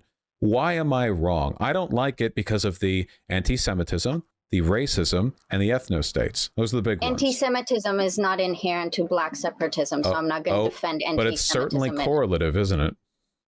I wouldn't know. Would you mind showing me those statistics? The Nation of Islam is the largest and most prominent black separatist group, and it is extremely anti-Semitic. Okay. So we're going to take what Vaush knows about, and we're just going to copy paste it over the entire... He doesn't know about the totality of black separatism, but he does know... He heard, like, you know, Farrakhan say something anti-Semitic, right? And he's just going to take that, and he's going to... You know, I mean, like, this is just like... I feel like I had an argument a few years ago with somebody who, like, you know the streamer Portland is Burning? It wasn't Portland was burning. It was like a right-winger who actually thought that Portland is burning, all of Portland burning on fire currently, right? Who had seen some, like, you know, videos in Portland and kind of like, well, you know, I haven't seen anything else about Portland. So let me just assume that the rest of the city just looks like this video of stuff on fire. Yeah, Portland, you know, the totality of the city, I guess it's burning, right? I haven't seen pictures of Portland not burning, so it's impossible really that there are any parts of Portland that are not burning because I don't know about those parts. I haven't, you know, like it's just such a willfully ignorant point of view. I can defend it. You don't leave kids with abusive parents. Likewise, it's perfectly reasonable for black people not to want to live with their abusers. Yeah, and that is what we're talking about, right? Define it. Okay, that's what you were saying. Yeah, this is the definition that he's asking for, right? The, you know, separatism as differentiated from black nationalism, right? It's yeah, choosing to live apart from oppressors as a way of gaining self-determination, not waiting for the world to change, not waiting for, you know, whiteness to dismantle itself, and not wanting to be like dependent on that, right? And he'll hear that self-determination, right? Because that is something that people talk about that are espousing, you know, this point of view. And he'll say, oh, self-determination, just like the Nazis. Well, so, you know, there are modern day, like, fascist groups that will commandeer, you know, in some ways, like, language like that in an attempt to sanitize their viewpoints, to make acceptable and mainstream their viewpoints. But does that mean that that word is now tainted? Because it's not that, like, you know, black liberation groups broadly speaking have, you know, found the idea of separate self-determination from the Nazis and adopted it. It's the other way around, right? It's the modern day, like, you know, fascists adopting that from liberatory movements in order to sanitize the hate that they are propagating. Like, I think the only reason people think Portland is so crazy is because very few black people. That's true. Yeah, that very few black people. Well, no, there's something to that actually. Isn't there something in the history of Oregon that, like, explains that? He's still on this black people not putting up with my white BS makes them Nazis. It's been, yo, that's his whole thing. There should be no space that he is gatekept from, right? That's his idea of freedom. That he gets to stick, you know, his nose in discussions he doesn't understand, speak over, you know, people with a lived experience with his ignorance, right? And then if you have a problem with that, well, you're just saying I can't disagree with black people. That's his whole thing. The Pacific Northwest has a history of people trying to start. Yeah, the various parts of the Pacific Northwest, people have tried to start actual ethno-states, like actual, like, nationalism itself was stolen from BIPOCs. Oh, Oregon was founded as a whites-only state. Black separatists I've talked to have definitely not been anti-Semitic, but they are also not as big as the Nation of Islam. Yes. You did. I ask people if they're anti-Semitic. That's what I do. That's pretty anti-black of you to assume that. Yes, I'm very scared of black people and how anti-Semitic they are. You know, it's dangerous out there. I'd like to address a different point, if you don't mind, since I don't think we'll I just reach want a to consensus. know what does black separatism include that I should think of more favorably? Well, there's a difference between, like, black nationalism and black separatism, and I'm actually not educated enough to tell you the real difference between them or if it's substantial to an extent. All I know is that either with black nationalism or black separatism, there's, like, the ethno-state idea versus, like, black separatist projects or black nationalist projects, and you don't have to go the ethno-state route. Also, if you're not educated, how can you say I'm wrong? Because from what I've learned, which is very little, you're already misrepresenting it.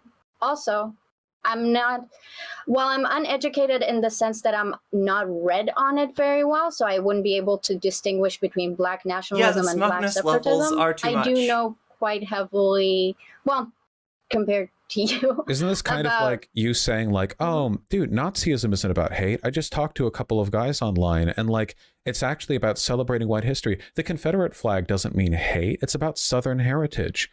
Like, why would you talk about knowing more about this than me? Again, he needs to have his bookends. And the problem with his bookends is the balance that he requires to accept something into his worldview does not allow for the perception of a power differential.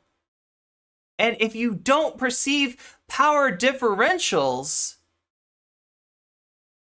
like, you got no business calling yourself a leftist content creator. I don't know what you're doing, Vaush, but it sure as fuck ain't leftism. Talking in circles again, his conflation of these things is itself anti. Yeah. Well, and also just like look at the way that look at the confirmation bias. Look at the things, the examples of like, you know, black separatism that he seems to be able to call to mind most easily, right? It's that which confirms his bias. Vaush is using the fact that white nationalists appropriate the language, yes, yes, yes, of the oppressed against the oppressed. Exactly, exactly. Yeah, basically, yeah, and I mean, like, look, this is so weird. It's so inconsistent. I don't really want to get hung up on the consistency because, like, their ideas are bad to begin with. Even if they were consistent, you know, Vaush would still be wrong on a lot of stuff. It's just that he holds these viewpoints that should be mutually exclusive, and it's really frustrating, you know, to kind of deal with. Like, this is a guy that unironically uses the term woke scold. In other words, he's not like, oh, I'm such a woke scold. Oh, look at me, Ben Shapiro. I'm gonna. No, he's like, you woke scolds suck. Stop being woke scolds. Unironically, woke scolding is bad, right? Like, right? He's taken a Ben Shapiro term, and you know, if I were to ask him about it, he should be like, he would say, well, you know what? The origin of the term doesn't matter. Words are tools. They're I find this tool useful in describing the. I wonder if he'd say Ben Shapiro is right about woke scolds. He's probably he wouldn't be. Would he be silly enough to actually say that? Because that's giving away the game right there, right? Of what he is as a Trojan horse for anti-SJW ideas. The problem with the left is that it's too soy and it needs to get red pilled, right? The left, let's red pill the left. That's what he's saying. He is the red pill for the left. He also embarrassed himself against Eddie from Midwestern Marxist, right? And who was the other person? Like their name was like something like Liger, or am I thinking of the same person? Oh wait, is Midwestern Marx like a podcast? Maybe I don't understand Midwestern Marx. He seemed to be suggesting he does agree with racists, that the racist and that they are just about white culture and history. He could say it and pretend he's joking. It's like he thinks red pill is good because red is for communism. Yeah, there we go, the real red pill. I mean, like, look, that's like something that Infrared Has would say. Yeah, from TikTok and YouTube. Wait, is it a podcast or is it one person that we're talking about? It's Midwestern. It's a Marxist channel on YouTube. Eddie Liger. Okay, thank you. God, that's the connection that I needed to make there. Yeah.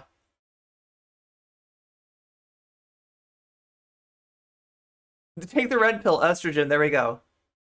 There we go.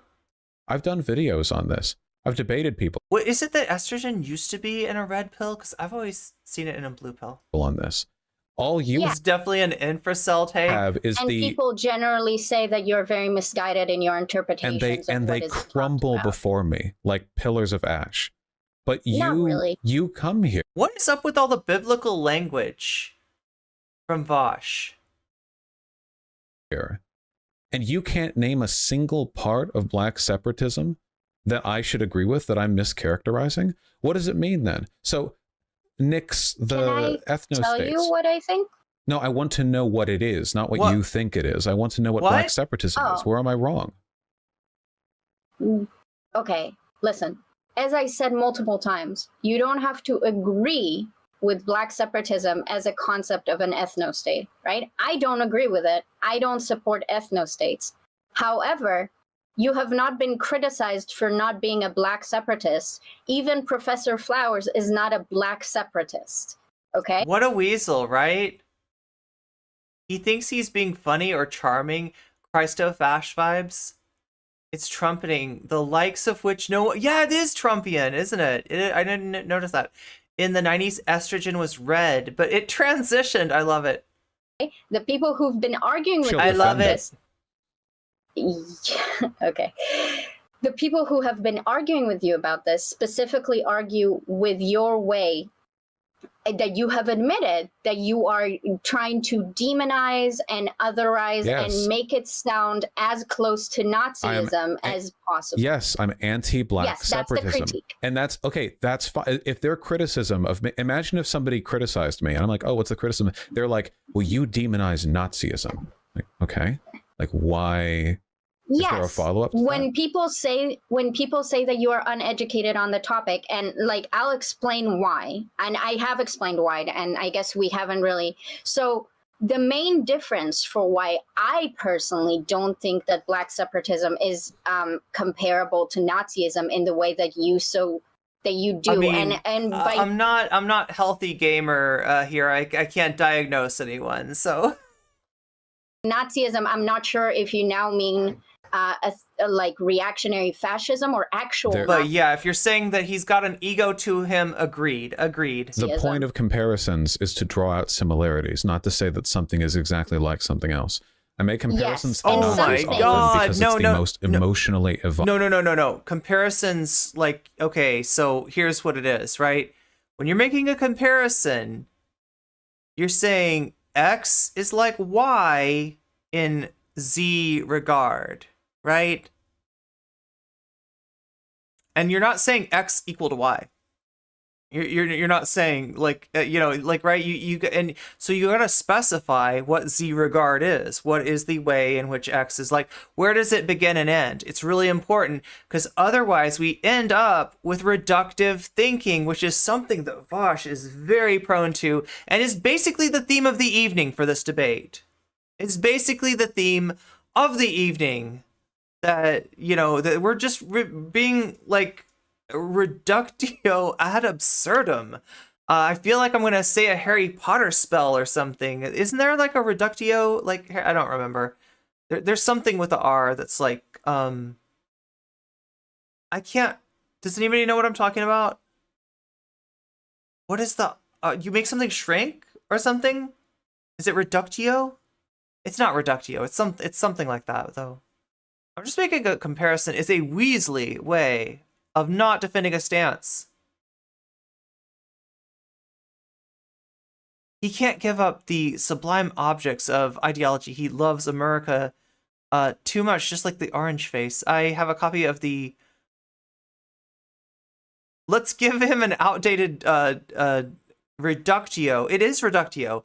Oh, it destroys things. Oh, I would be such a bad wizard. I would be such a bad witch.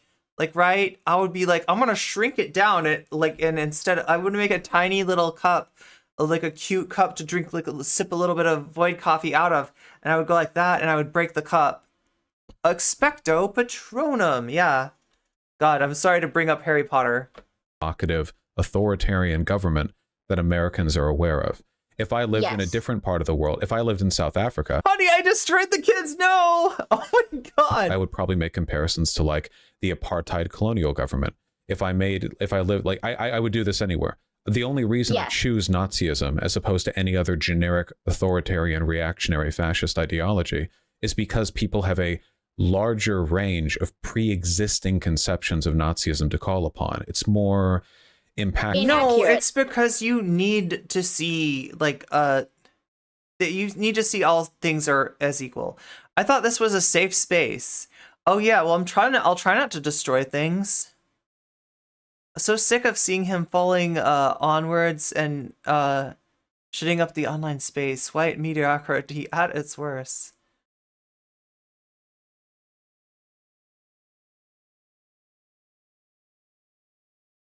Oh no, it's my bad for bringing it up, Videngale. It's totally not on you. I'm not anyway. No, it's not inaccurate. Comparisons aren't about accuracy because comparisons can be between two unalike things. I'm not saying they're the same. I'm using it to draw out comparisons. Let me fix it. He's already made a comparison to apartheid. You can't say a comparison is inaccurate because the things you're comparing aren't exactly the same. Like, No. I didn't say the comparison is inaccurate. I said that the way you use the word Nazism is very inaccurate. As you admitted, sometimes you just use it interchangeably from like reactionary fascism. No, when you're making a comparison, you can say black separatism is like Nazism, or black separatism is reactionary fascist. Much But double neither speak. of those statements are untrue, because the point of a comparison is to give you the space to draw out where the differences and similarities lie. You're not giving the space. You're collapsing the space. Okay. You are when you think reductively, it's the opposite of giving things space, right? To draw out the comparison. You're collapsing the comparison. You're pushing us to like a debate bozo singularity, and I don't appreciate it. He's just saying words. Vaush knows he's making a false analogy, fallacy. I compare Vaush to a pile of poop. They're not exactly the same, but yeah, who cares? We're being reductive. We can say Vaush equals poop. And that's perfectly valid. That's perfectly valid. One is considerably less annoying than the other. He's just like the sound of his own voice. It's not even close. His university must have be writhing in pain for giving him a diploma, possibly. If you make those comparisons, you have to demonstrate that the comparisons are represented by the evidence, and you have to define, you have to circumscribe where the comparison actually lies, because obviously you're not saying like one-to-one. So you gotta be, specific. That's when the comparison is useful, rather than your reductive comparisons, which take away space and deny us the ability to understand what we're talking about, and also cause a person, an interlocutor, if you will, it caused an interlocutor to spend so much time correcting the definitions that you've collapsed, the nuance that you've destroyed, and reopening those spaces, that the discussion becomes less useful. It's not an inaccuracy. It's just a choice in comparison. Now, if the points in the comparison that I made were inaccurate, like, for example, I said, well, the thing that's most similar between black separatism and Nazism is that both of them are pro-white. That would be a comparison that's inaccurate, because the point that I'm drawing between doesn't actually reflect the identity of one of the elements of the comparison. But I haven't done that. I draw comparisons between the anti-Semitism, the draw towards ethno-states, the grievance culture, the racial politics, that sort of thing. Okay, so I don't know if using the word compare, I believe you What is also going think on? black separatism can be pretty analogous with Nazism. Am I misguided here? I think that I make comparisons between lots of things in Nazism. Let's be fair. I think that the Yes. comparisons are valid as long as they're valid. I could compare the behavior of a clerk that I didn't like at a store to Nazis if I felt said like it. analogous, not comparison. Analogous in the sense that the underlying fascistic reactionary tendency is present. Yes, I don't think they're that dissimilar.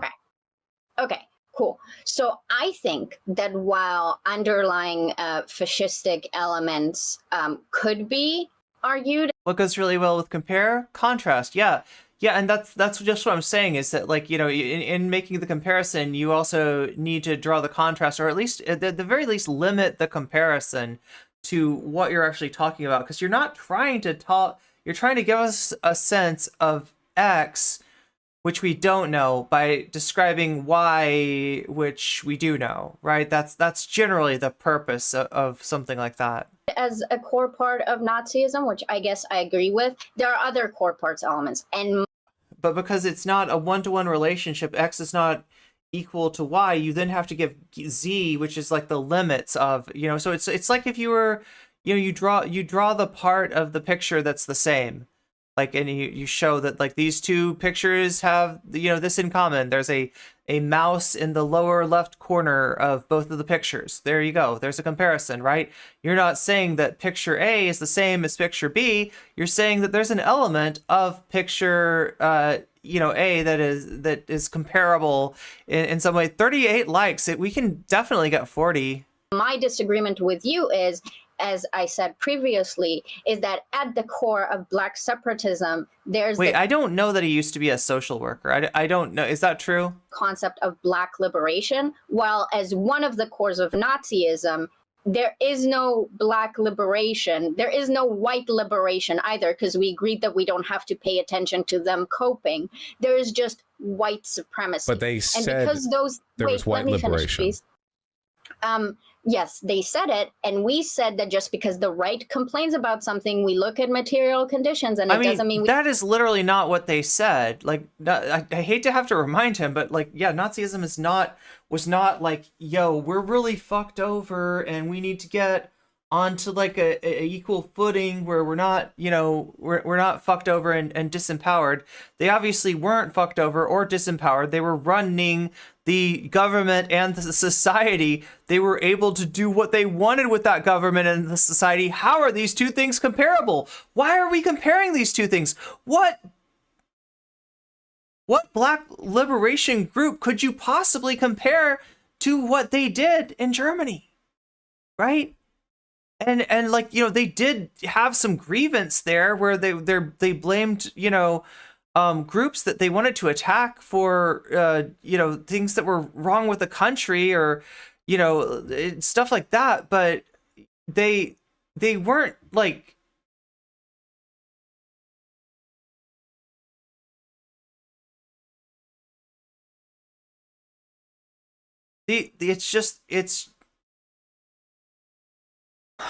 it's really frustrating. We got to 40, yay! Oh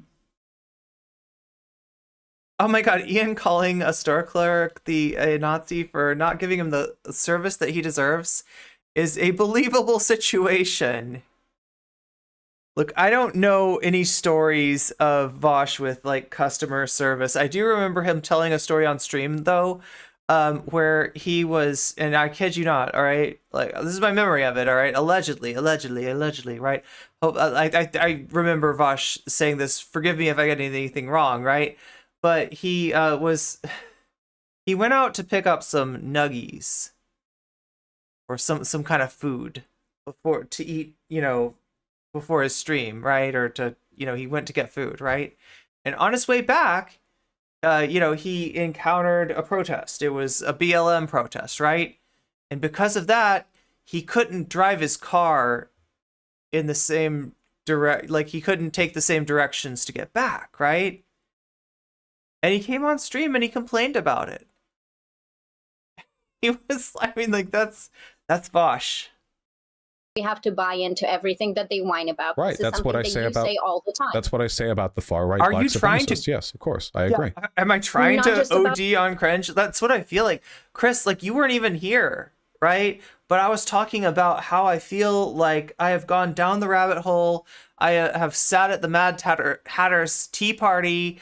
Consumed beverages. I have hit the Caterpillar's hookah pipe, and I maybe even Joe Rogan was there too. And I smoked something with Joe Rogan, right? That was I'm messed up. This is messing me up. This is really, really covering him twice.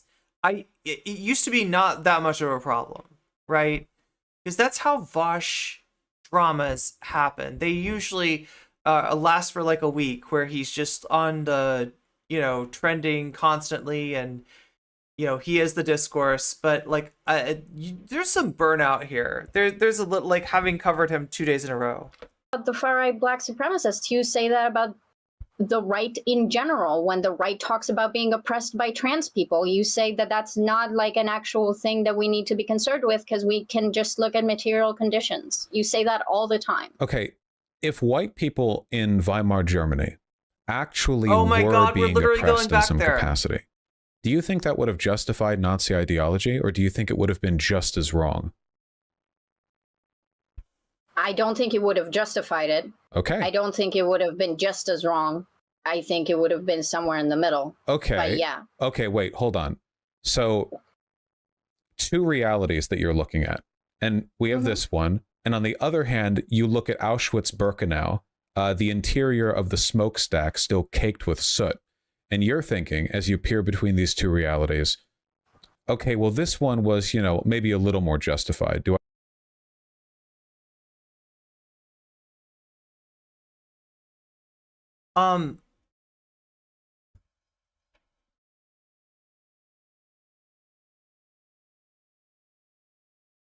Okay, so what he's saying, if you haven't seen the non-compete the non-compete debate, the debate that he did with EJ, and I think it was just EJ, maybe. No, it was Luna too, right?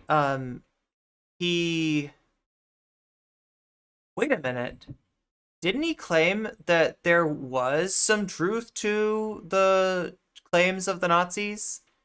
And that his big brain take was that it doesn't matter, though, because genocide is still wrong.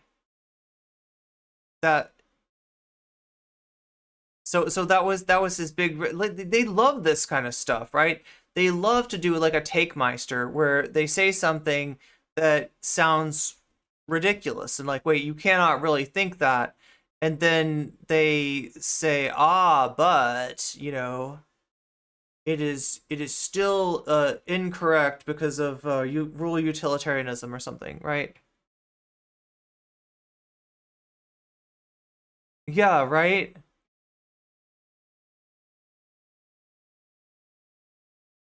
President Sunday tried to defend him in this. So yeah, I think what Shakespeare is talking about is the fact that Katie, after this debate, went on stream with President Sunday. I didn't really know the nature of that interaction, but it doesn't surprise me what you're saying. If you're saying that President Sunday took Vaush's side, he has been doing that a lot lately. He's been doing that a lot, more and more. He said it's true that Jewish people had a disproportionate control. Yeah. Which is literally not true. And when EJ and Luna tried to point it out to him, that he was, okay, so let me put this the right way.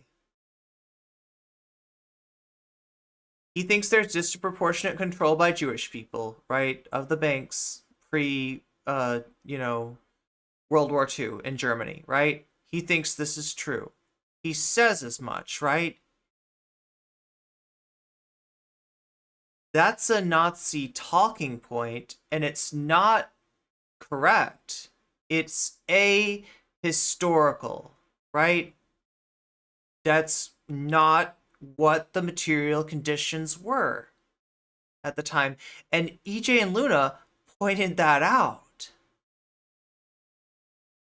Well, listen, no, Zizek does not agree with him. He thinks that Zizek in that clip agrees with him. I did I think I have a short of this, right? He says, like, Zizek makes the point that even if it were true, what they did would still be wrong, right? But, and here Vaush is saying something similar to that. But with EJ and Luna, he planted his flag on the idea that there was a disproportionate amount of control, and even though that was true, what they did was wrong, right? Which, like that part's not the spicy take, but what Zizek said was, even if he was really clear about this, even if this was true, which it's not, Zizek made sure to say that point. So he thinks that Zizek agrees with him. Literally does not. It sounds like here maybe has somebody like pointed it out to him that he's wrong. Has he finally accepted this? Is he trying to surreptitiously retcon his point of view? Because this is not what he argued with EJ and Luna. Now he's like, he's saying, like, he's using a hypothetical, right? Look, and here's what's messed up. I am sick to my stomach even saying this, but correct me if I'm wrong. What I hear him saying is that even if like defamatory lies about Jewish people that had been spread were true, this is the kind of hypothetical we're engaging in. What the fuck? I mean, am I wrong? Even if that was true, it wouldn't. He thinks this is like a big brain take here, but it's just kind of a masturbatory. Oh my god, demonetized. Gratuitous.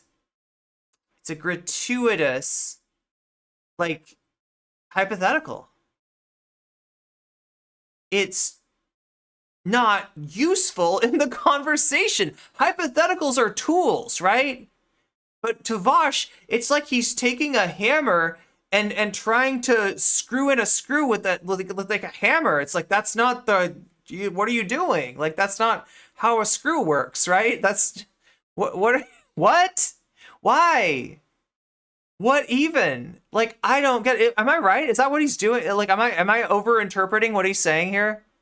He is doing that, so I've got agreement. People, I'm not the only one who sees this. Okay, I just want to make sure, because this is a messed up thing to do, and it's not something that I would expect to ever encounter with anyone. It's just like it's literally like, what am I even seeing? I wonder if Vaush is rising to the level of yeah, is he gonna get himself banned from Germany? Good question. Do I have that correct? No. You just said that. Yeah. I don't like that you're doing this. Well, I don't like that you answered the way that you did. So we're I both realize uncomfortable. that, but you realize that you're comparing black separatism now to Auschwitz-Birkenau, So, right? well, Yeah, and he did it with like he. I mean, you heard what he said about the chimneys, right? Like, that was. Why is he doing this to a Jewish woman exactly? Because it's a power play. Yeah, he's like throwing that in her face.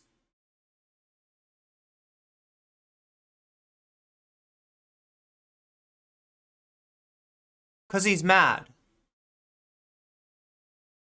Like, what the fuck? Like, someone who probably lost family in the Holocaust. Yeah, I mean, like, I don't know, but, you know, this is still, you know, like, and he admits it's emotionally evocative, but it's a little bit more than emotionally evocative. It's a little bit more than emotionally evocative. Vaush, please, please, please, will you admit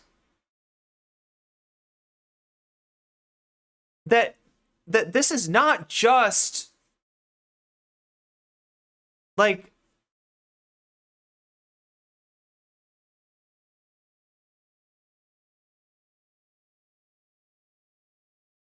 him throwing this in her face is like if a German was speaking German around a Holocaust survivor or descendant deliberately.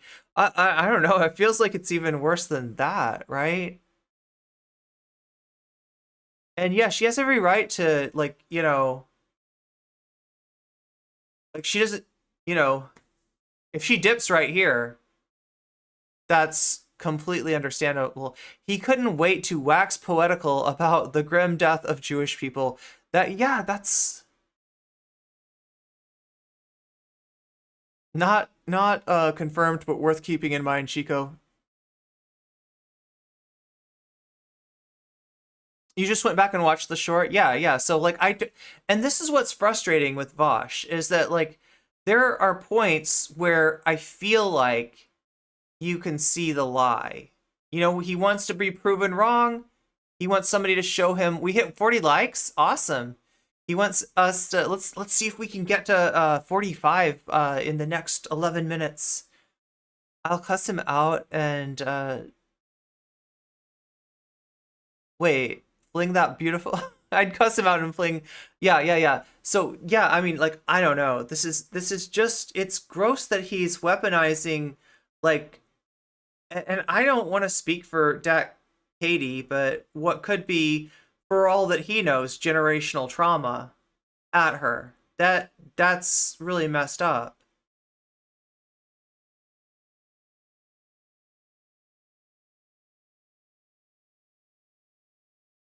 So what just happened here? So what you're dealing with right now is called cognitive dissonance. So the reason you are aggrieved by my comparison is because white people in Germany. The reason that you are aggrieved by my comparison should be obvious. And I feel like so messed with by the fact that he's acting like, let me tell you, it's cognitive dissonance, right? No, you just said a horrible thing, like, weaponized that in a debate, something that I guess for you has zero emotional content, but something that you knew would land very differently with the person that you're debating. What did I just see? He's crapping all over every memory of every Jewish person killed in the just to win a YouTube debate. He's a great projectionist, true. It's gross enough that he keeps talking over her and talking down to her too. I will definitely say that. This is messed up. This is so messed up. Were a dominant majority. Yeah, group, right. and Yeah, black he's people projecting the cognitive dissonance. America today are not. That's true. That is a correct assessment. It is my belief the Nazi ideology would have been just as incorrect, even if white people were, even if every bit of the Nazi conspiracy theory was right. Even if all their crazy shit about Jews, blah, blah, blah, blah, all that, Nazism would have still been just as morally He wrong. went there. He actually went there. He actually went there. Like, it's just like, yeah,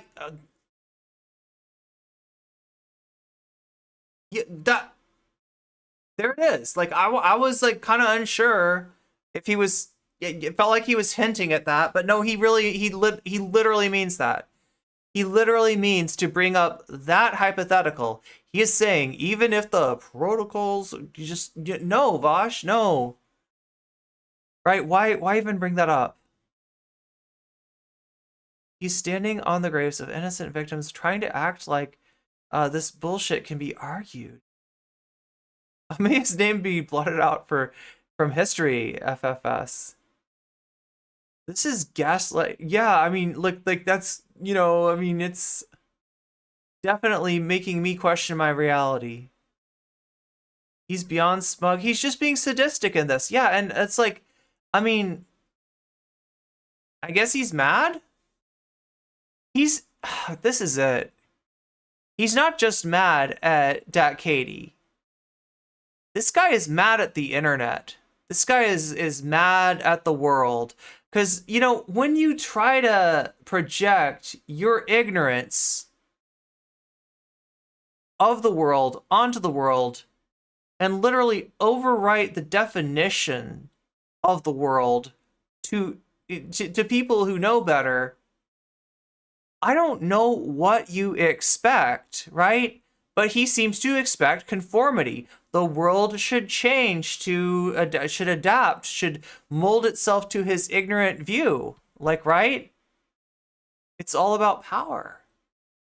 And he doesn't see why he can't assert his power over facts that he, refuses to even inquire about.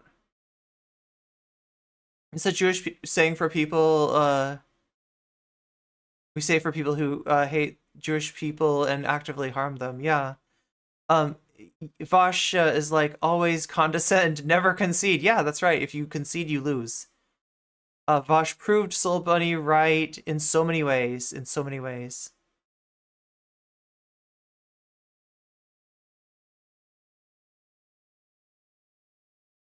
I walk by the memories of the victims of the Holocaust every day. He's trampling all over them. This is disgusting. These were real people. So it's like, that doesn't matter to him. Yeah, like they're a tool. He's an anti-Semite, promoting Nazi lies that it's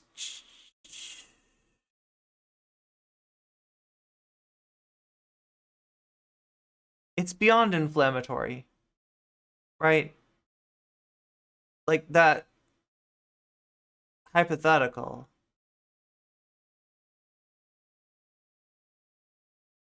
Like, this was when EJ hung up on him, right? In that debate.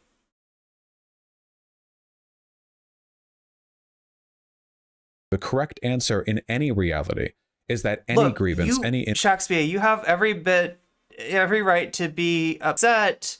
I'm not implicated in the same way, but I'm upset, and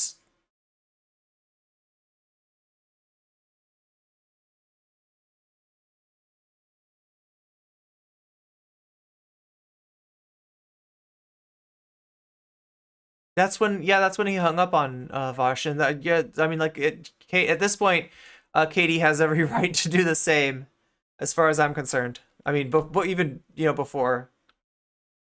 Inequality must be solved with radical egalitarianism. That's my Can belief. I say So, something well, about my cognitive dissonance? Well, I'm almost done. I'm almost done. Okay. So I don't think Nazi ideology would be made, as you suggested, any more justified because they are oppressed in this other universe. Now, Wait, I think you by radical egalitarianism, like,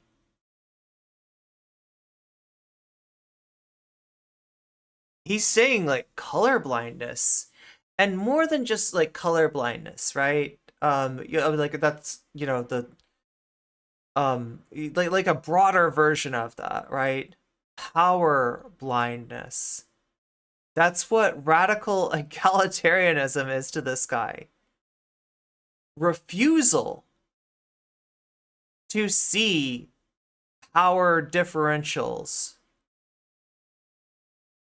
Refusal of any kind of analysis of that, like objective power relations, to go back to the debate with EJ, like, right? Willful ignorance, right? Cognitive dissonance, if you will. You know, shoving his fingers in his ear and chanting na na na na na na, like I can't hear you, right? That's what this is. How often does he sit down and write loving poetry? Oh no, God.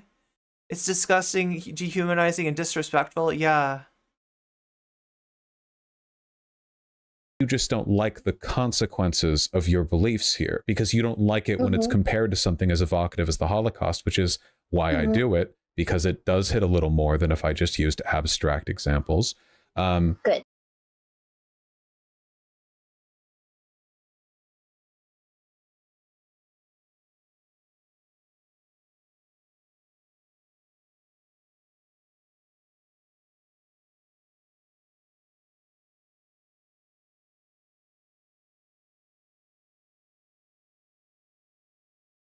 One of two things. One of two things. This guy is full of infinitely tightly packed shit, right? To the point of being a singularity, right? There's no way you could pack any more bullshit into this, right? He's just completely full of shit in a fully saturated kind of way, right? Or and you know, here's where I think this is actually coming from, and if you've watched the Professor Flowers debate, you might, fear of retribution, right? Which is akin to the Great Replacement theory or something like that, right? That's where that comes from, right? I've probably said this before, right?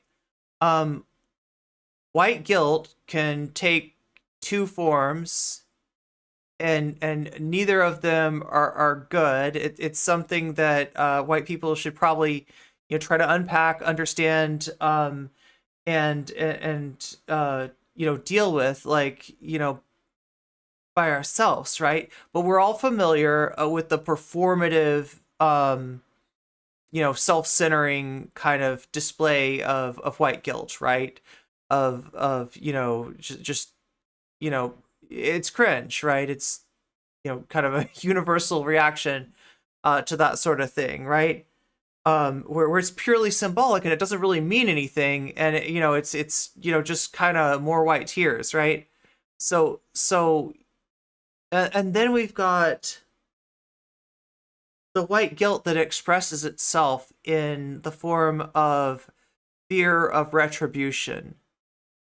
And that fear of retribution, which is like an acknowledgement of the transgression, of the oppression, right?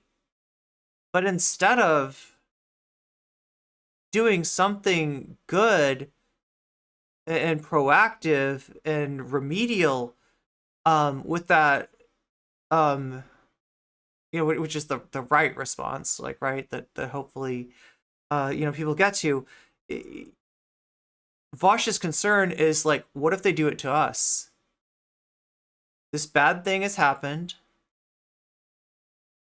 what's to stop the group that was the victim of that from reversing that and doing the Mayo side?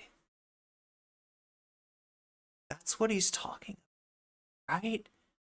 This is like, oh my god. I mean, like, look, I don't want to have like some fucking theory about, you know, this guy being a crypto, being a dog whistler, being this or being that. But if not that, then he's like, he is walking bass backwards into some really hardcore reactionary, like, anti-blackness, right? And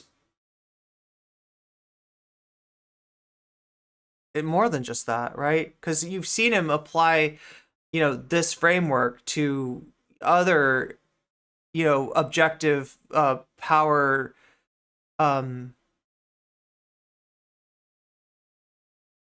relations, like differential situations, like patriarchy too, right? Where he's like, well, yeah, you know, like, you know, there's probably sexism, that's probably real. We never talk about the prejudice against men. We never talk about the like, you know, like, let's talk, you know, like, he's gonna be the big guy that's gonna, like, you know, speak up for men. And but don't, no, he's not an MRA, or no, it's nothing like that, right?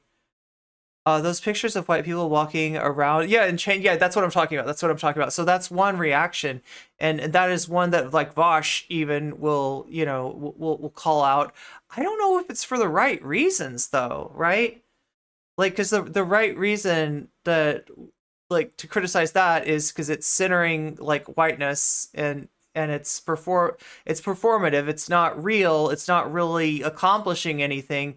It's not really going anywhere. It's just like a meaningless, like, you know, sort of act, right? And, you know, kind of a self-centered act. But his response to white guilt is much more concerning. Right, of course. Can I? So again, would it or would it not? It's more than that. He believes people will do it for him. There's no what if. That means he must continue to oppress people or be oppressed. Yeah. Basically, he's justified it. He's justified it through fear of retribution. Right? But, like, what do you expect from an ideology that centers power? What do you expect? What do you expect from dominance paradigm? Like, right? It's not exactly a fluke that he's ended up here. Be more justified in the world where white people in Germany were oppressed and they were kept under the boot. Justified? Yeah, exactly, smartest man. Making anti-racism about their journey to redemption. Holocaust or the ideology of Nazism? They're inseparable. It would be more understandable, but not justified, obviously. What do you mean understand? I can understand the Nazis today in the sense that I can analyze their intentions. Understandable in the sense that their grievances were motivated? Can I say something? Well, but I'm asking, like, understandable. This has gone off the rails, right? For anybody out there that's considering doing debate yourself, especially against a person that's occupying a similar rhetorical stance, if they make those, like, gratuitous hypotheticals, don't engage with them. Don't engage with them, right? Because, like, this whole ass thing has just gone completely. I mean, it was not all that on the rails to begin with, right? But at this point, yeah, the whole ass debate off the rails. Like, I'm gonna have to take a shower after this. Okay, I'm gonna have to shower. What are you asking? I think that when you're asking about Nazi ideology and now you're pinning the consequences of the Holocaust onto what I said, it's pretty disingenuous. No, the Nazis did the Holocaust, but I'm aware that the Nazis did the Holocaust. Please don't. I know that you're used to explaining the Holocaust to people. Trust me, I have some education on the Holocaust. I'm good. Well, listen. Mansplaining doesn't exist, though. Mansplaining doesn't exist. It's just a bunch of man-hating feminists, right? He's just being helpful. Let's just say the Nazis were responsible for the. Okay, thank you, Vaush. Did the Holocaust. Thank you. However, there are not Thank you, neo-Nazis Vaush. that live today in many countries of the world that have not, in fact, committed the Holocaust, but they are still neo-Nazis. They would, though. I.e., Nazism ideology is not the same as perpetuating the Holocaust. No, but it's a consequence of it. Likewise, ethnic Oh my God, supremacy we're off the rails. and, We're off the ethnic, rails. Expulsion The are train. consequences of black separatism. The train is on like grass and gravel and rocks and everything but the rails. The train is not on the tracks. The train is.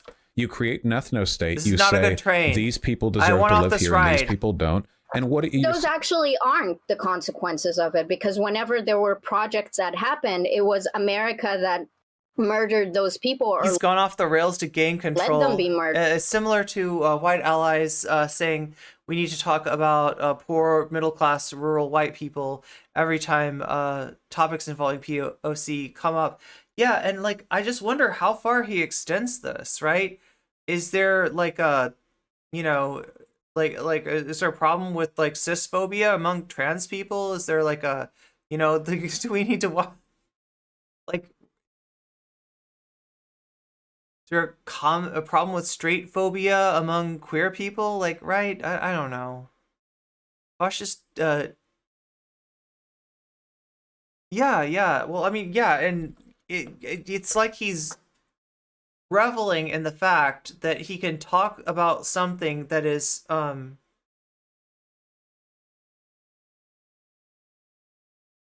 that is not, that he's not bothered by this conversation. The wild hypothetical is not like affecting him the way that it does other. I mean, this is blood sports. This is blood sports. You drag a debate into the fever swamp that you have like immunity to, right? You've been in that fever swamp. You know that fever swamp like the back of your hand. Like you know you're like what's are you having a problem breathing, and the other person's like, you know, choking on swamp gas, like, right? This is the hetero misandry got me bad. Yeah. No one was lynched under any black separatism attempts in the United States, but America did lynch them, obviously. Wait. So while you can say that you think that those will be potential consequences, another big difference between Nazism and black separatism is that Nazism has a very big high body count. I'm sure you know what it is. Actually, And black separatism does not. Black separatists are actually disproportionately represented in politically motivated killings. I could be wrong Which here. is not the same as the Holocaust. Well, no, but yeah, and there's been no Nazi perpetrated Holocaust in America either. We're taking a look at extremist groups and how they tend to act, and black separatists kill a weirdly high number of people. There are probably way more Nazis in America, far-right people, than there are black separatists, which makes it, they might actually have the most disproportionate rate of politically motivated murder in the country. A lot of it against That's Jews, great, if I remember but that doesn't correctly. have to do with black separatism projects. Well, Just okay, because it's a black little separatism- indicative. No, it's What project? Well, tell wait. me. Tell no. We keep. Wait, I I asked need you to agree earlier, with and you. you didn't. I need to agree with you. Just give me a second. It is pretty. I wouldn't say it's not indicative. Yes, it is pretty indicative. Not Okay. completely, but yeah. So what black?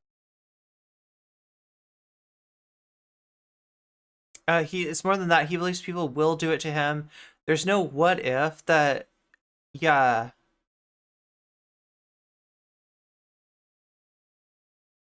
This is Separatist projects are we talking about here? The names. The one where they bombed them. What was Oh it? right, yeah. There- Okay, that was like a housing group. I mean, like, okay, ideologically, what do black separatists want to do? Well, that depends on which black separatist you talk to. yeah. So Okay. So somebody's saying in chat that move killed no one, and there are a lot of just a lot of people under the umbrella of Black liberation that were accused of violent crimes, even convicted of violent crimes, and some of them are in jail today for those violent crimes, with a hell of a lot of evidence that they never did those violent crimes, right? So is that where he's getting his statistics from?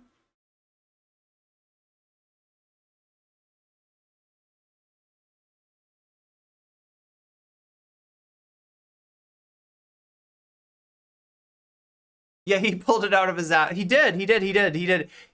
Then give me a range of ideas. If you don't know, then you can't possibly criticize me for my unfair or uncharitable comparisons. Well, I will say what I think, but I will let everyone know that they should do their own research as well, since I'm not a professor on the topic. You're not going to be canceled for this. It's fine. You don't have to live. I'm not trying to be canceled. I'm trying to be responsible talking about topics I have no business talking about. Why do you have no business talking about it? Because, again, people online tend to speak a lot about topics that neither you or I have the proper education or reading on, so it's pretty cringe. Who's we? You can speak for yourself. I know about this topic enough to criticize it. So what am I wrong on? So in terms of the range of ideas, it could be anything from like small projects like the Move bombing in 1985, or even that small autonomous zone that was in, what was it, Washington, D.C. after BLM? Or was it Portland? I don't remember. That was in Seattle. Seattle, I was there. Yes. Yeah, okay. Chaz. Those sucked. Okay, it's fine that they sucked. They still count as... Look, I mean, I think I know why she's saying that. It was a event that arose in the wake of BLM protests, right? But what happened in Washington State was that the police were trying to shut down the protests with escalation, like, right, in terms of their tactics of, using quote unquote non-lethal means. We're talking about, gas, and we're talking about, flashbangs, and that were kind of used in a quasi-lethal way. And they just kept on upping the pressure over and over again, to the point where they ran out of the gas, right? They ran out of the gas, and that's what they were counting on. If we just like make this a miserable situation, if we're constantly, spraying everybody, like the protest will end, right? They will become untenable. And, the anger was not gonna be quelched that way. And so, after that, the police station in that area was abandoned, and the ambulance stopped going. The city withdrew. It wasn't that, anyway, this is not a good example. And also, that was a very white part of town. It was near a black part of town, or what had traditionally been a black part of town that was, pretty gentrified at that point too. So, and there were some, attempts made to be anti-racist within the autonomous zone, as it were, but it wasn't, to call it like a project of black, separatism is not really. I get why she thinks that, because the context in which that arose, but this is not a great example. Part of black separatist movement. Chaz wasn't projects. Black separatist. There were tons of whiteys there. I looked. It was like Vaush would suffer if he tried to debate those topics with actual black studies professors and debaters, and he happens to come across someone that isn't as nice as Professor Flowers, right? Vaush didn't go anywhere near Chaz or Chop. You can read a lot. Sorry, let me.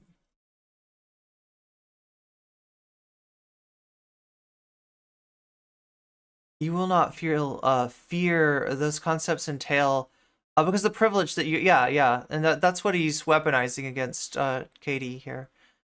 the way he talks about oh yeah, the Holocaust seems to suggest that he didn't think that black people existed in Europe at that time. Chaz collapsed pretty quickly because the people didn't know what they were doing or could not agree on anything. Some guy, yeah. So it was, so it wasn't like a.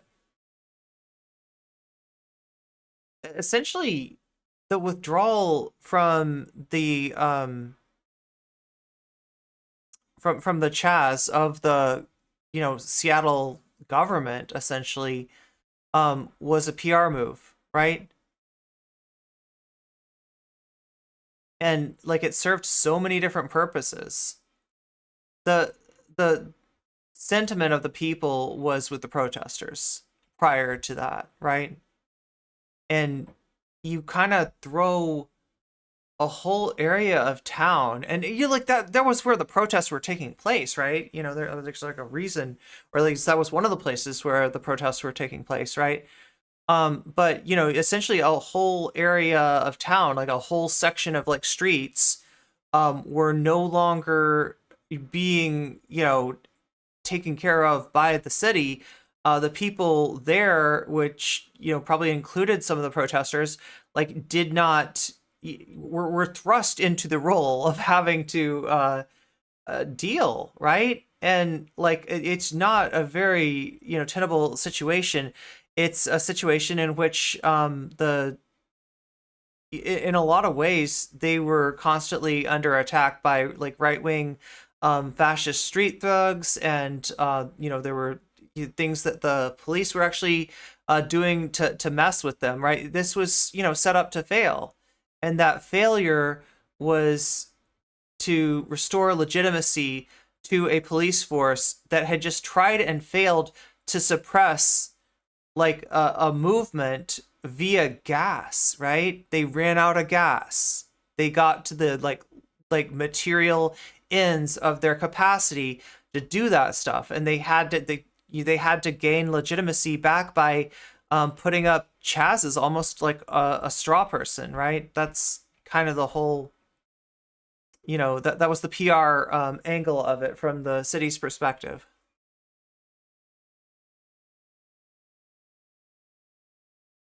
But yeah, it was a situation where things like a joyride that some, kids were doing through the park ended up with, a shooting happening, because to the people, there it was, I think an assumption was made that was some sort of an attack or something, right? Yeah, there's a lot that went wrong. It was next to the Capitol Hill Police Precinct. Yeah, that's a pretty. I used to go to school actually near there. It's a pretty like white, area. They wanted to keep things cool and safe, but it wasn't planned. Yeah, it wasn't planned or sustainable. Yeah, there was kind of, and yeah, the. Wonder why the Vaushites went to DatKatee and praised her for how he handled the debate, or for how she handled the debate. To anti-debate bros, it's obvious why, but what would make the Vaushites view this debate differently? Yeah, that's what I thought you meant. Yeah. I mean, I think that, no, not that. I don't have that kind of money. That's not what black separatism is. Black separatism doesn't mean that whiteies can't be around. So doesn't again, this is what I mean with you just having a very interesting idea. If we expand black separatist ideological victories to include a several-day-long block party held by all the gays in Capitol Hill. They're an attempt. Okay, attempt to do what? What are they trying to do? They're trying to create an autonomous zone for black people. Okay, right? So they failed because it wasn't autonomous and it was majority white people there. Seattle's Yes, it's majority going white to people. be basically impossible to create an autonomous zone for like the free existence of Black people inside a white supremacist America. That's correct. That's going to always fail. It doesn't matter whether or not America is white supremacist. Actually, no race of people can legally create an autonomous zone in this country. That's secession. Sure, but that's also secession because no one generally can. Like, that's not just a race thing, right? Well, yeah, that's what I mean. Like, that's not anti-black. Yeah. The inability to secede. Listen, the last group of people who tried to secede were actually white people, and we kicked their asses and helped Black people in the process. Like right. The fact that you can't secede is a pretty general thing.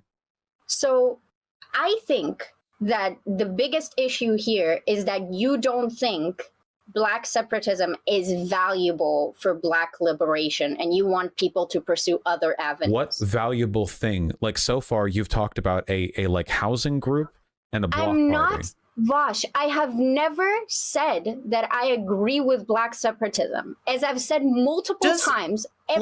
This reminds you of a little bit of some of the discourse about like communism, right? If you talk to a right winger or often even a liberal centrist, whatever, about,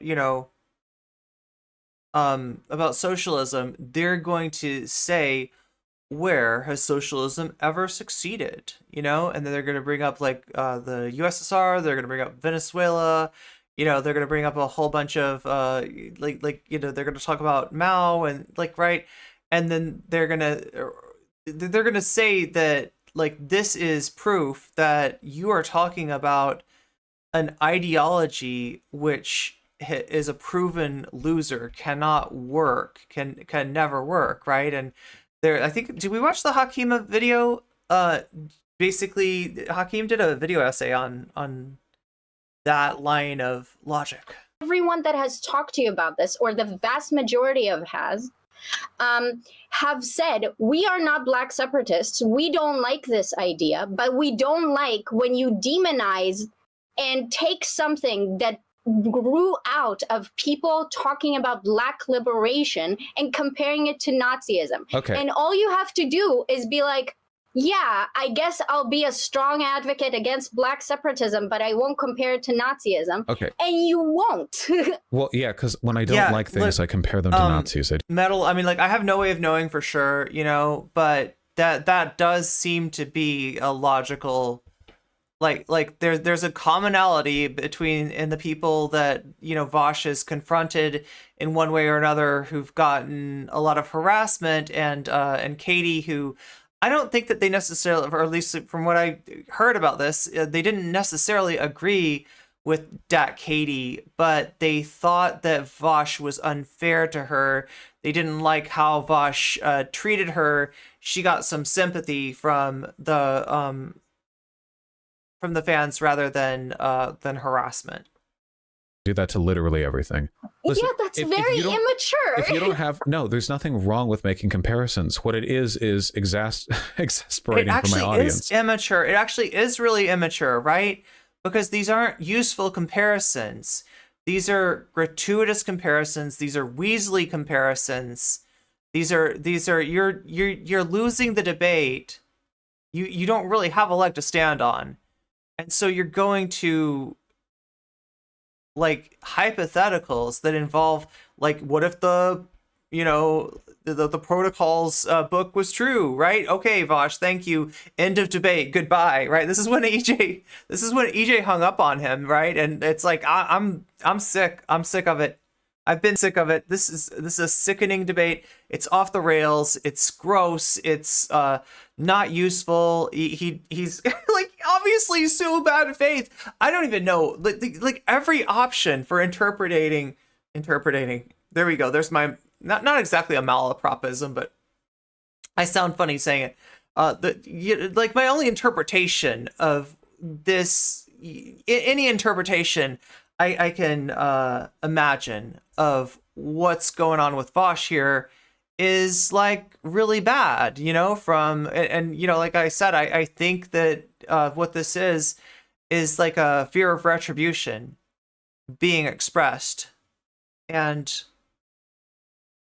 that is his reaction to white guilt. He thinks he doesn't have white guilt because he doesn't do the Nancy Pelosi, right? So he's like, I'm above that. I'm above that. I'm not. It's funny, the language that he uses for this too is like cucked, right? I don't like to say that because that is a phrase that has like, actually like a racist angle to it, right? But that's the language that he uses to describe somebody that will say like, if you want to understand this issue, you're going to need to listen to Black people, because that is the only way that you're gonna encounter like lived experience. And like answering these questions without in the absence of that knowledge is like silly. It's not gonna work. Like, who is this we, Eden? Seems like Vaush believes that white people ended slavery. Vaush is immature. We all knew this going in, true. Yeah, I mean, it is really immature, right? To bring up hypotheticals that are wild and inflammatory, and to do things like that just for the shock value, like talking about the chimneys and camps in Germany, right? That is. Immature is probably letting him off the hook, honestly, right? Because there are other interpretations of that besides immature, but yeah, it's not immature. Besides, the average American has the political education of like a frog. You have to give them the simple explanations. Look, if you can't give me like any committal example of what ideologically Black separatism is trying to do, then can I like go to the Wikipedia page, or is because like it's too white? Like, can I do that? It's too white? You can what do are you that, talking but again, about? I'm not arguing for the benefits of Black separatism, so I don't know what the point of that would be. Maybe we should find out what it's about, okay? So here's the beginning of paragraph 2. Black separatism in its purest form asserts that blacks and whites ideally should form two independent nations. So that right there is an ethno-state. That is exactly what that is. So according to Wikipedia, the first thing, like, what is Black separatism? They're like, ethno-state, like right off the bat. Because like, yeah, that's what they're about, obviously. Like, if you listen to them talk, that's what they talk about.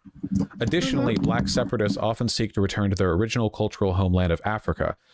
That's what I talked about with going over to Africa. Yeah.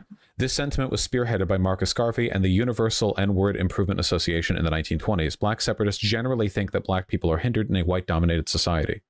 And then it goes on to talk about some history stuff. So it seems like... I'm confused. Didn't you say it was the second paragraph from above? Yeah. Yeah, so the first thing says Black separatism is a separatist political movement that seeks separate economic and culture development for those of African descent in societies, particularly in the United States. That's the first thing it says about Black separatism. Yeah, it's a separatist movement. Yes, and you can talk about how you're against a separatist movement, but we can say that just because you like comparing things to Nazism doesn't mean that it's appropriate, especially if you're a progressive advocate who doesn't want to fall into fear of retribution arguments around Black people. Well, I don't fear retribution. I think that there are some losers online who fantasize about it. No, I genuinely don't. Trust me. Right now, Black separatism online is represented by a small contingent of the most mentally ill, dysfunctional, couldn't order a pizza on the phone if it was for their own lives, people that I've ever seen in my life. I have never feared any group of people less. I'm more afraid of radical liberalism than I am of Black separatism. Trust me, there's no fear of reprisal here, not even remotely. Okay, that's not what I mean, though. So no, that doesn't mean they don't fantasize about it, though. I mean, that doesn't mean that these sweaty losers don't wake up every morning fantasizing. They wake up probably in pretty bad conditions, I'm willing to bet, and fantasize, oh man, wouldn't my life be so much better if I could up a white person? Because racists tend to do that. They have personal problems that they tend to extract. Can you not do that while... This is like... This is Tucker Carlson shit.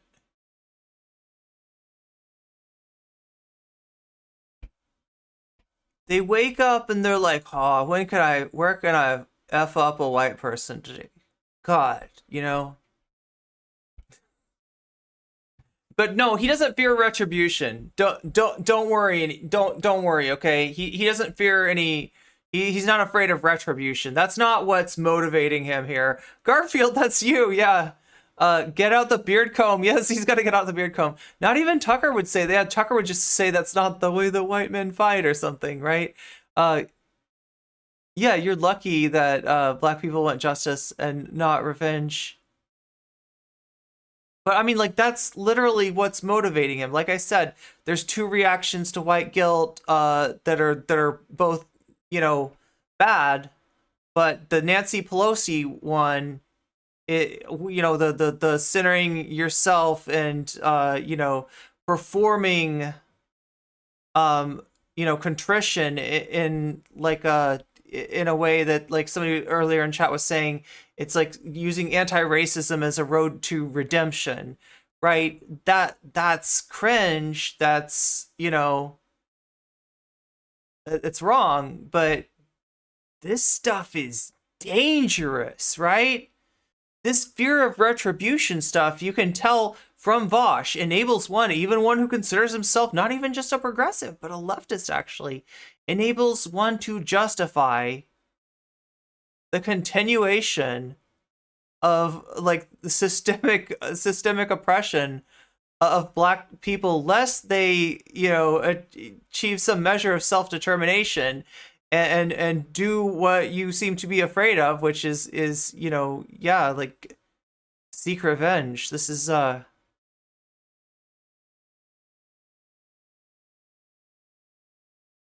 Marcus Garvey may be the face of Pan-Africanism, but he misrepresents the true goals of the movement.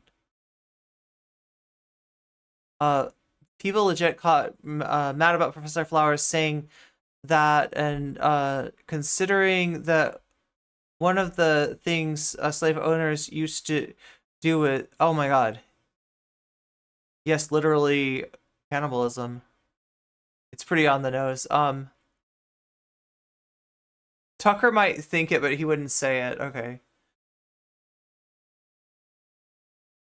Yeah, it's Vaush, cognitive dissonance. Hello, Vaush.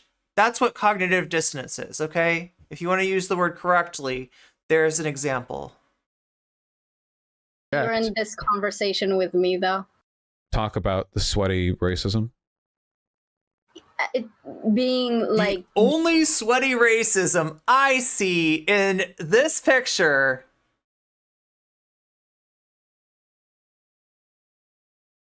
is sitting on a chair wearing a tank top, right?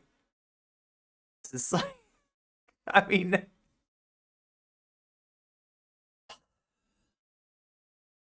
Vaush thinks the founding fathers were good, so his complaints of Garvey ring false. He's projecting and self-reporting. This is the thing about, like, you know, the concept of self-determination and these debate bozos that are constantly equating it to Lebensraum, I guess. I guess that's the comparison. I guess that's where they're going with that. What's weird is that when they see this presented to them in a science fiction context, right? They get it. They get that certain situations, like, you know, like if like you're under oppression and it's not you know, something that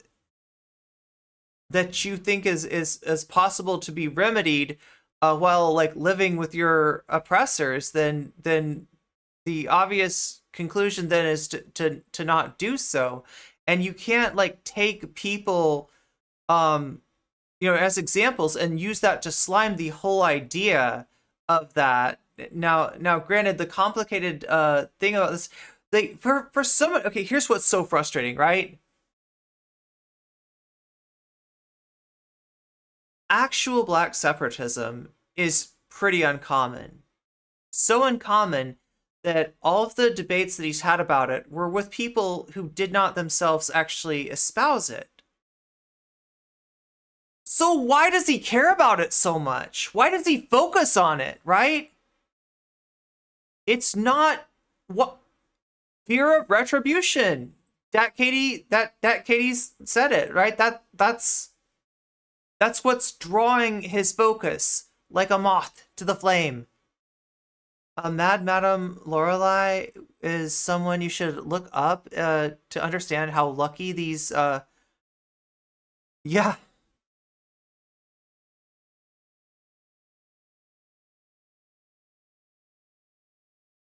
So is it about black nationalism and black separatism? I think that it touched on Soul Bunny and Shark. Then Vaush seemed to want to take it to Professor Flowers, and they'd already discussed that, right? So I think that's when DatKatee, I mean, this was part of the discussion, right? Was that Vaush had previously, in a debate with somebody else, conflated black nationalism, black separatism, and actually black supremacism as like this is one thing. And Professor Flowers did a video, correcting that. And at the beginning of the debate with Professor Flowers, Vaush acknowledged that there was a difference that he had not acknowledged previously, and then proceeded to forget that there was a difference, right? So yeah, it's frustrating. It's pattern, a pattern, a repeating pattern of unwillingness to actually engage in this point, utilization of a reductionist like view of these concepts all into like one, instead of actually engaging in any sort of discussion, right? And granted that it's a discussion that he does not have the wherewithal to even participate in a non-reductive manner, right? So yeah, it's bad. Endure my nightmare fuel. Yeah, I mean, well, hopefully we're almost out of it. God damn, we got like 10 minutes of this. Doing your version of like virtue signaling about how these people are bad. Wait, hold on. I'm not virtue signaling. When I talk like this, I make people hate me. But also, yeah, they're racists. I don't like them. Yeah, that's how racists are. They wake up, they're sweaty, and then they get mad about race. That's what all racists do. So when I said that you're contributing to fear retribution arguments, I don't mean that you fear that. I mean, in the context that you're using this implication of of this, massive hive of black racism in order to obfuscate your own sort of pattern of racism, I would say that it's not entirely inappropriate to call that a virtue signal. Like, well, I'm not like those sweaty racists that wake up saying, when can I F up a white person? Yeah? When and where can I make that happen? Like, this is, in some ways, this is cope. Some black people who are black separatists are going to lynch you. I mean, again, that as an intersectional progressive advocate that you claim to be, you seem to be incredibly not cautious and not cognizant of the way that your speech and the way you talk about black people perpetuates anti-blackness, which no, it doesn't. No, it doesn't. All right, cool, Vaush. Cool, man. No, it doesn't. Like, this is so he's being really immature. Which is what I mean when I say I would like you to just like think about that, and instead of going reflexively immediately, no, it doesn't. Madame Lorelei appeared in is a character in American Horror Story. Be like, oh, there are all these dozens of clips of me saying stuff that are pretty anti-black, but I know that I meant well, no, but maybe that's still inappropriate of me. No, they're not. I mean, depending on how cut up those clips are, I mean, we could do a collage of your language and I could have you read out like Mein Kampf. You give Why me... not just get a fake screenshot? I almost said screen shark, right? I'm reminded of the Shark 300 the bad empanada tweet and all that stuff, right? Yeah, why not? We'll just go ahead and fake a tweet for you that says something racist. It's like, hi, I'm DatKatee and I'm racist AF, right? And like, see how you feel. See how you feel. This is what it's like to be Vaush. I'm always the victim. Oh my god. No context from no context argument from Vaush. Must be Tuesday exactly. Yeah. Probably every syllable that I would need, right? No, Oh my God. There are no legions of clips of me being anti-black. There are people desperately trying to interpret my clips as anti-black because they don't like. Look, no, there are what. No, God, no. There's no clips of me being anti-black, right? They're all out of context. You have to either watch the entire VOD or shut the fuck up because you don't know what you're talking about. Like, clearly, like, right after that, I said cap. That's, you know, it's, no, come on, Vaush. like me, and they're looking for post-hoc excuses. A lot of these people just don't like my skin tone, gonna be honest with you.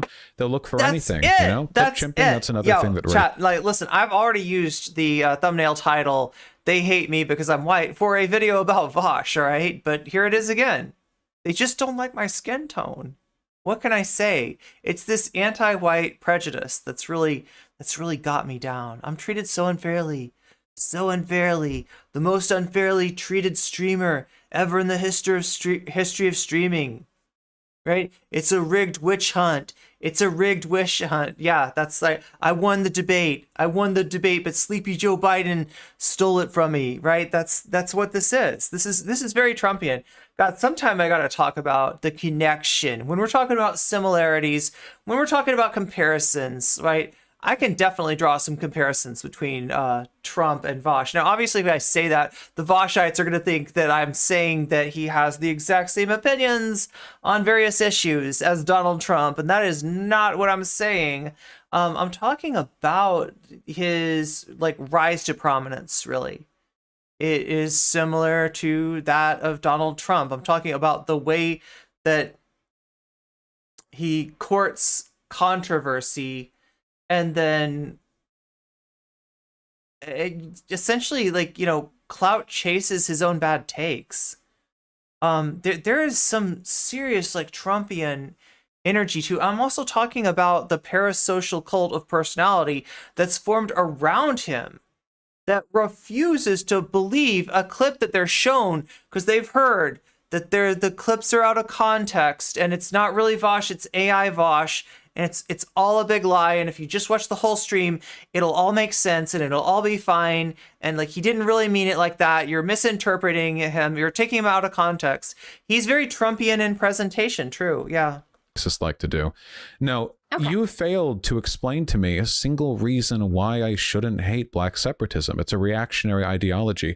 You're coming here to defend reactionary ideologies, which is the behavior of a reactionary person. That's it. Now, I DatKatee. don't think you're reactionary. I actually DatKatee, famous reactionary. didn't come here for that. I think you've been misguided. I think that you've listened to some people and His amazing lemmings just hang on us every word. Who've convinced you. I don't know if you feel well, guilty. I mean, they do, but they don't hold him responsible for the words. They don't hold him responsible for the lack of consistency in those words. And it's they let him get away with like pretending to understand, or I don't know if it's pretending, understanding something, acknowledging something, and then pretending to forget about it, right? This is what we're seeing. There are several things that he's expressed previously that he is now acting as if never happened.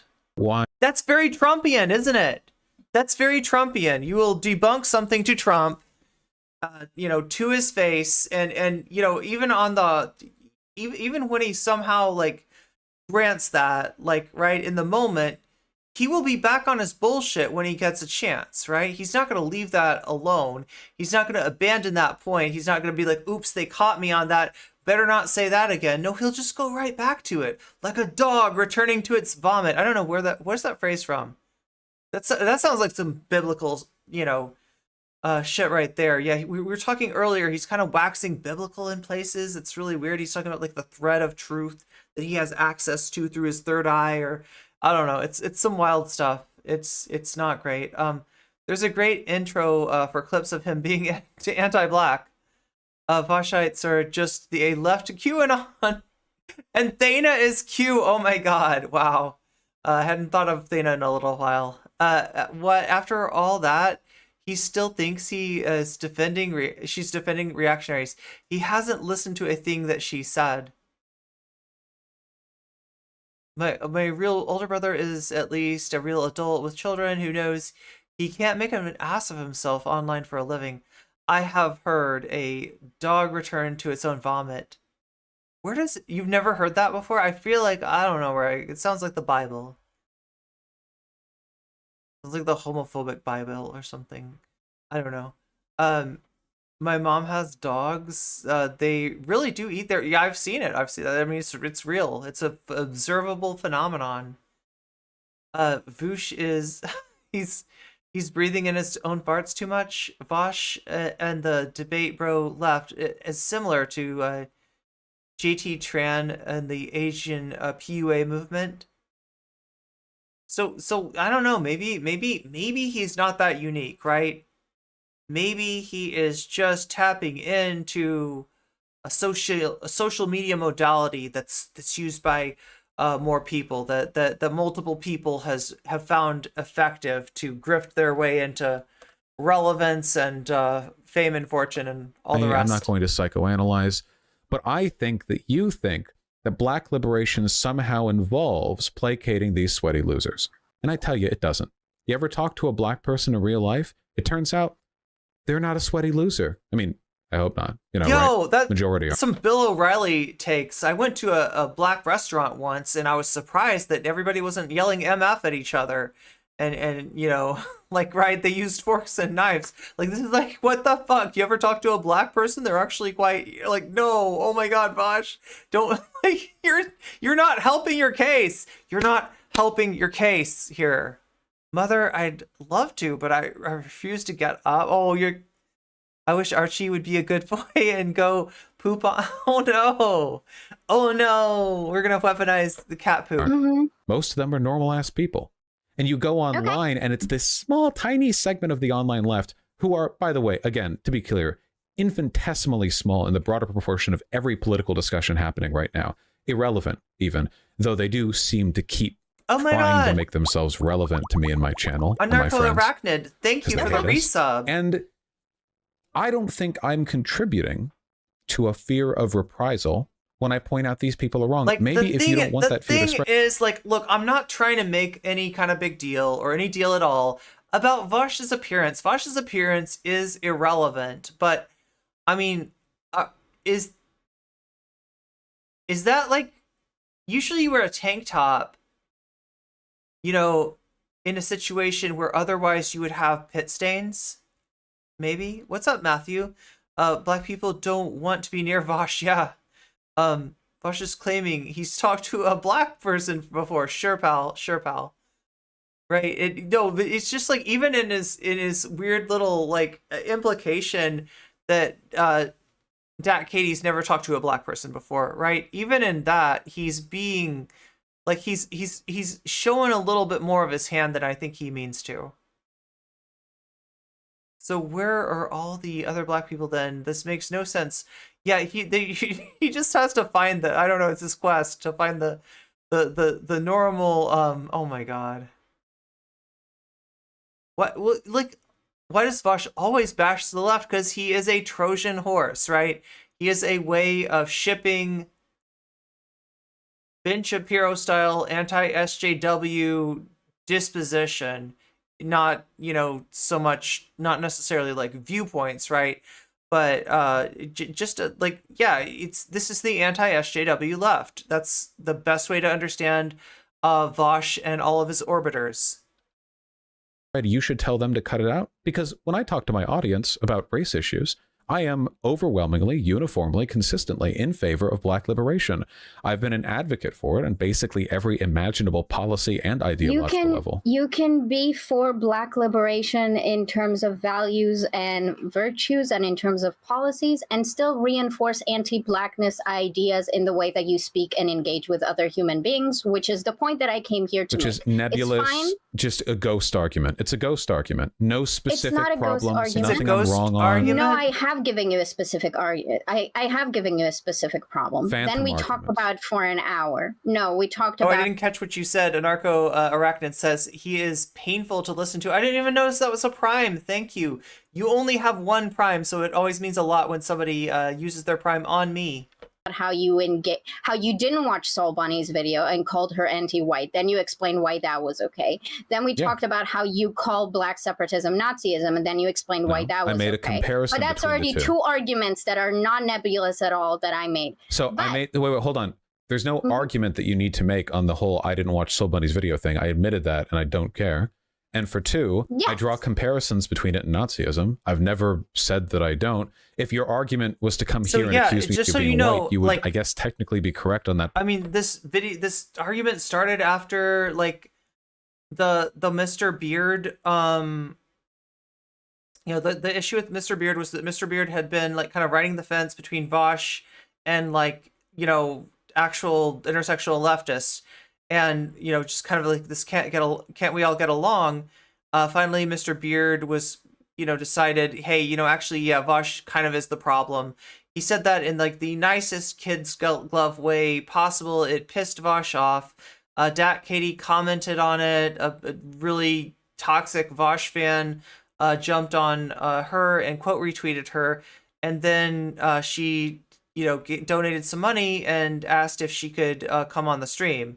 So, that's what brought her here. They were going to talk about the Soul Bunny video. Vaush has not seen the Soul Bunny video, refuses to engage with the Soul Bunny video, and, like just quoted like a one word out of a clip where she's talking about shark, even though most of the video is not, like the shark segment is pretty small in the scope of the entire video, but like he's there oh, there we go, that's the entire video, right? And he's even in that he's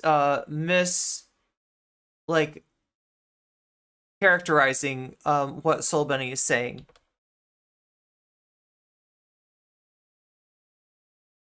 Point, but it's not something I was disagreeing with you on. Ideologically, I feel like I'm well within my right to make these comparisons about a reactionary ideology. I mean, why not? I think it's Should we very not combat weird reactionary of you. politics? I think it's very weird of you to say that I'm accusing you of being white. His tone is unbearable. This entire debate is just Vaush mansplaining, gaslighting, and sea lighting for several hours. Yeah, that's right. Archie's like asleep on my blanket on the floor. Oh, that's so cute. Didn't say that. I was drawing a comparison. I was saying if you did that, you would be correct, but it wouldn't be an attack on my arguments. I think that I've tried, and I think I'm done now. This was nothing. You had nothing. You don't even know what black separatism is. That's okay that you feel that way. Can you tell me? I mean, just so we're being clear, right?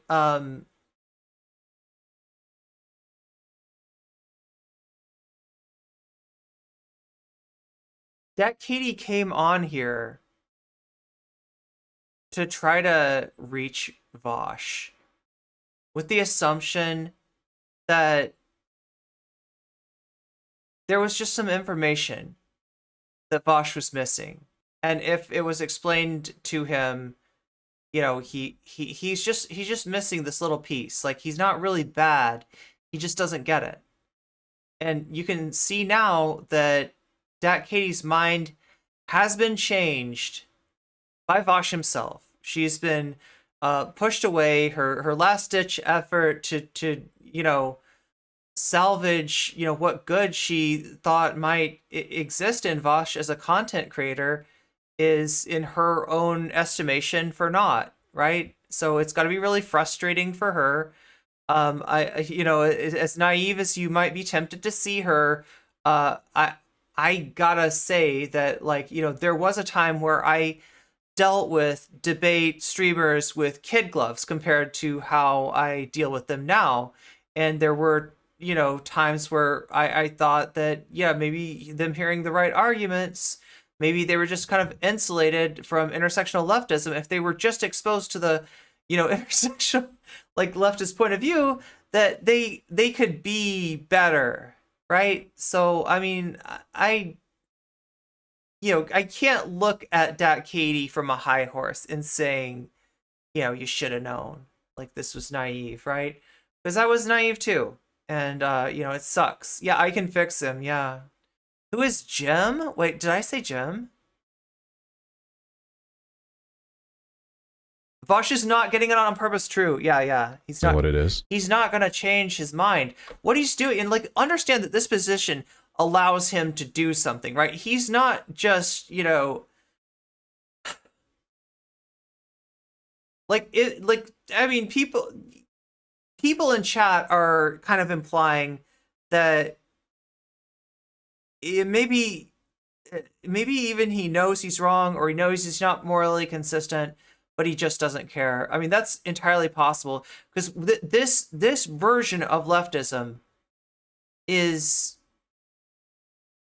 marketable, right? And what I mean by that is for like people, not just white people, but people of any kind of privilege who don't want to unpack their privilege. You're gonna feel less judged in the Vaush community. If you do a microaggression, it's not going to be noticed, and it's definitely not going to be called out, right? He's made something that's branded as leftism, something that lets people virtue signal that they are part of, the solution for capitalism, the solution for hierarchy, when they're actually part of the problem. And he's made it marketable for people who don't want to do the work. That is his innovation. That is what he's selling. That is his lane. And he doesn't want to leave his lane because it's very, very lucrative. It's been so lucrative for him, right? This is a big seller. Oh my god, make Irene bounce? Wow.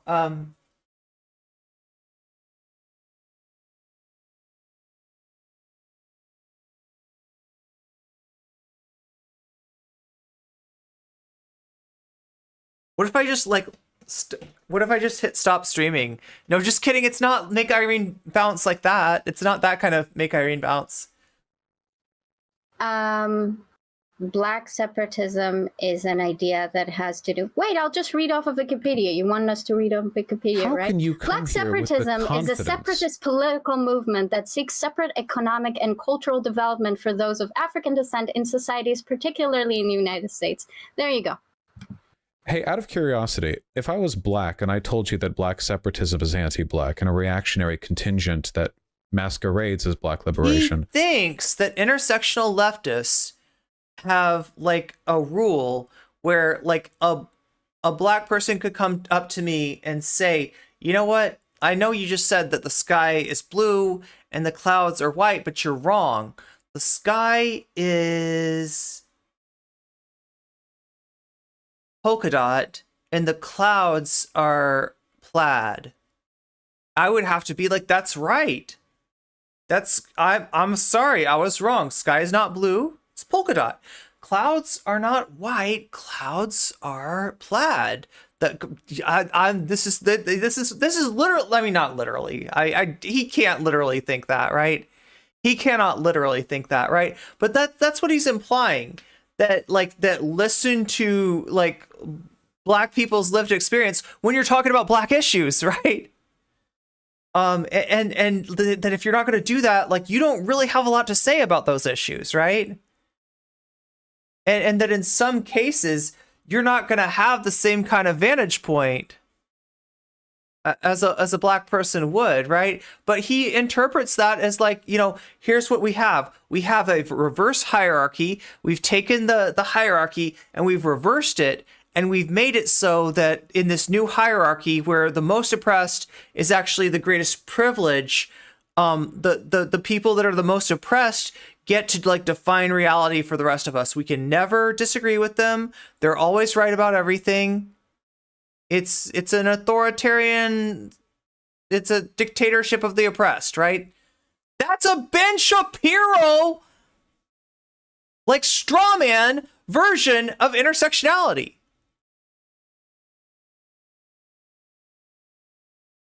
It's so absurd. Like, that's what makes me wonder, like, is he grifting? I don't like to, I don't necessarily think it's very useful to invoke the term of grifting, right? I'm sure it goes on to a greater or lesser extent, right? But I can never know what's in somebody's little heart of hearts. I can never know what's actually going on in Vaush's, like, deepest, like, beliefs and his values. Like, what does he really care about? Does he value anything? Or, like, I don't know, right? But it's the kind of thing that just makes me think there's just too much slipping and sliding around. Like, there's no core here. There's no center here. There's no real thing that he believes in, except for bringing home that W for the Vaushites, because they love to see it. Would you listen to me? I'd listen. What he doesn't understand is black people have been thinking about, talking about, and dealing with, living, the experience of dealing with racism for years and years and years. He is the new kid to this, but he doesn't want to learn. Yeah, because he's a big brain and he's smarter than black people, and he doesn't. Yeah, like, this is the, like, yeah. There's like, I don't know how to, like, interpret this other than just, like, he is, like,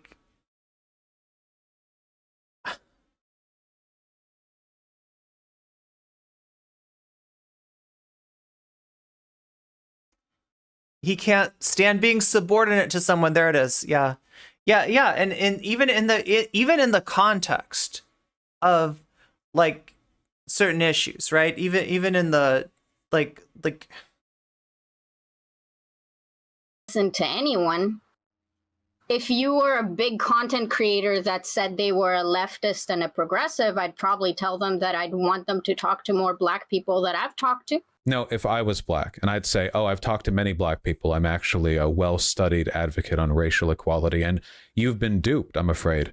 The vast majority of black people aren't black separatists. There's just a small group of extremists who are misleading you. Would you listen to me? Okay, again, none of the people that I've talked to about black separatism are black separatists. They just don't think you should compare it to Nazism. Well, then, I don't know how many times I can keep telling and you. That should make you question again, why is Vaush so attracted to this concept? Why is this what he wants to discuss, right? When really his problem is with more than just black separatists, right? His problem is with black people, let's be real. But he wants to,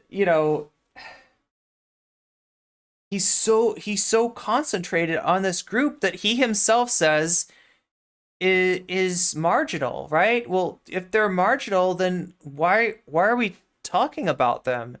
And it's because he wants to, oh my God. He thinks intersectionality is effing Yu-Gi-Oh! Or Magic the Gathering. Yeah, more specifically, his problem is with black leftists, true. La-dee-da. What are they even doing? Those people that you talked to were black separatists, by the way, okay? That's insane. Why? Because it's very weird how willing you are to just assume shit of people when they are adult, competent humans with speaking sounds. Have you and met they can just adults? tell you what they are. Have you met? I Have you have, talked to actually. adults? There's everyone. You think what? Oh, I talk to black people and black separatists. Everyone, race doesn't matter. White, black, they're all idiots. All of them. You can't base your opinion on an ideology based on cordial conversations you've had with a few people. You didn't even.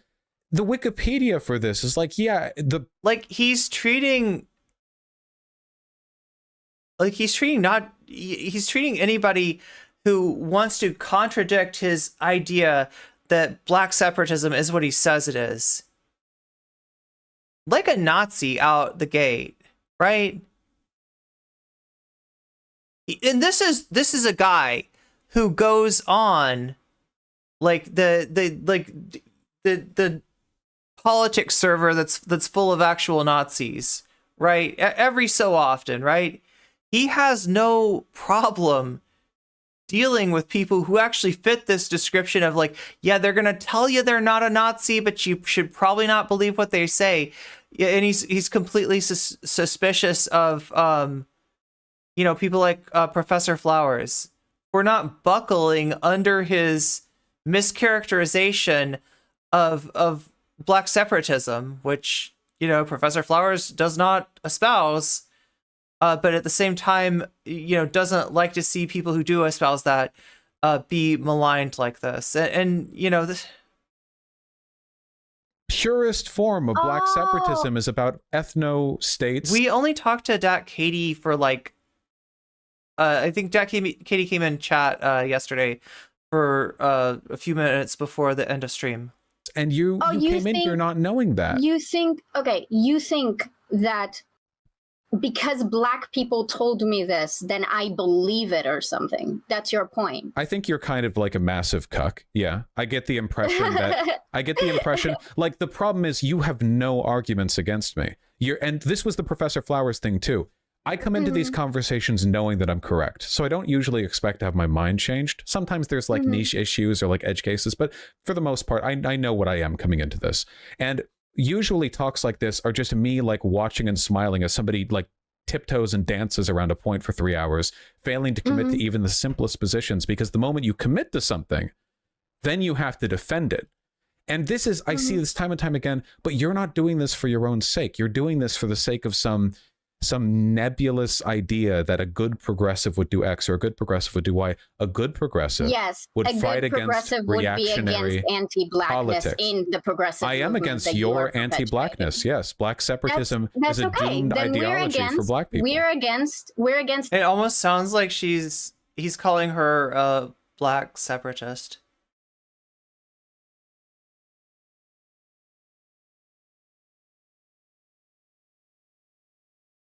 I don't know. Because, like, I don't know. Maybe I'm overinterpreting. Maybe I've been on stream for too long.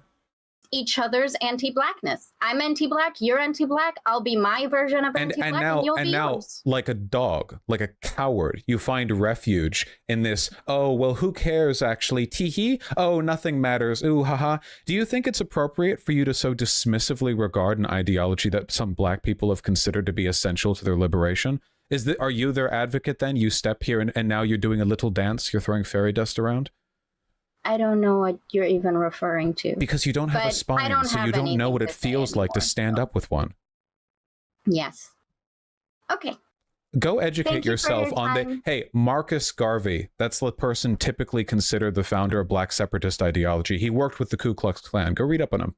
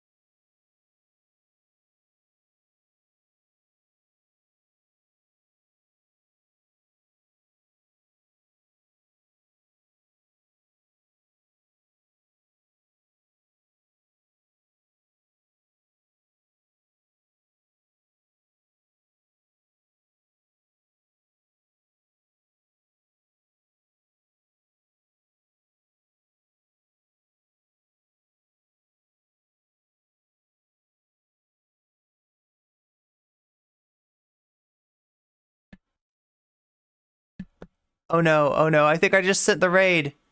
I think I sent the raid and I wasn't... Oh my god. Okay, fuck. That was such a cursed debate. That was such an absolutely cursed debate. You can hear me now though, right? Yeah, sorry about that. Yeah, I had it muted and I said, like, look, YouTube, you're lucky that like now you can hear me, right? I didn't figure out that I was muted until... Yeah, I didn't figure out I was muted until... until just now. So I sent the Twitch raid out and everything. I will see you all on Thursday. What a weaselly little liar. I was just saying, telling Twitch to say hi to my friend Inked Sexy Lexi, and I'll see you again on Thursday.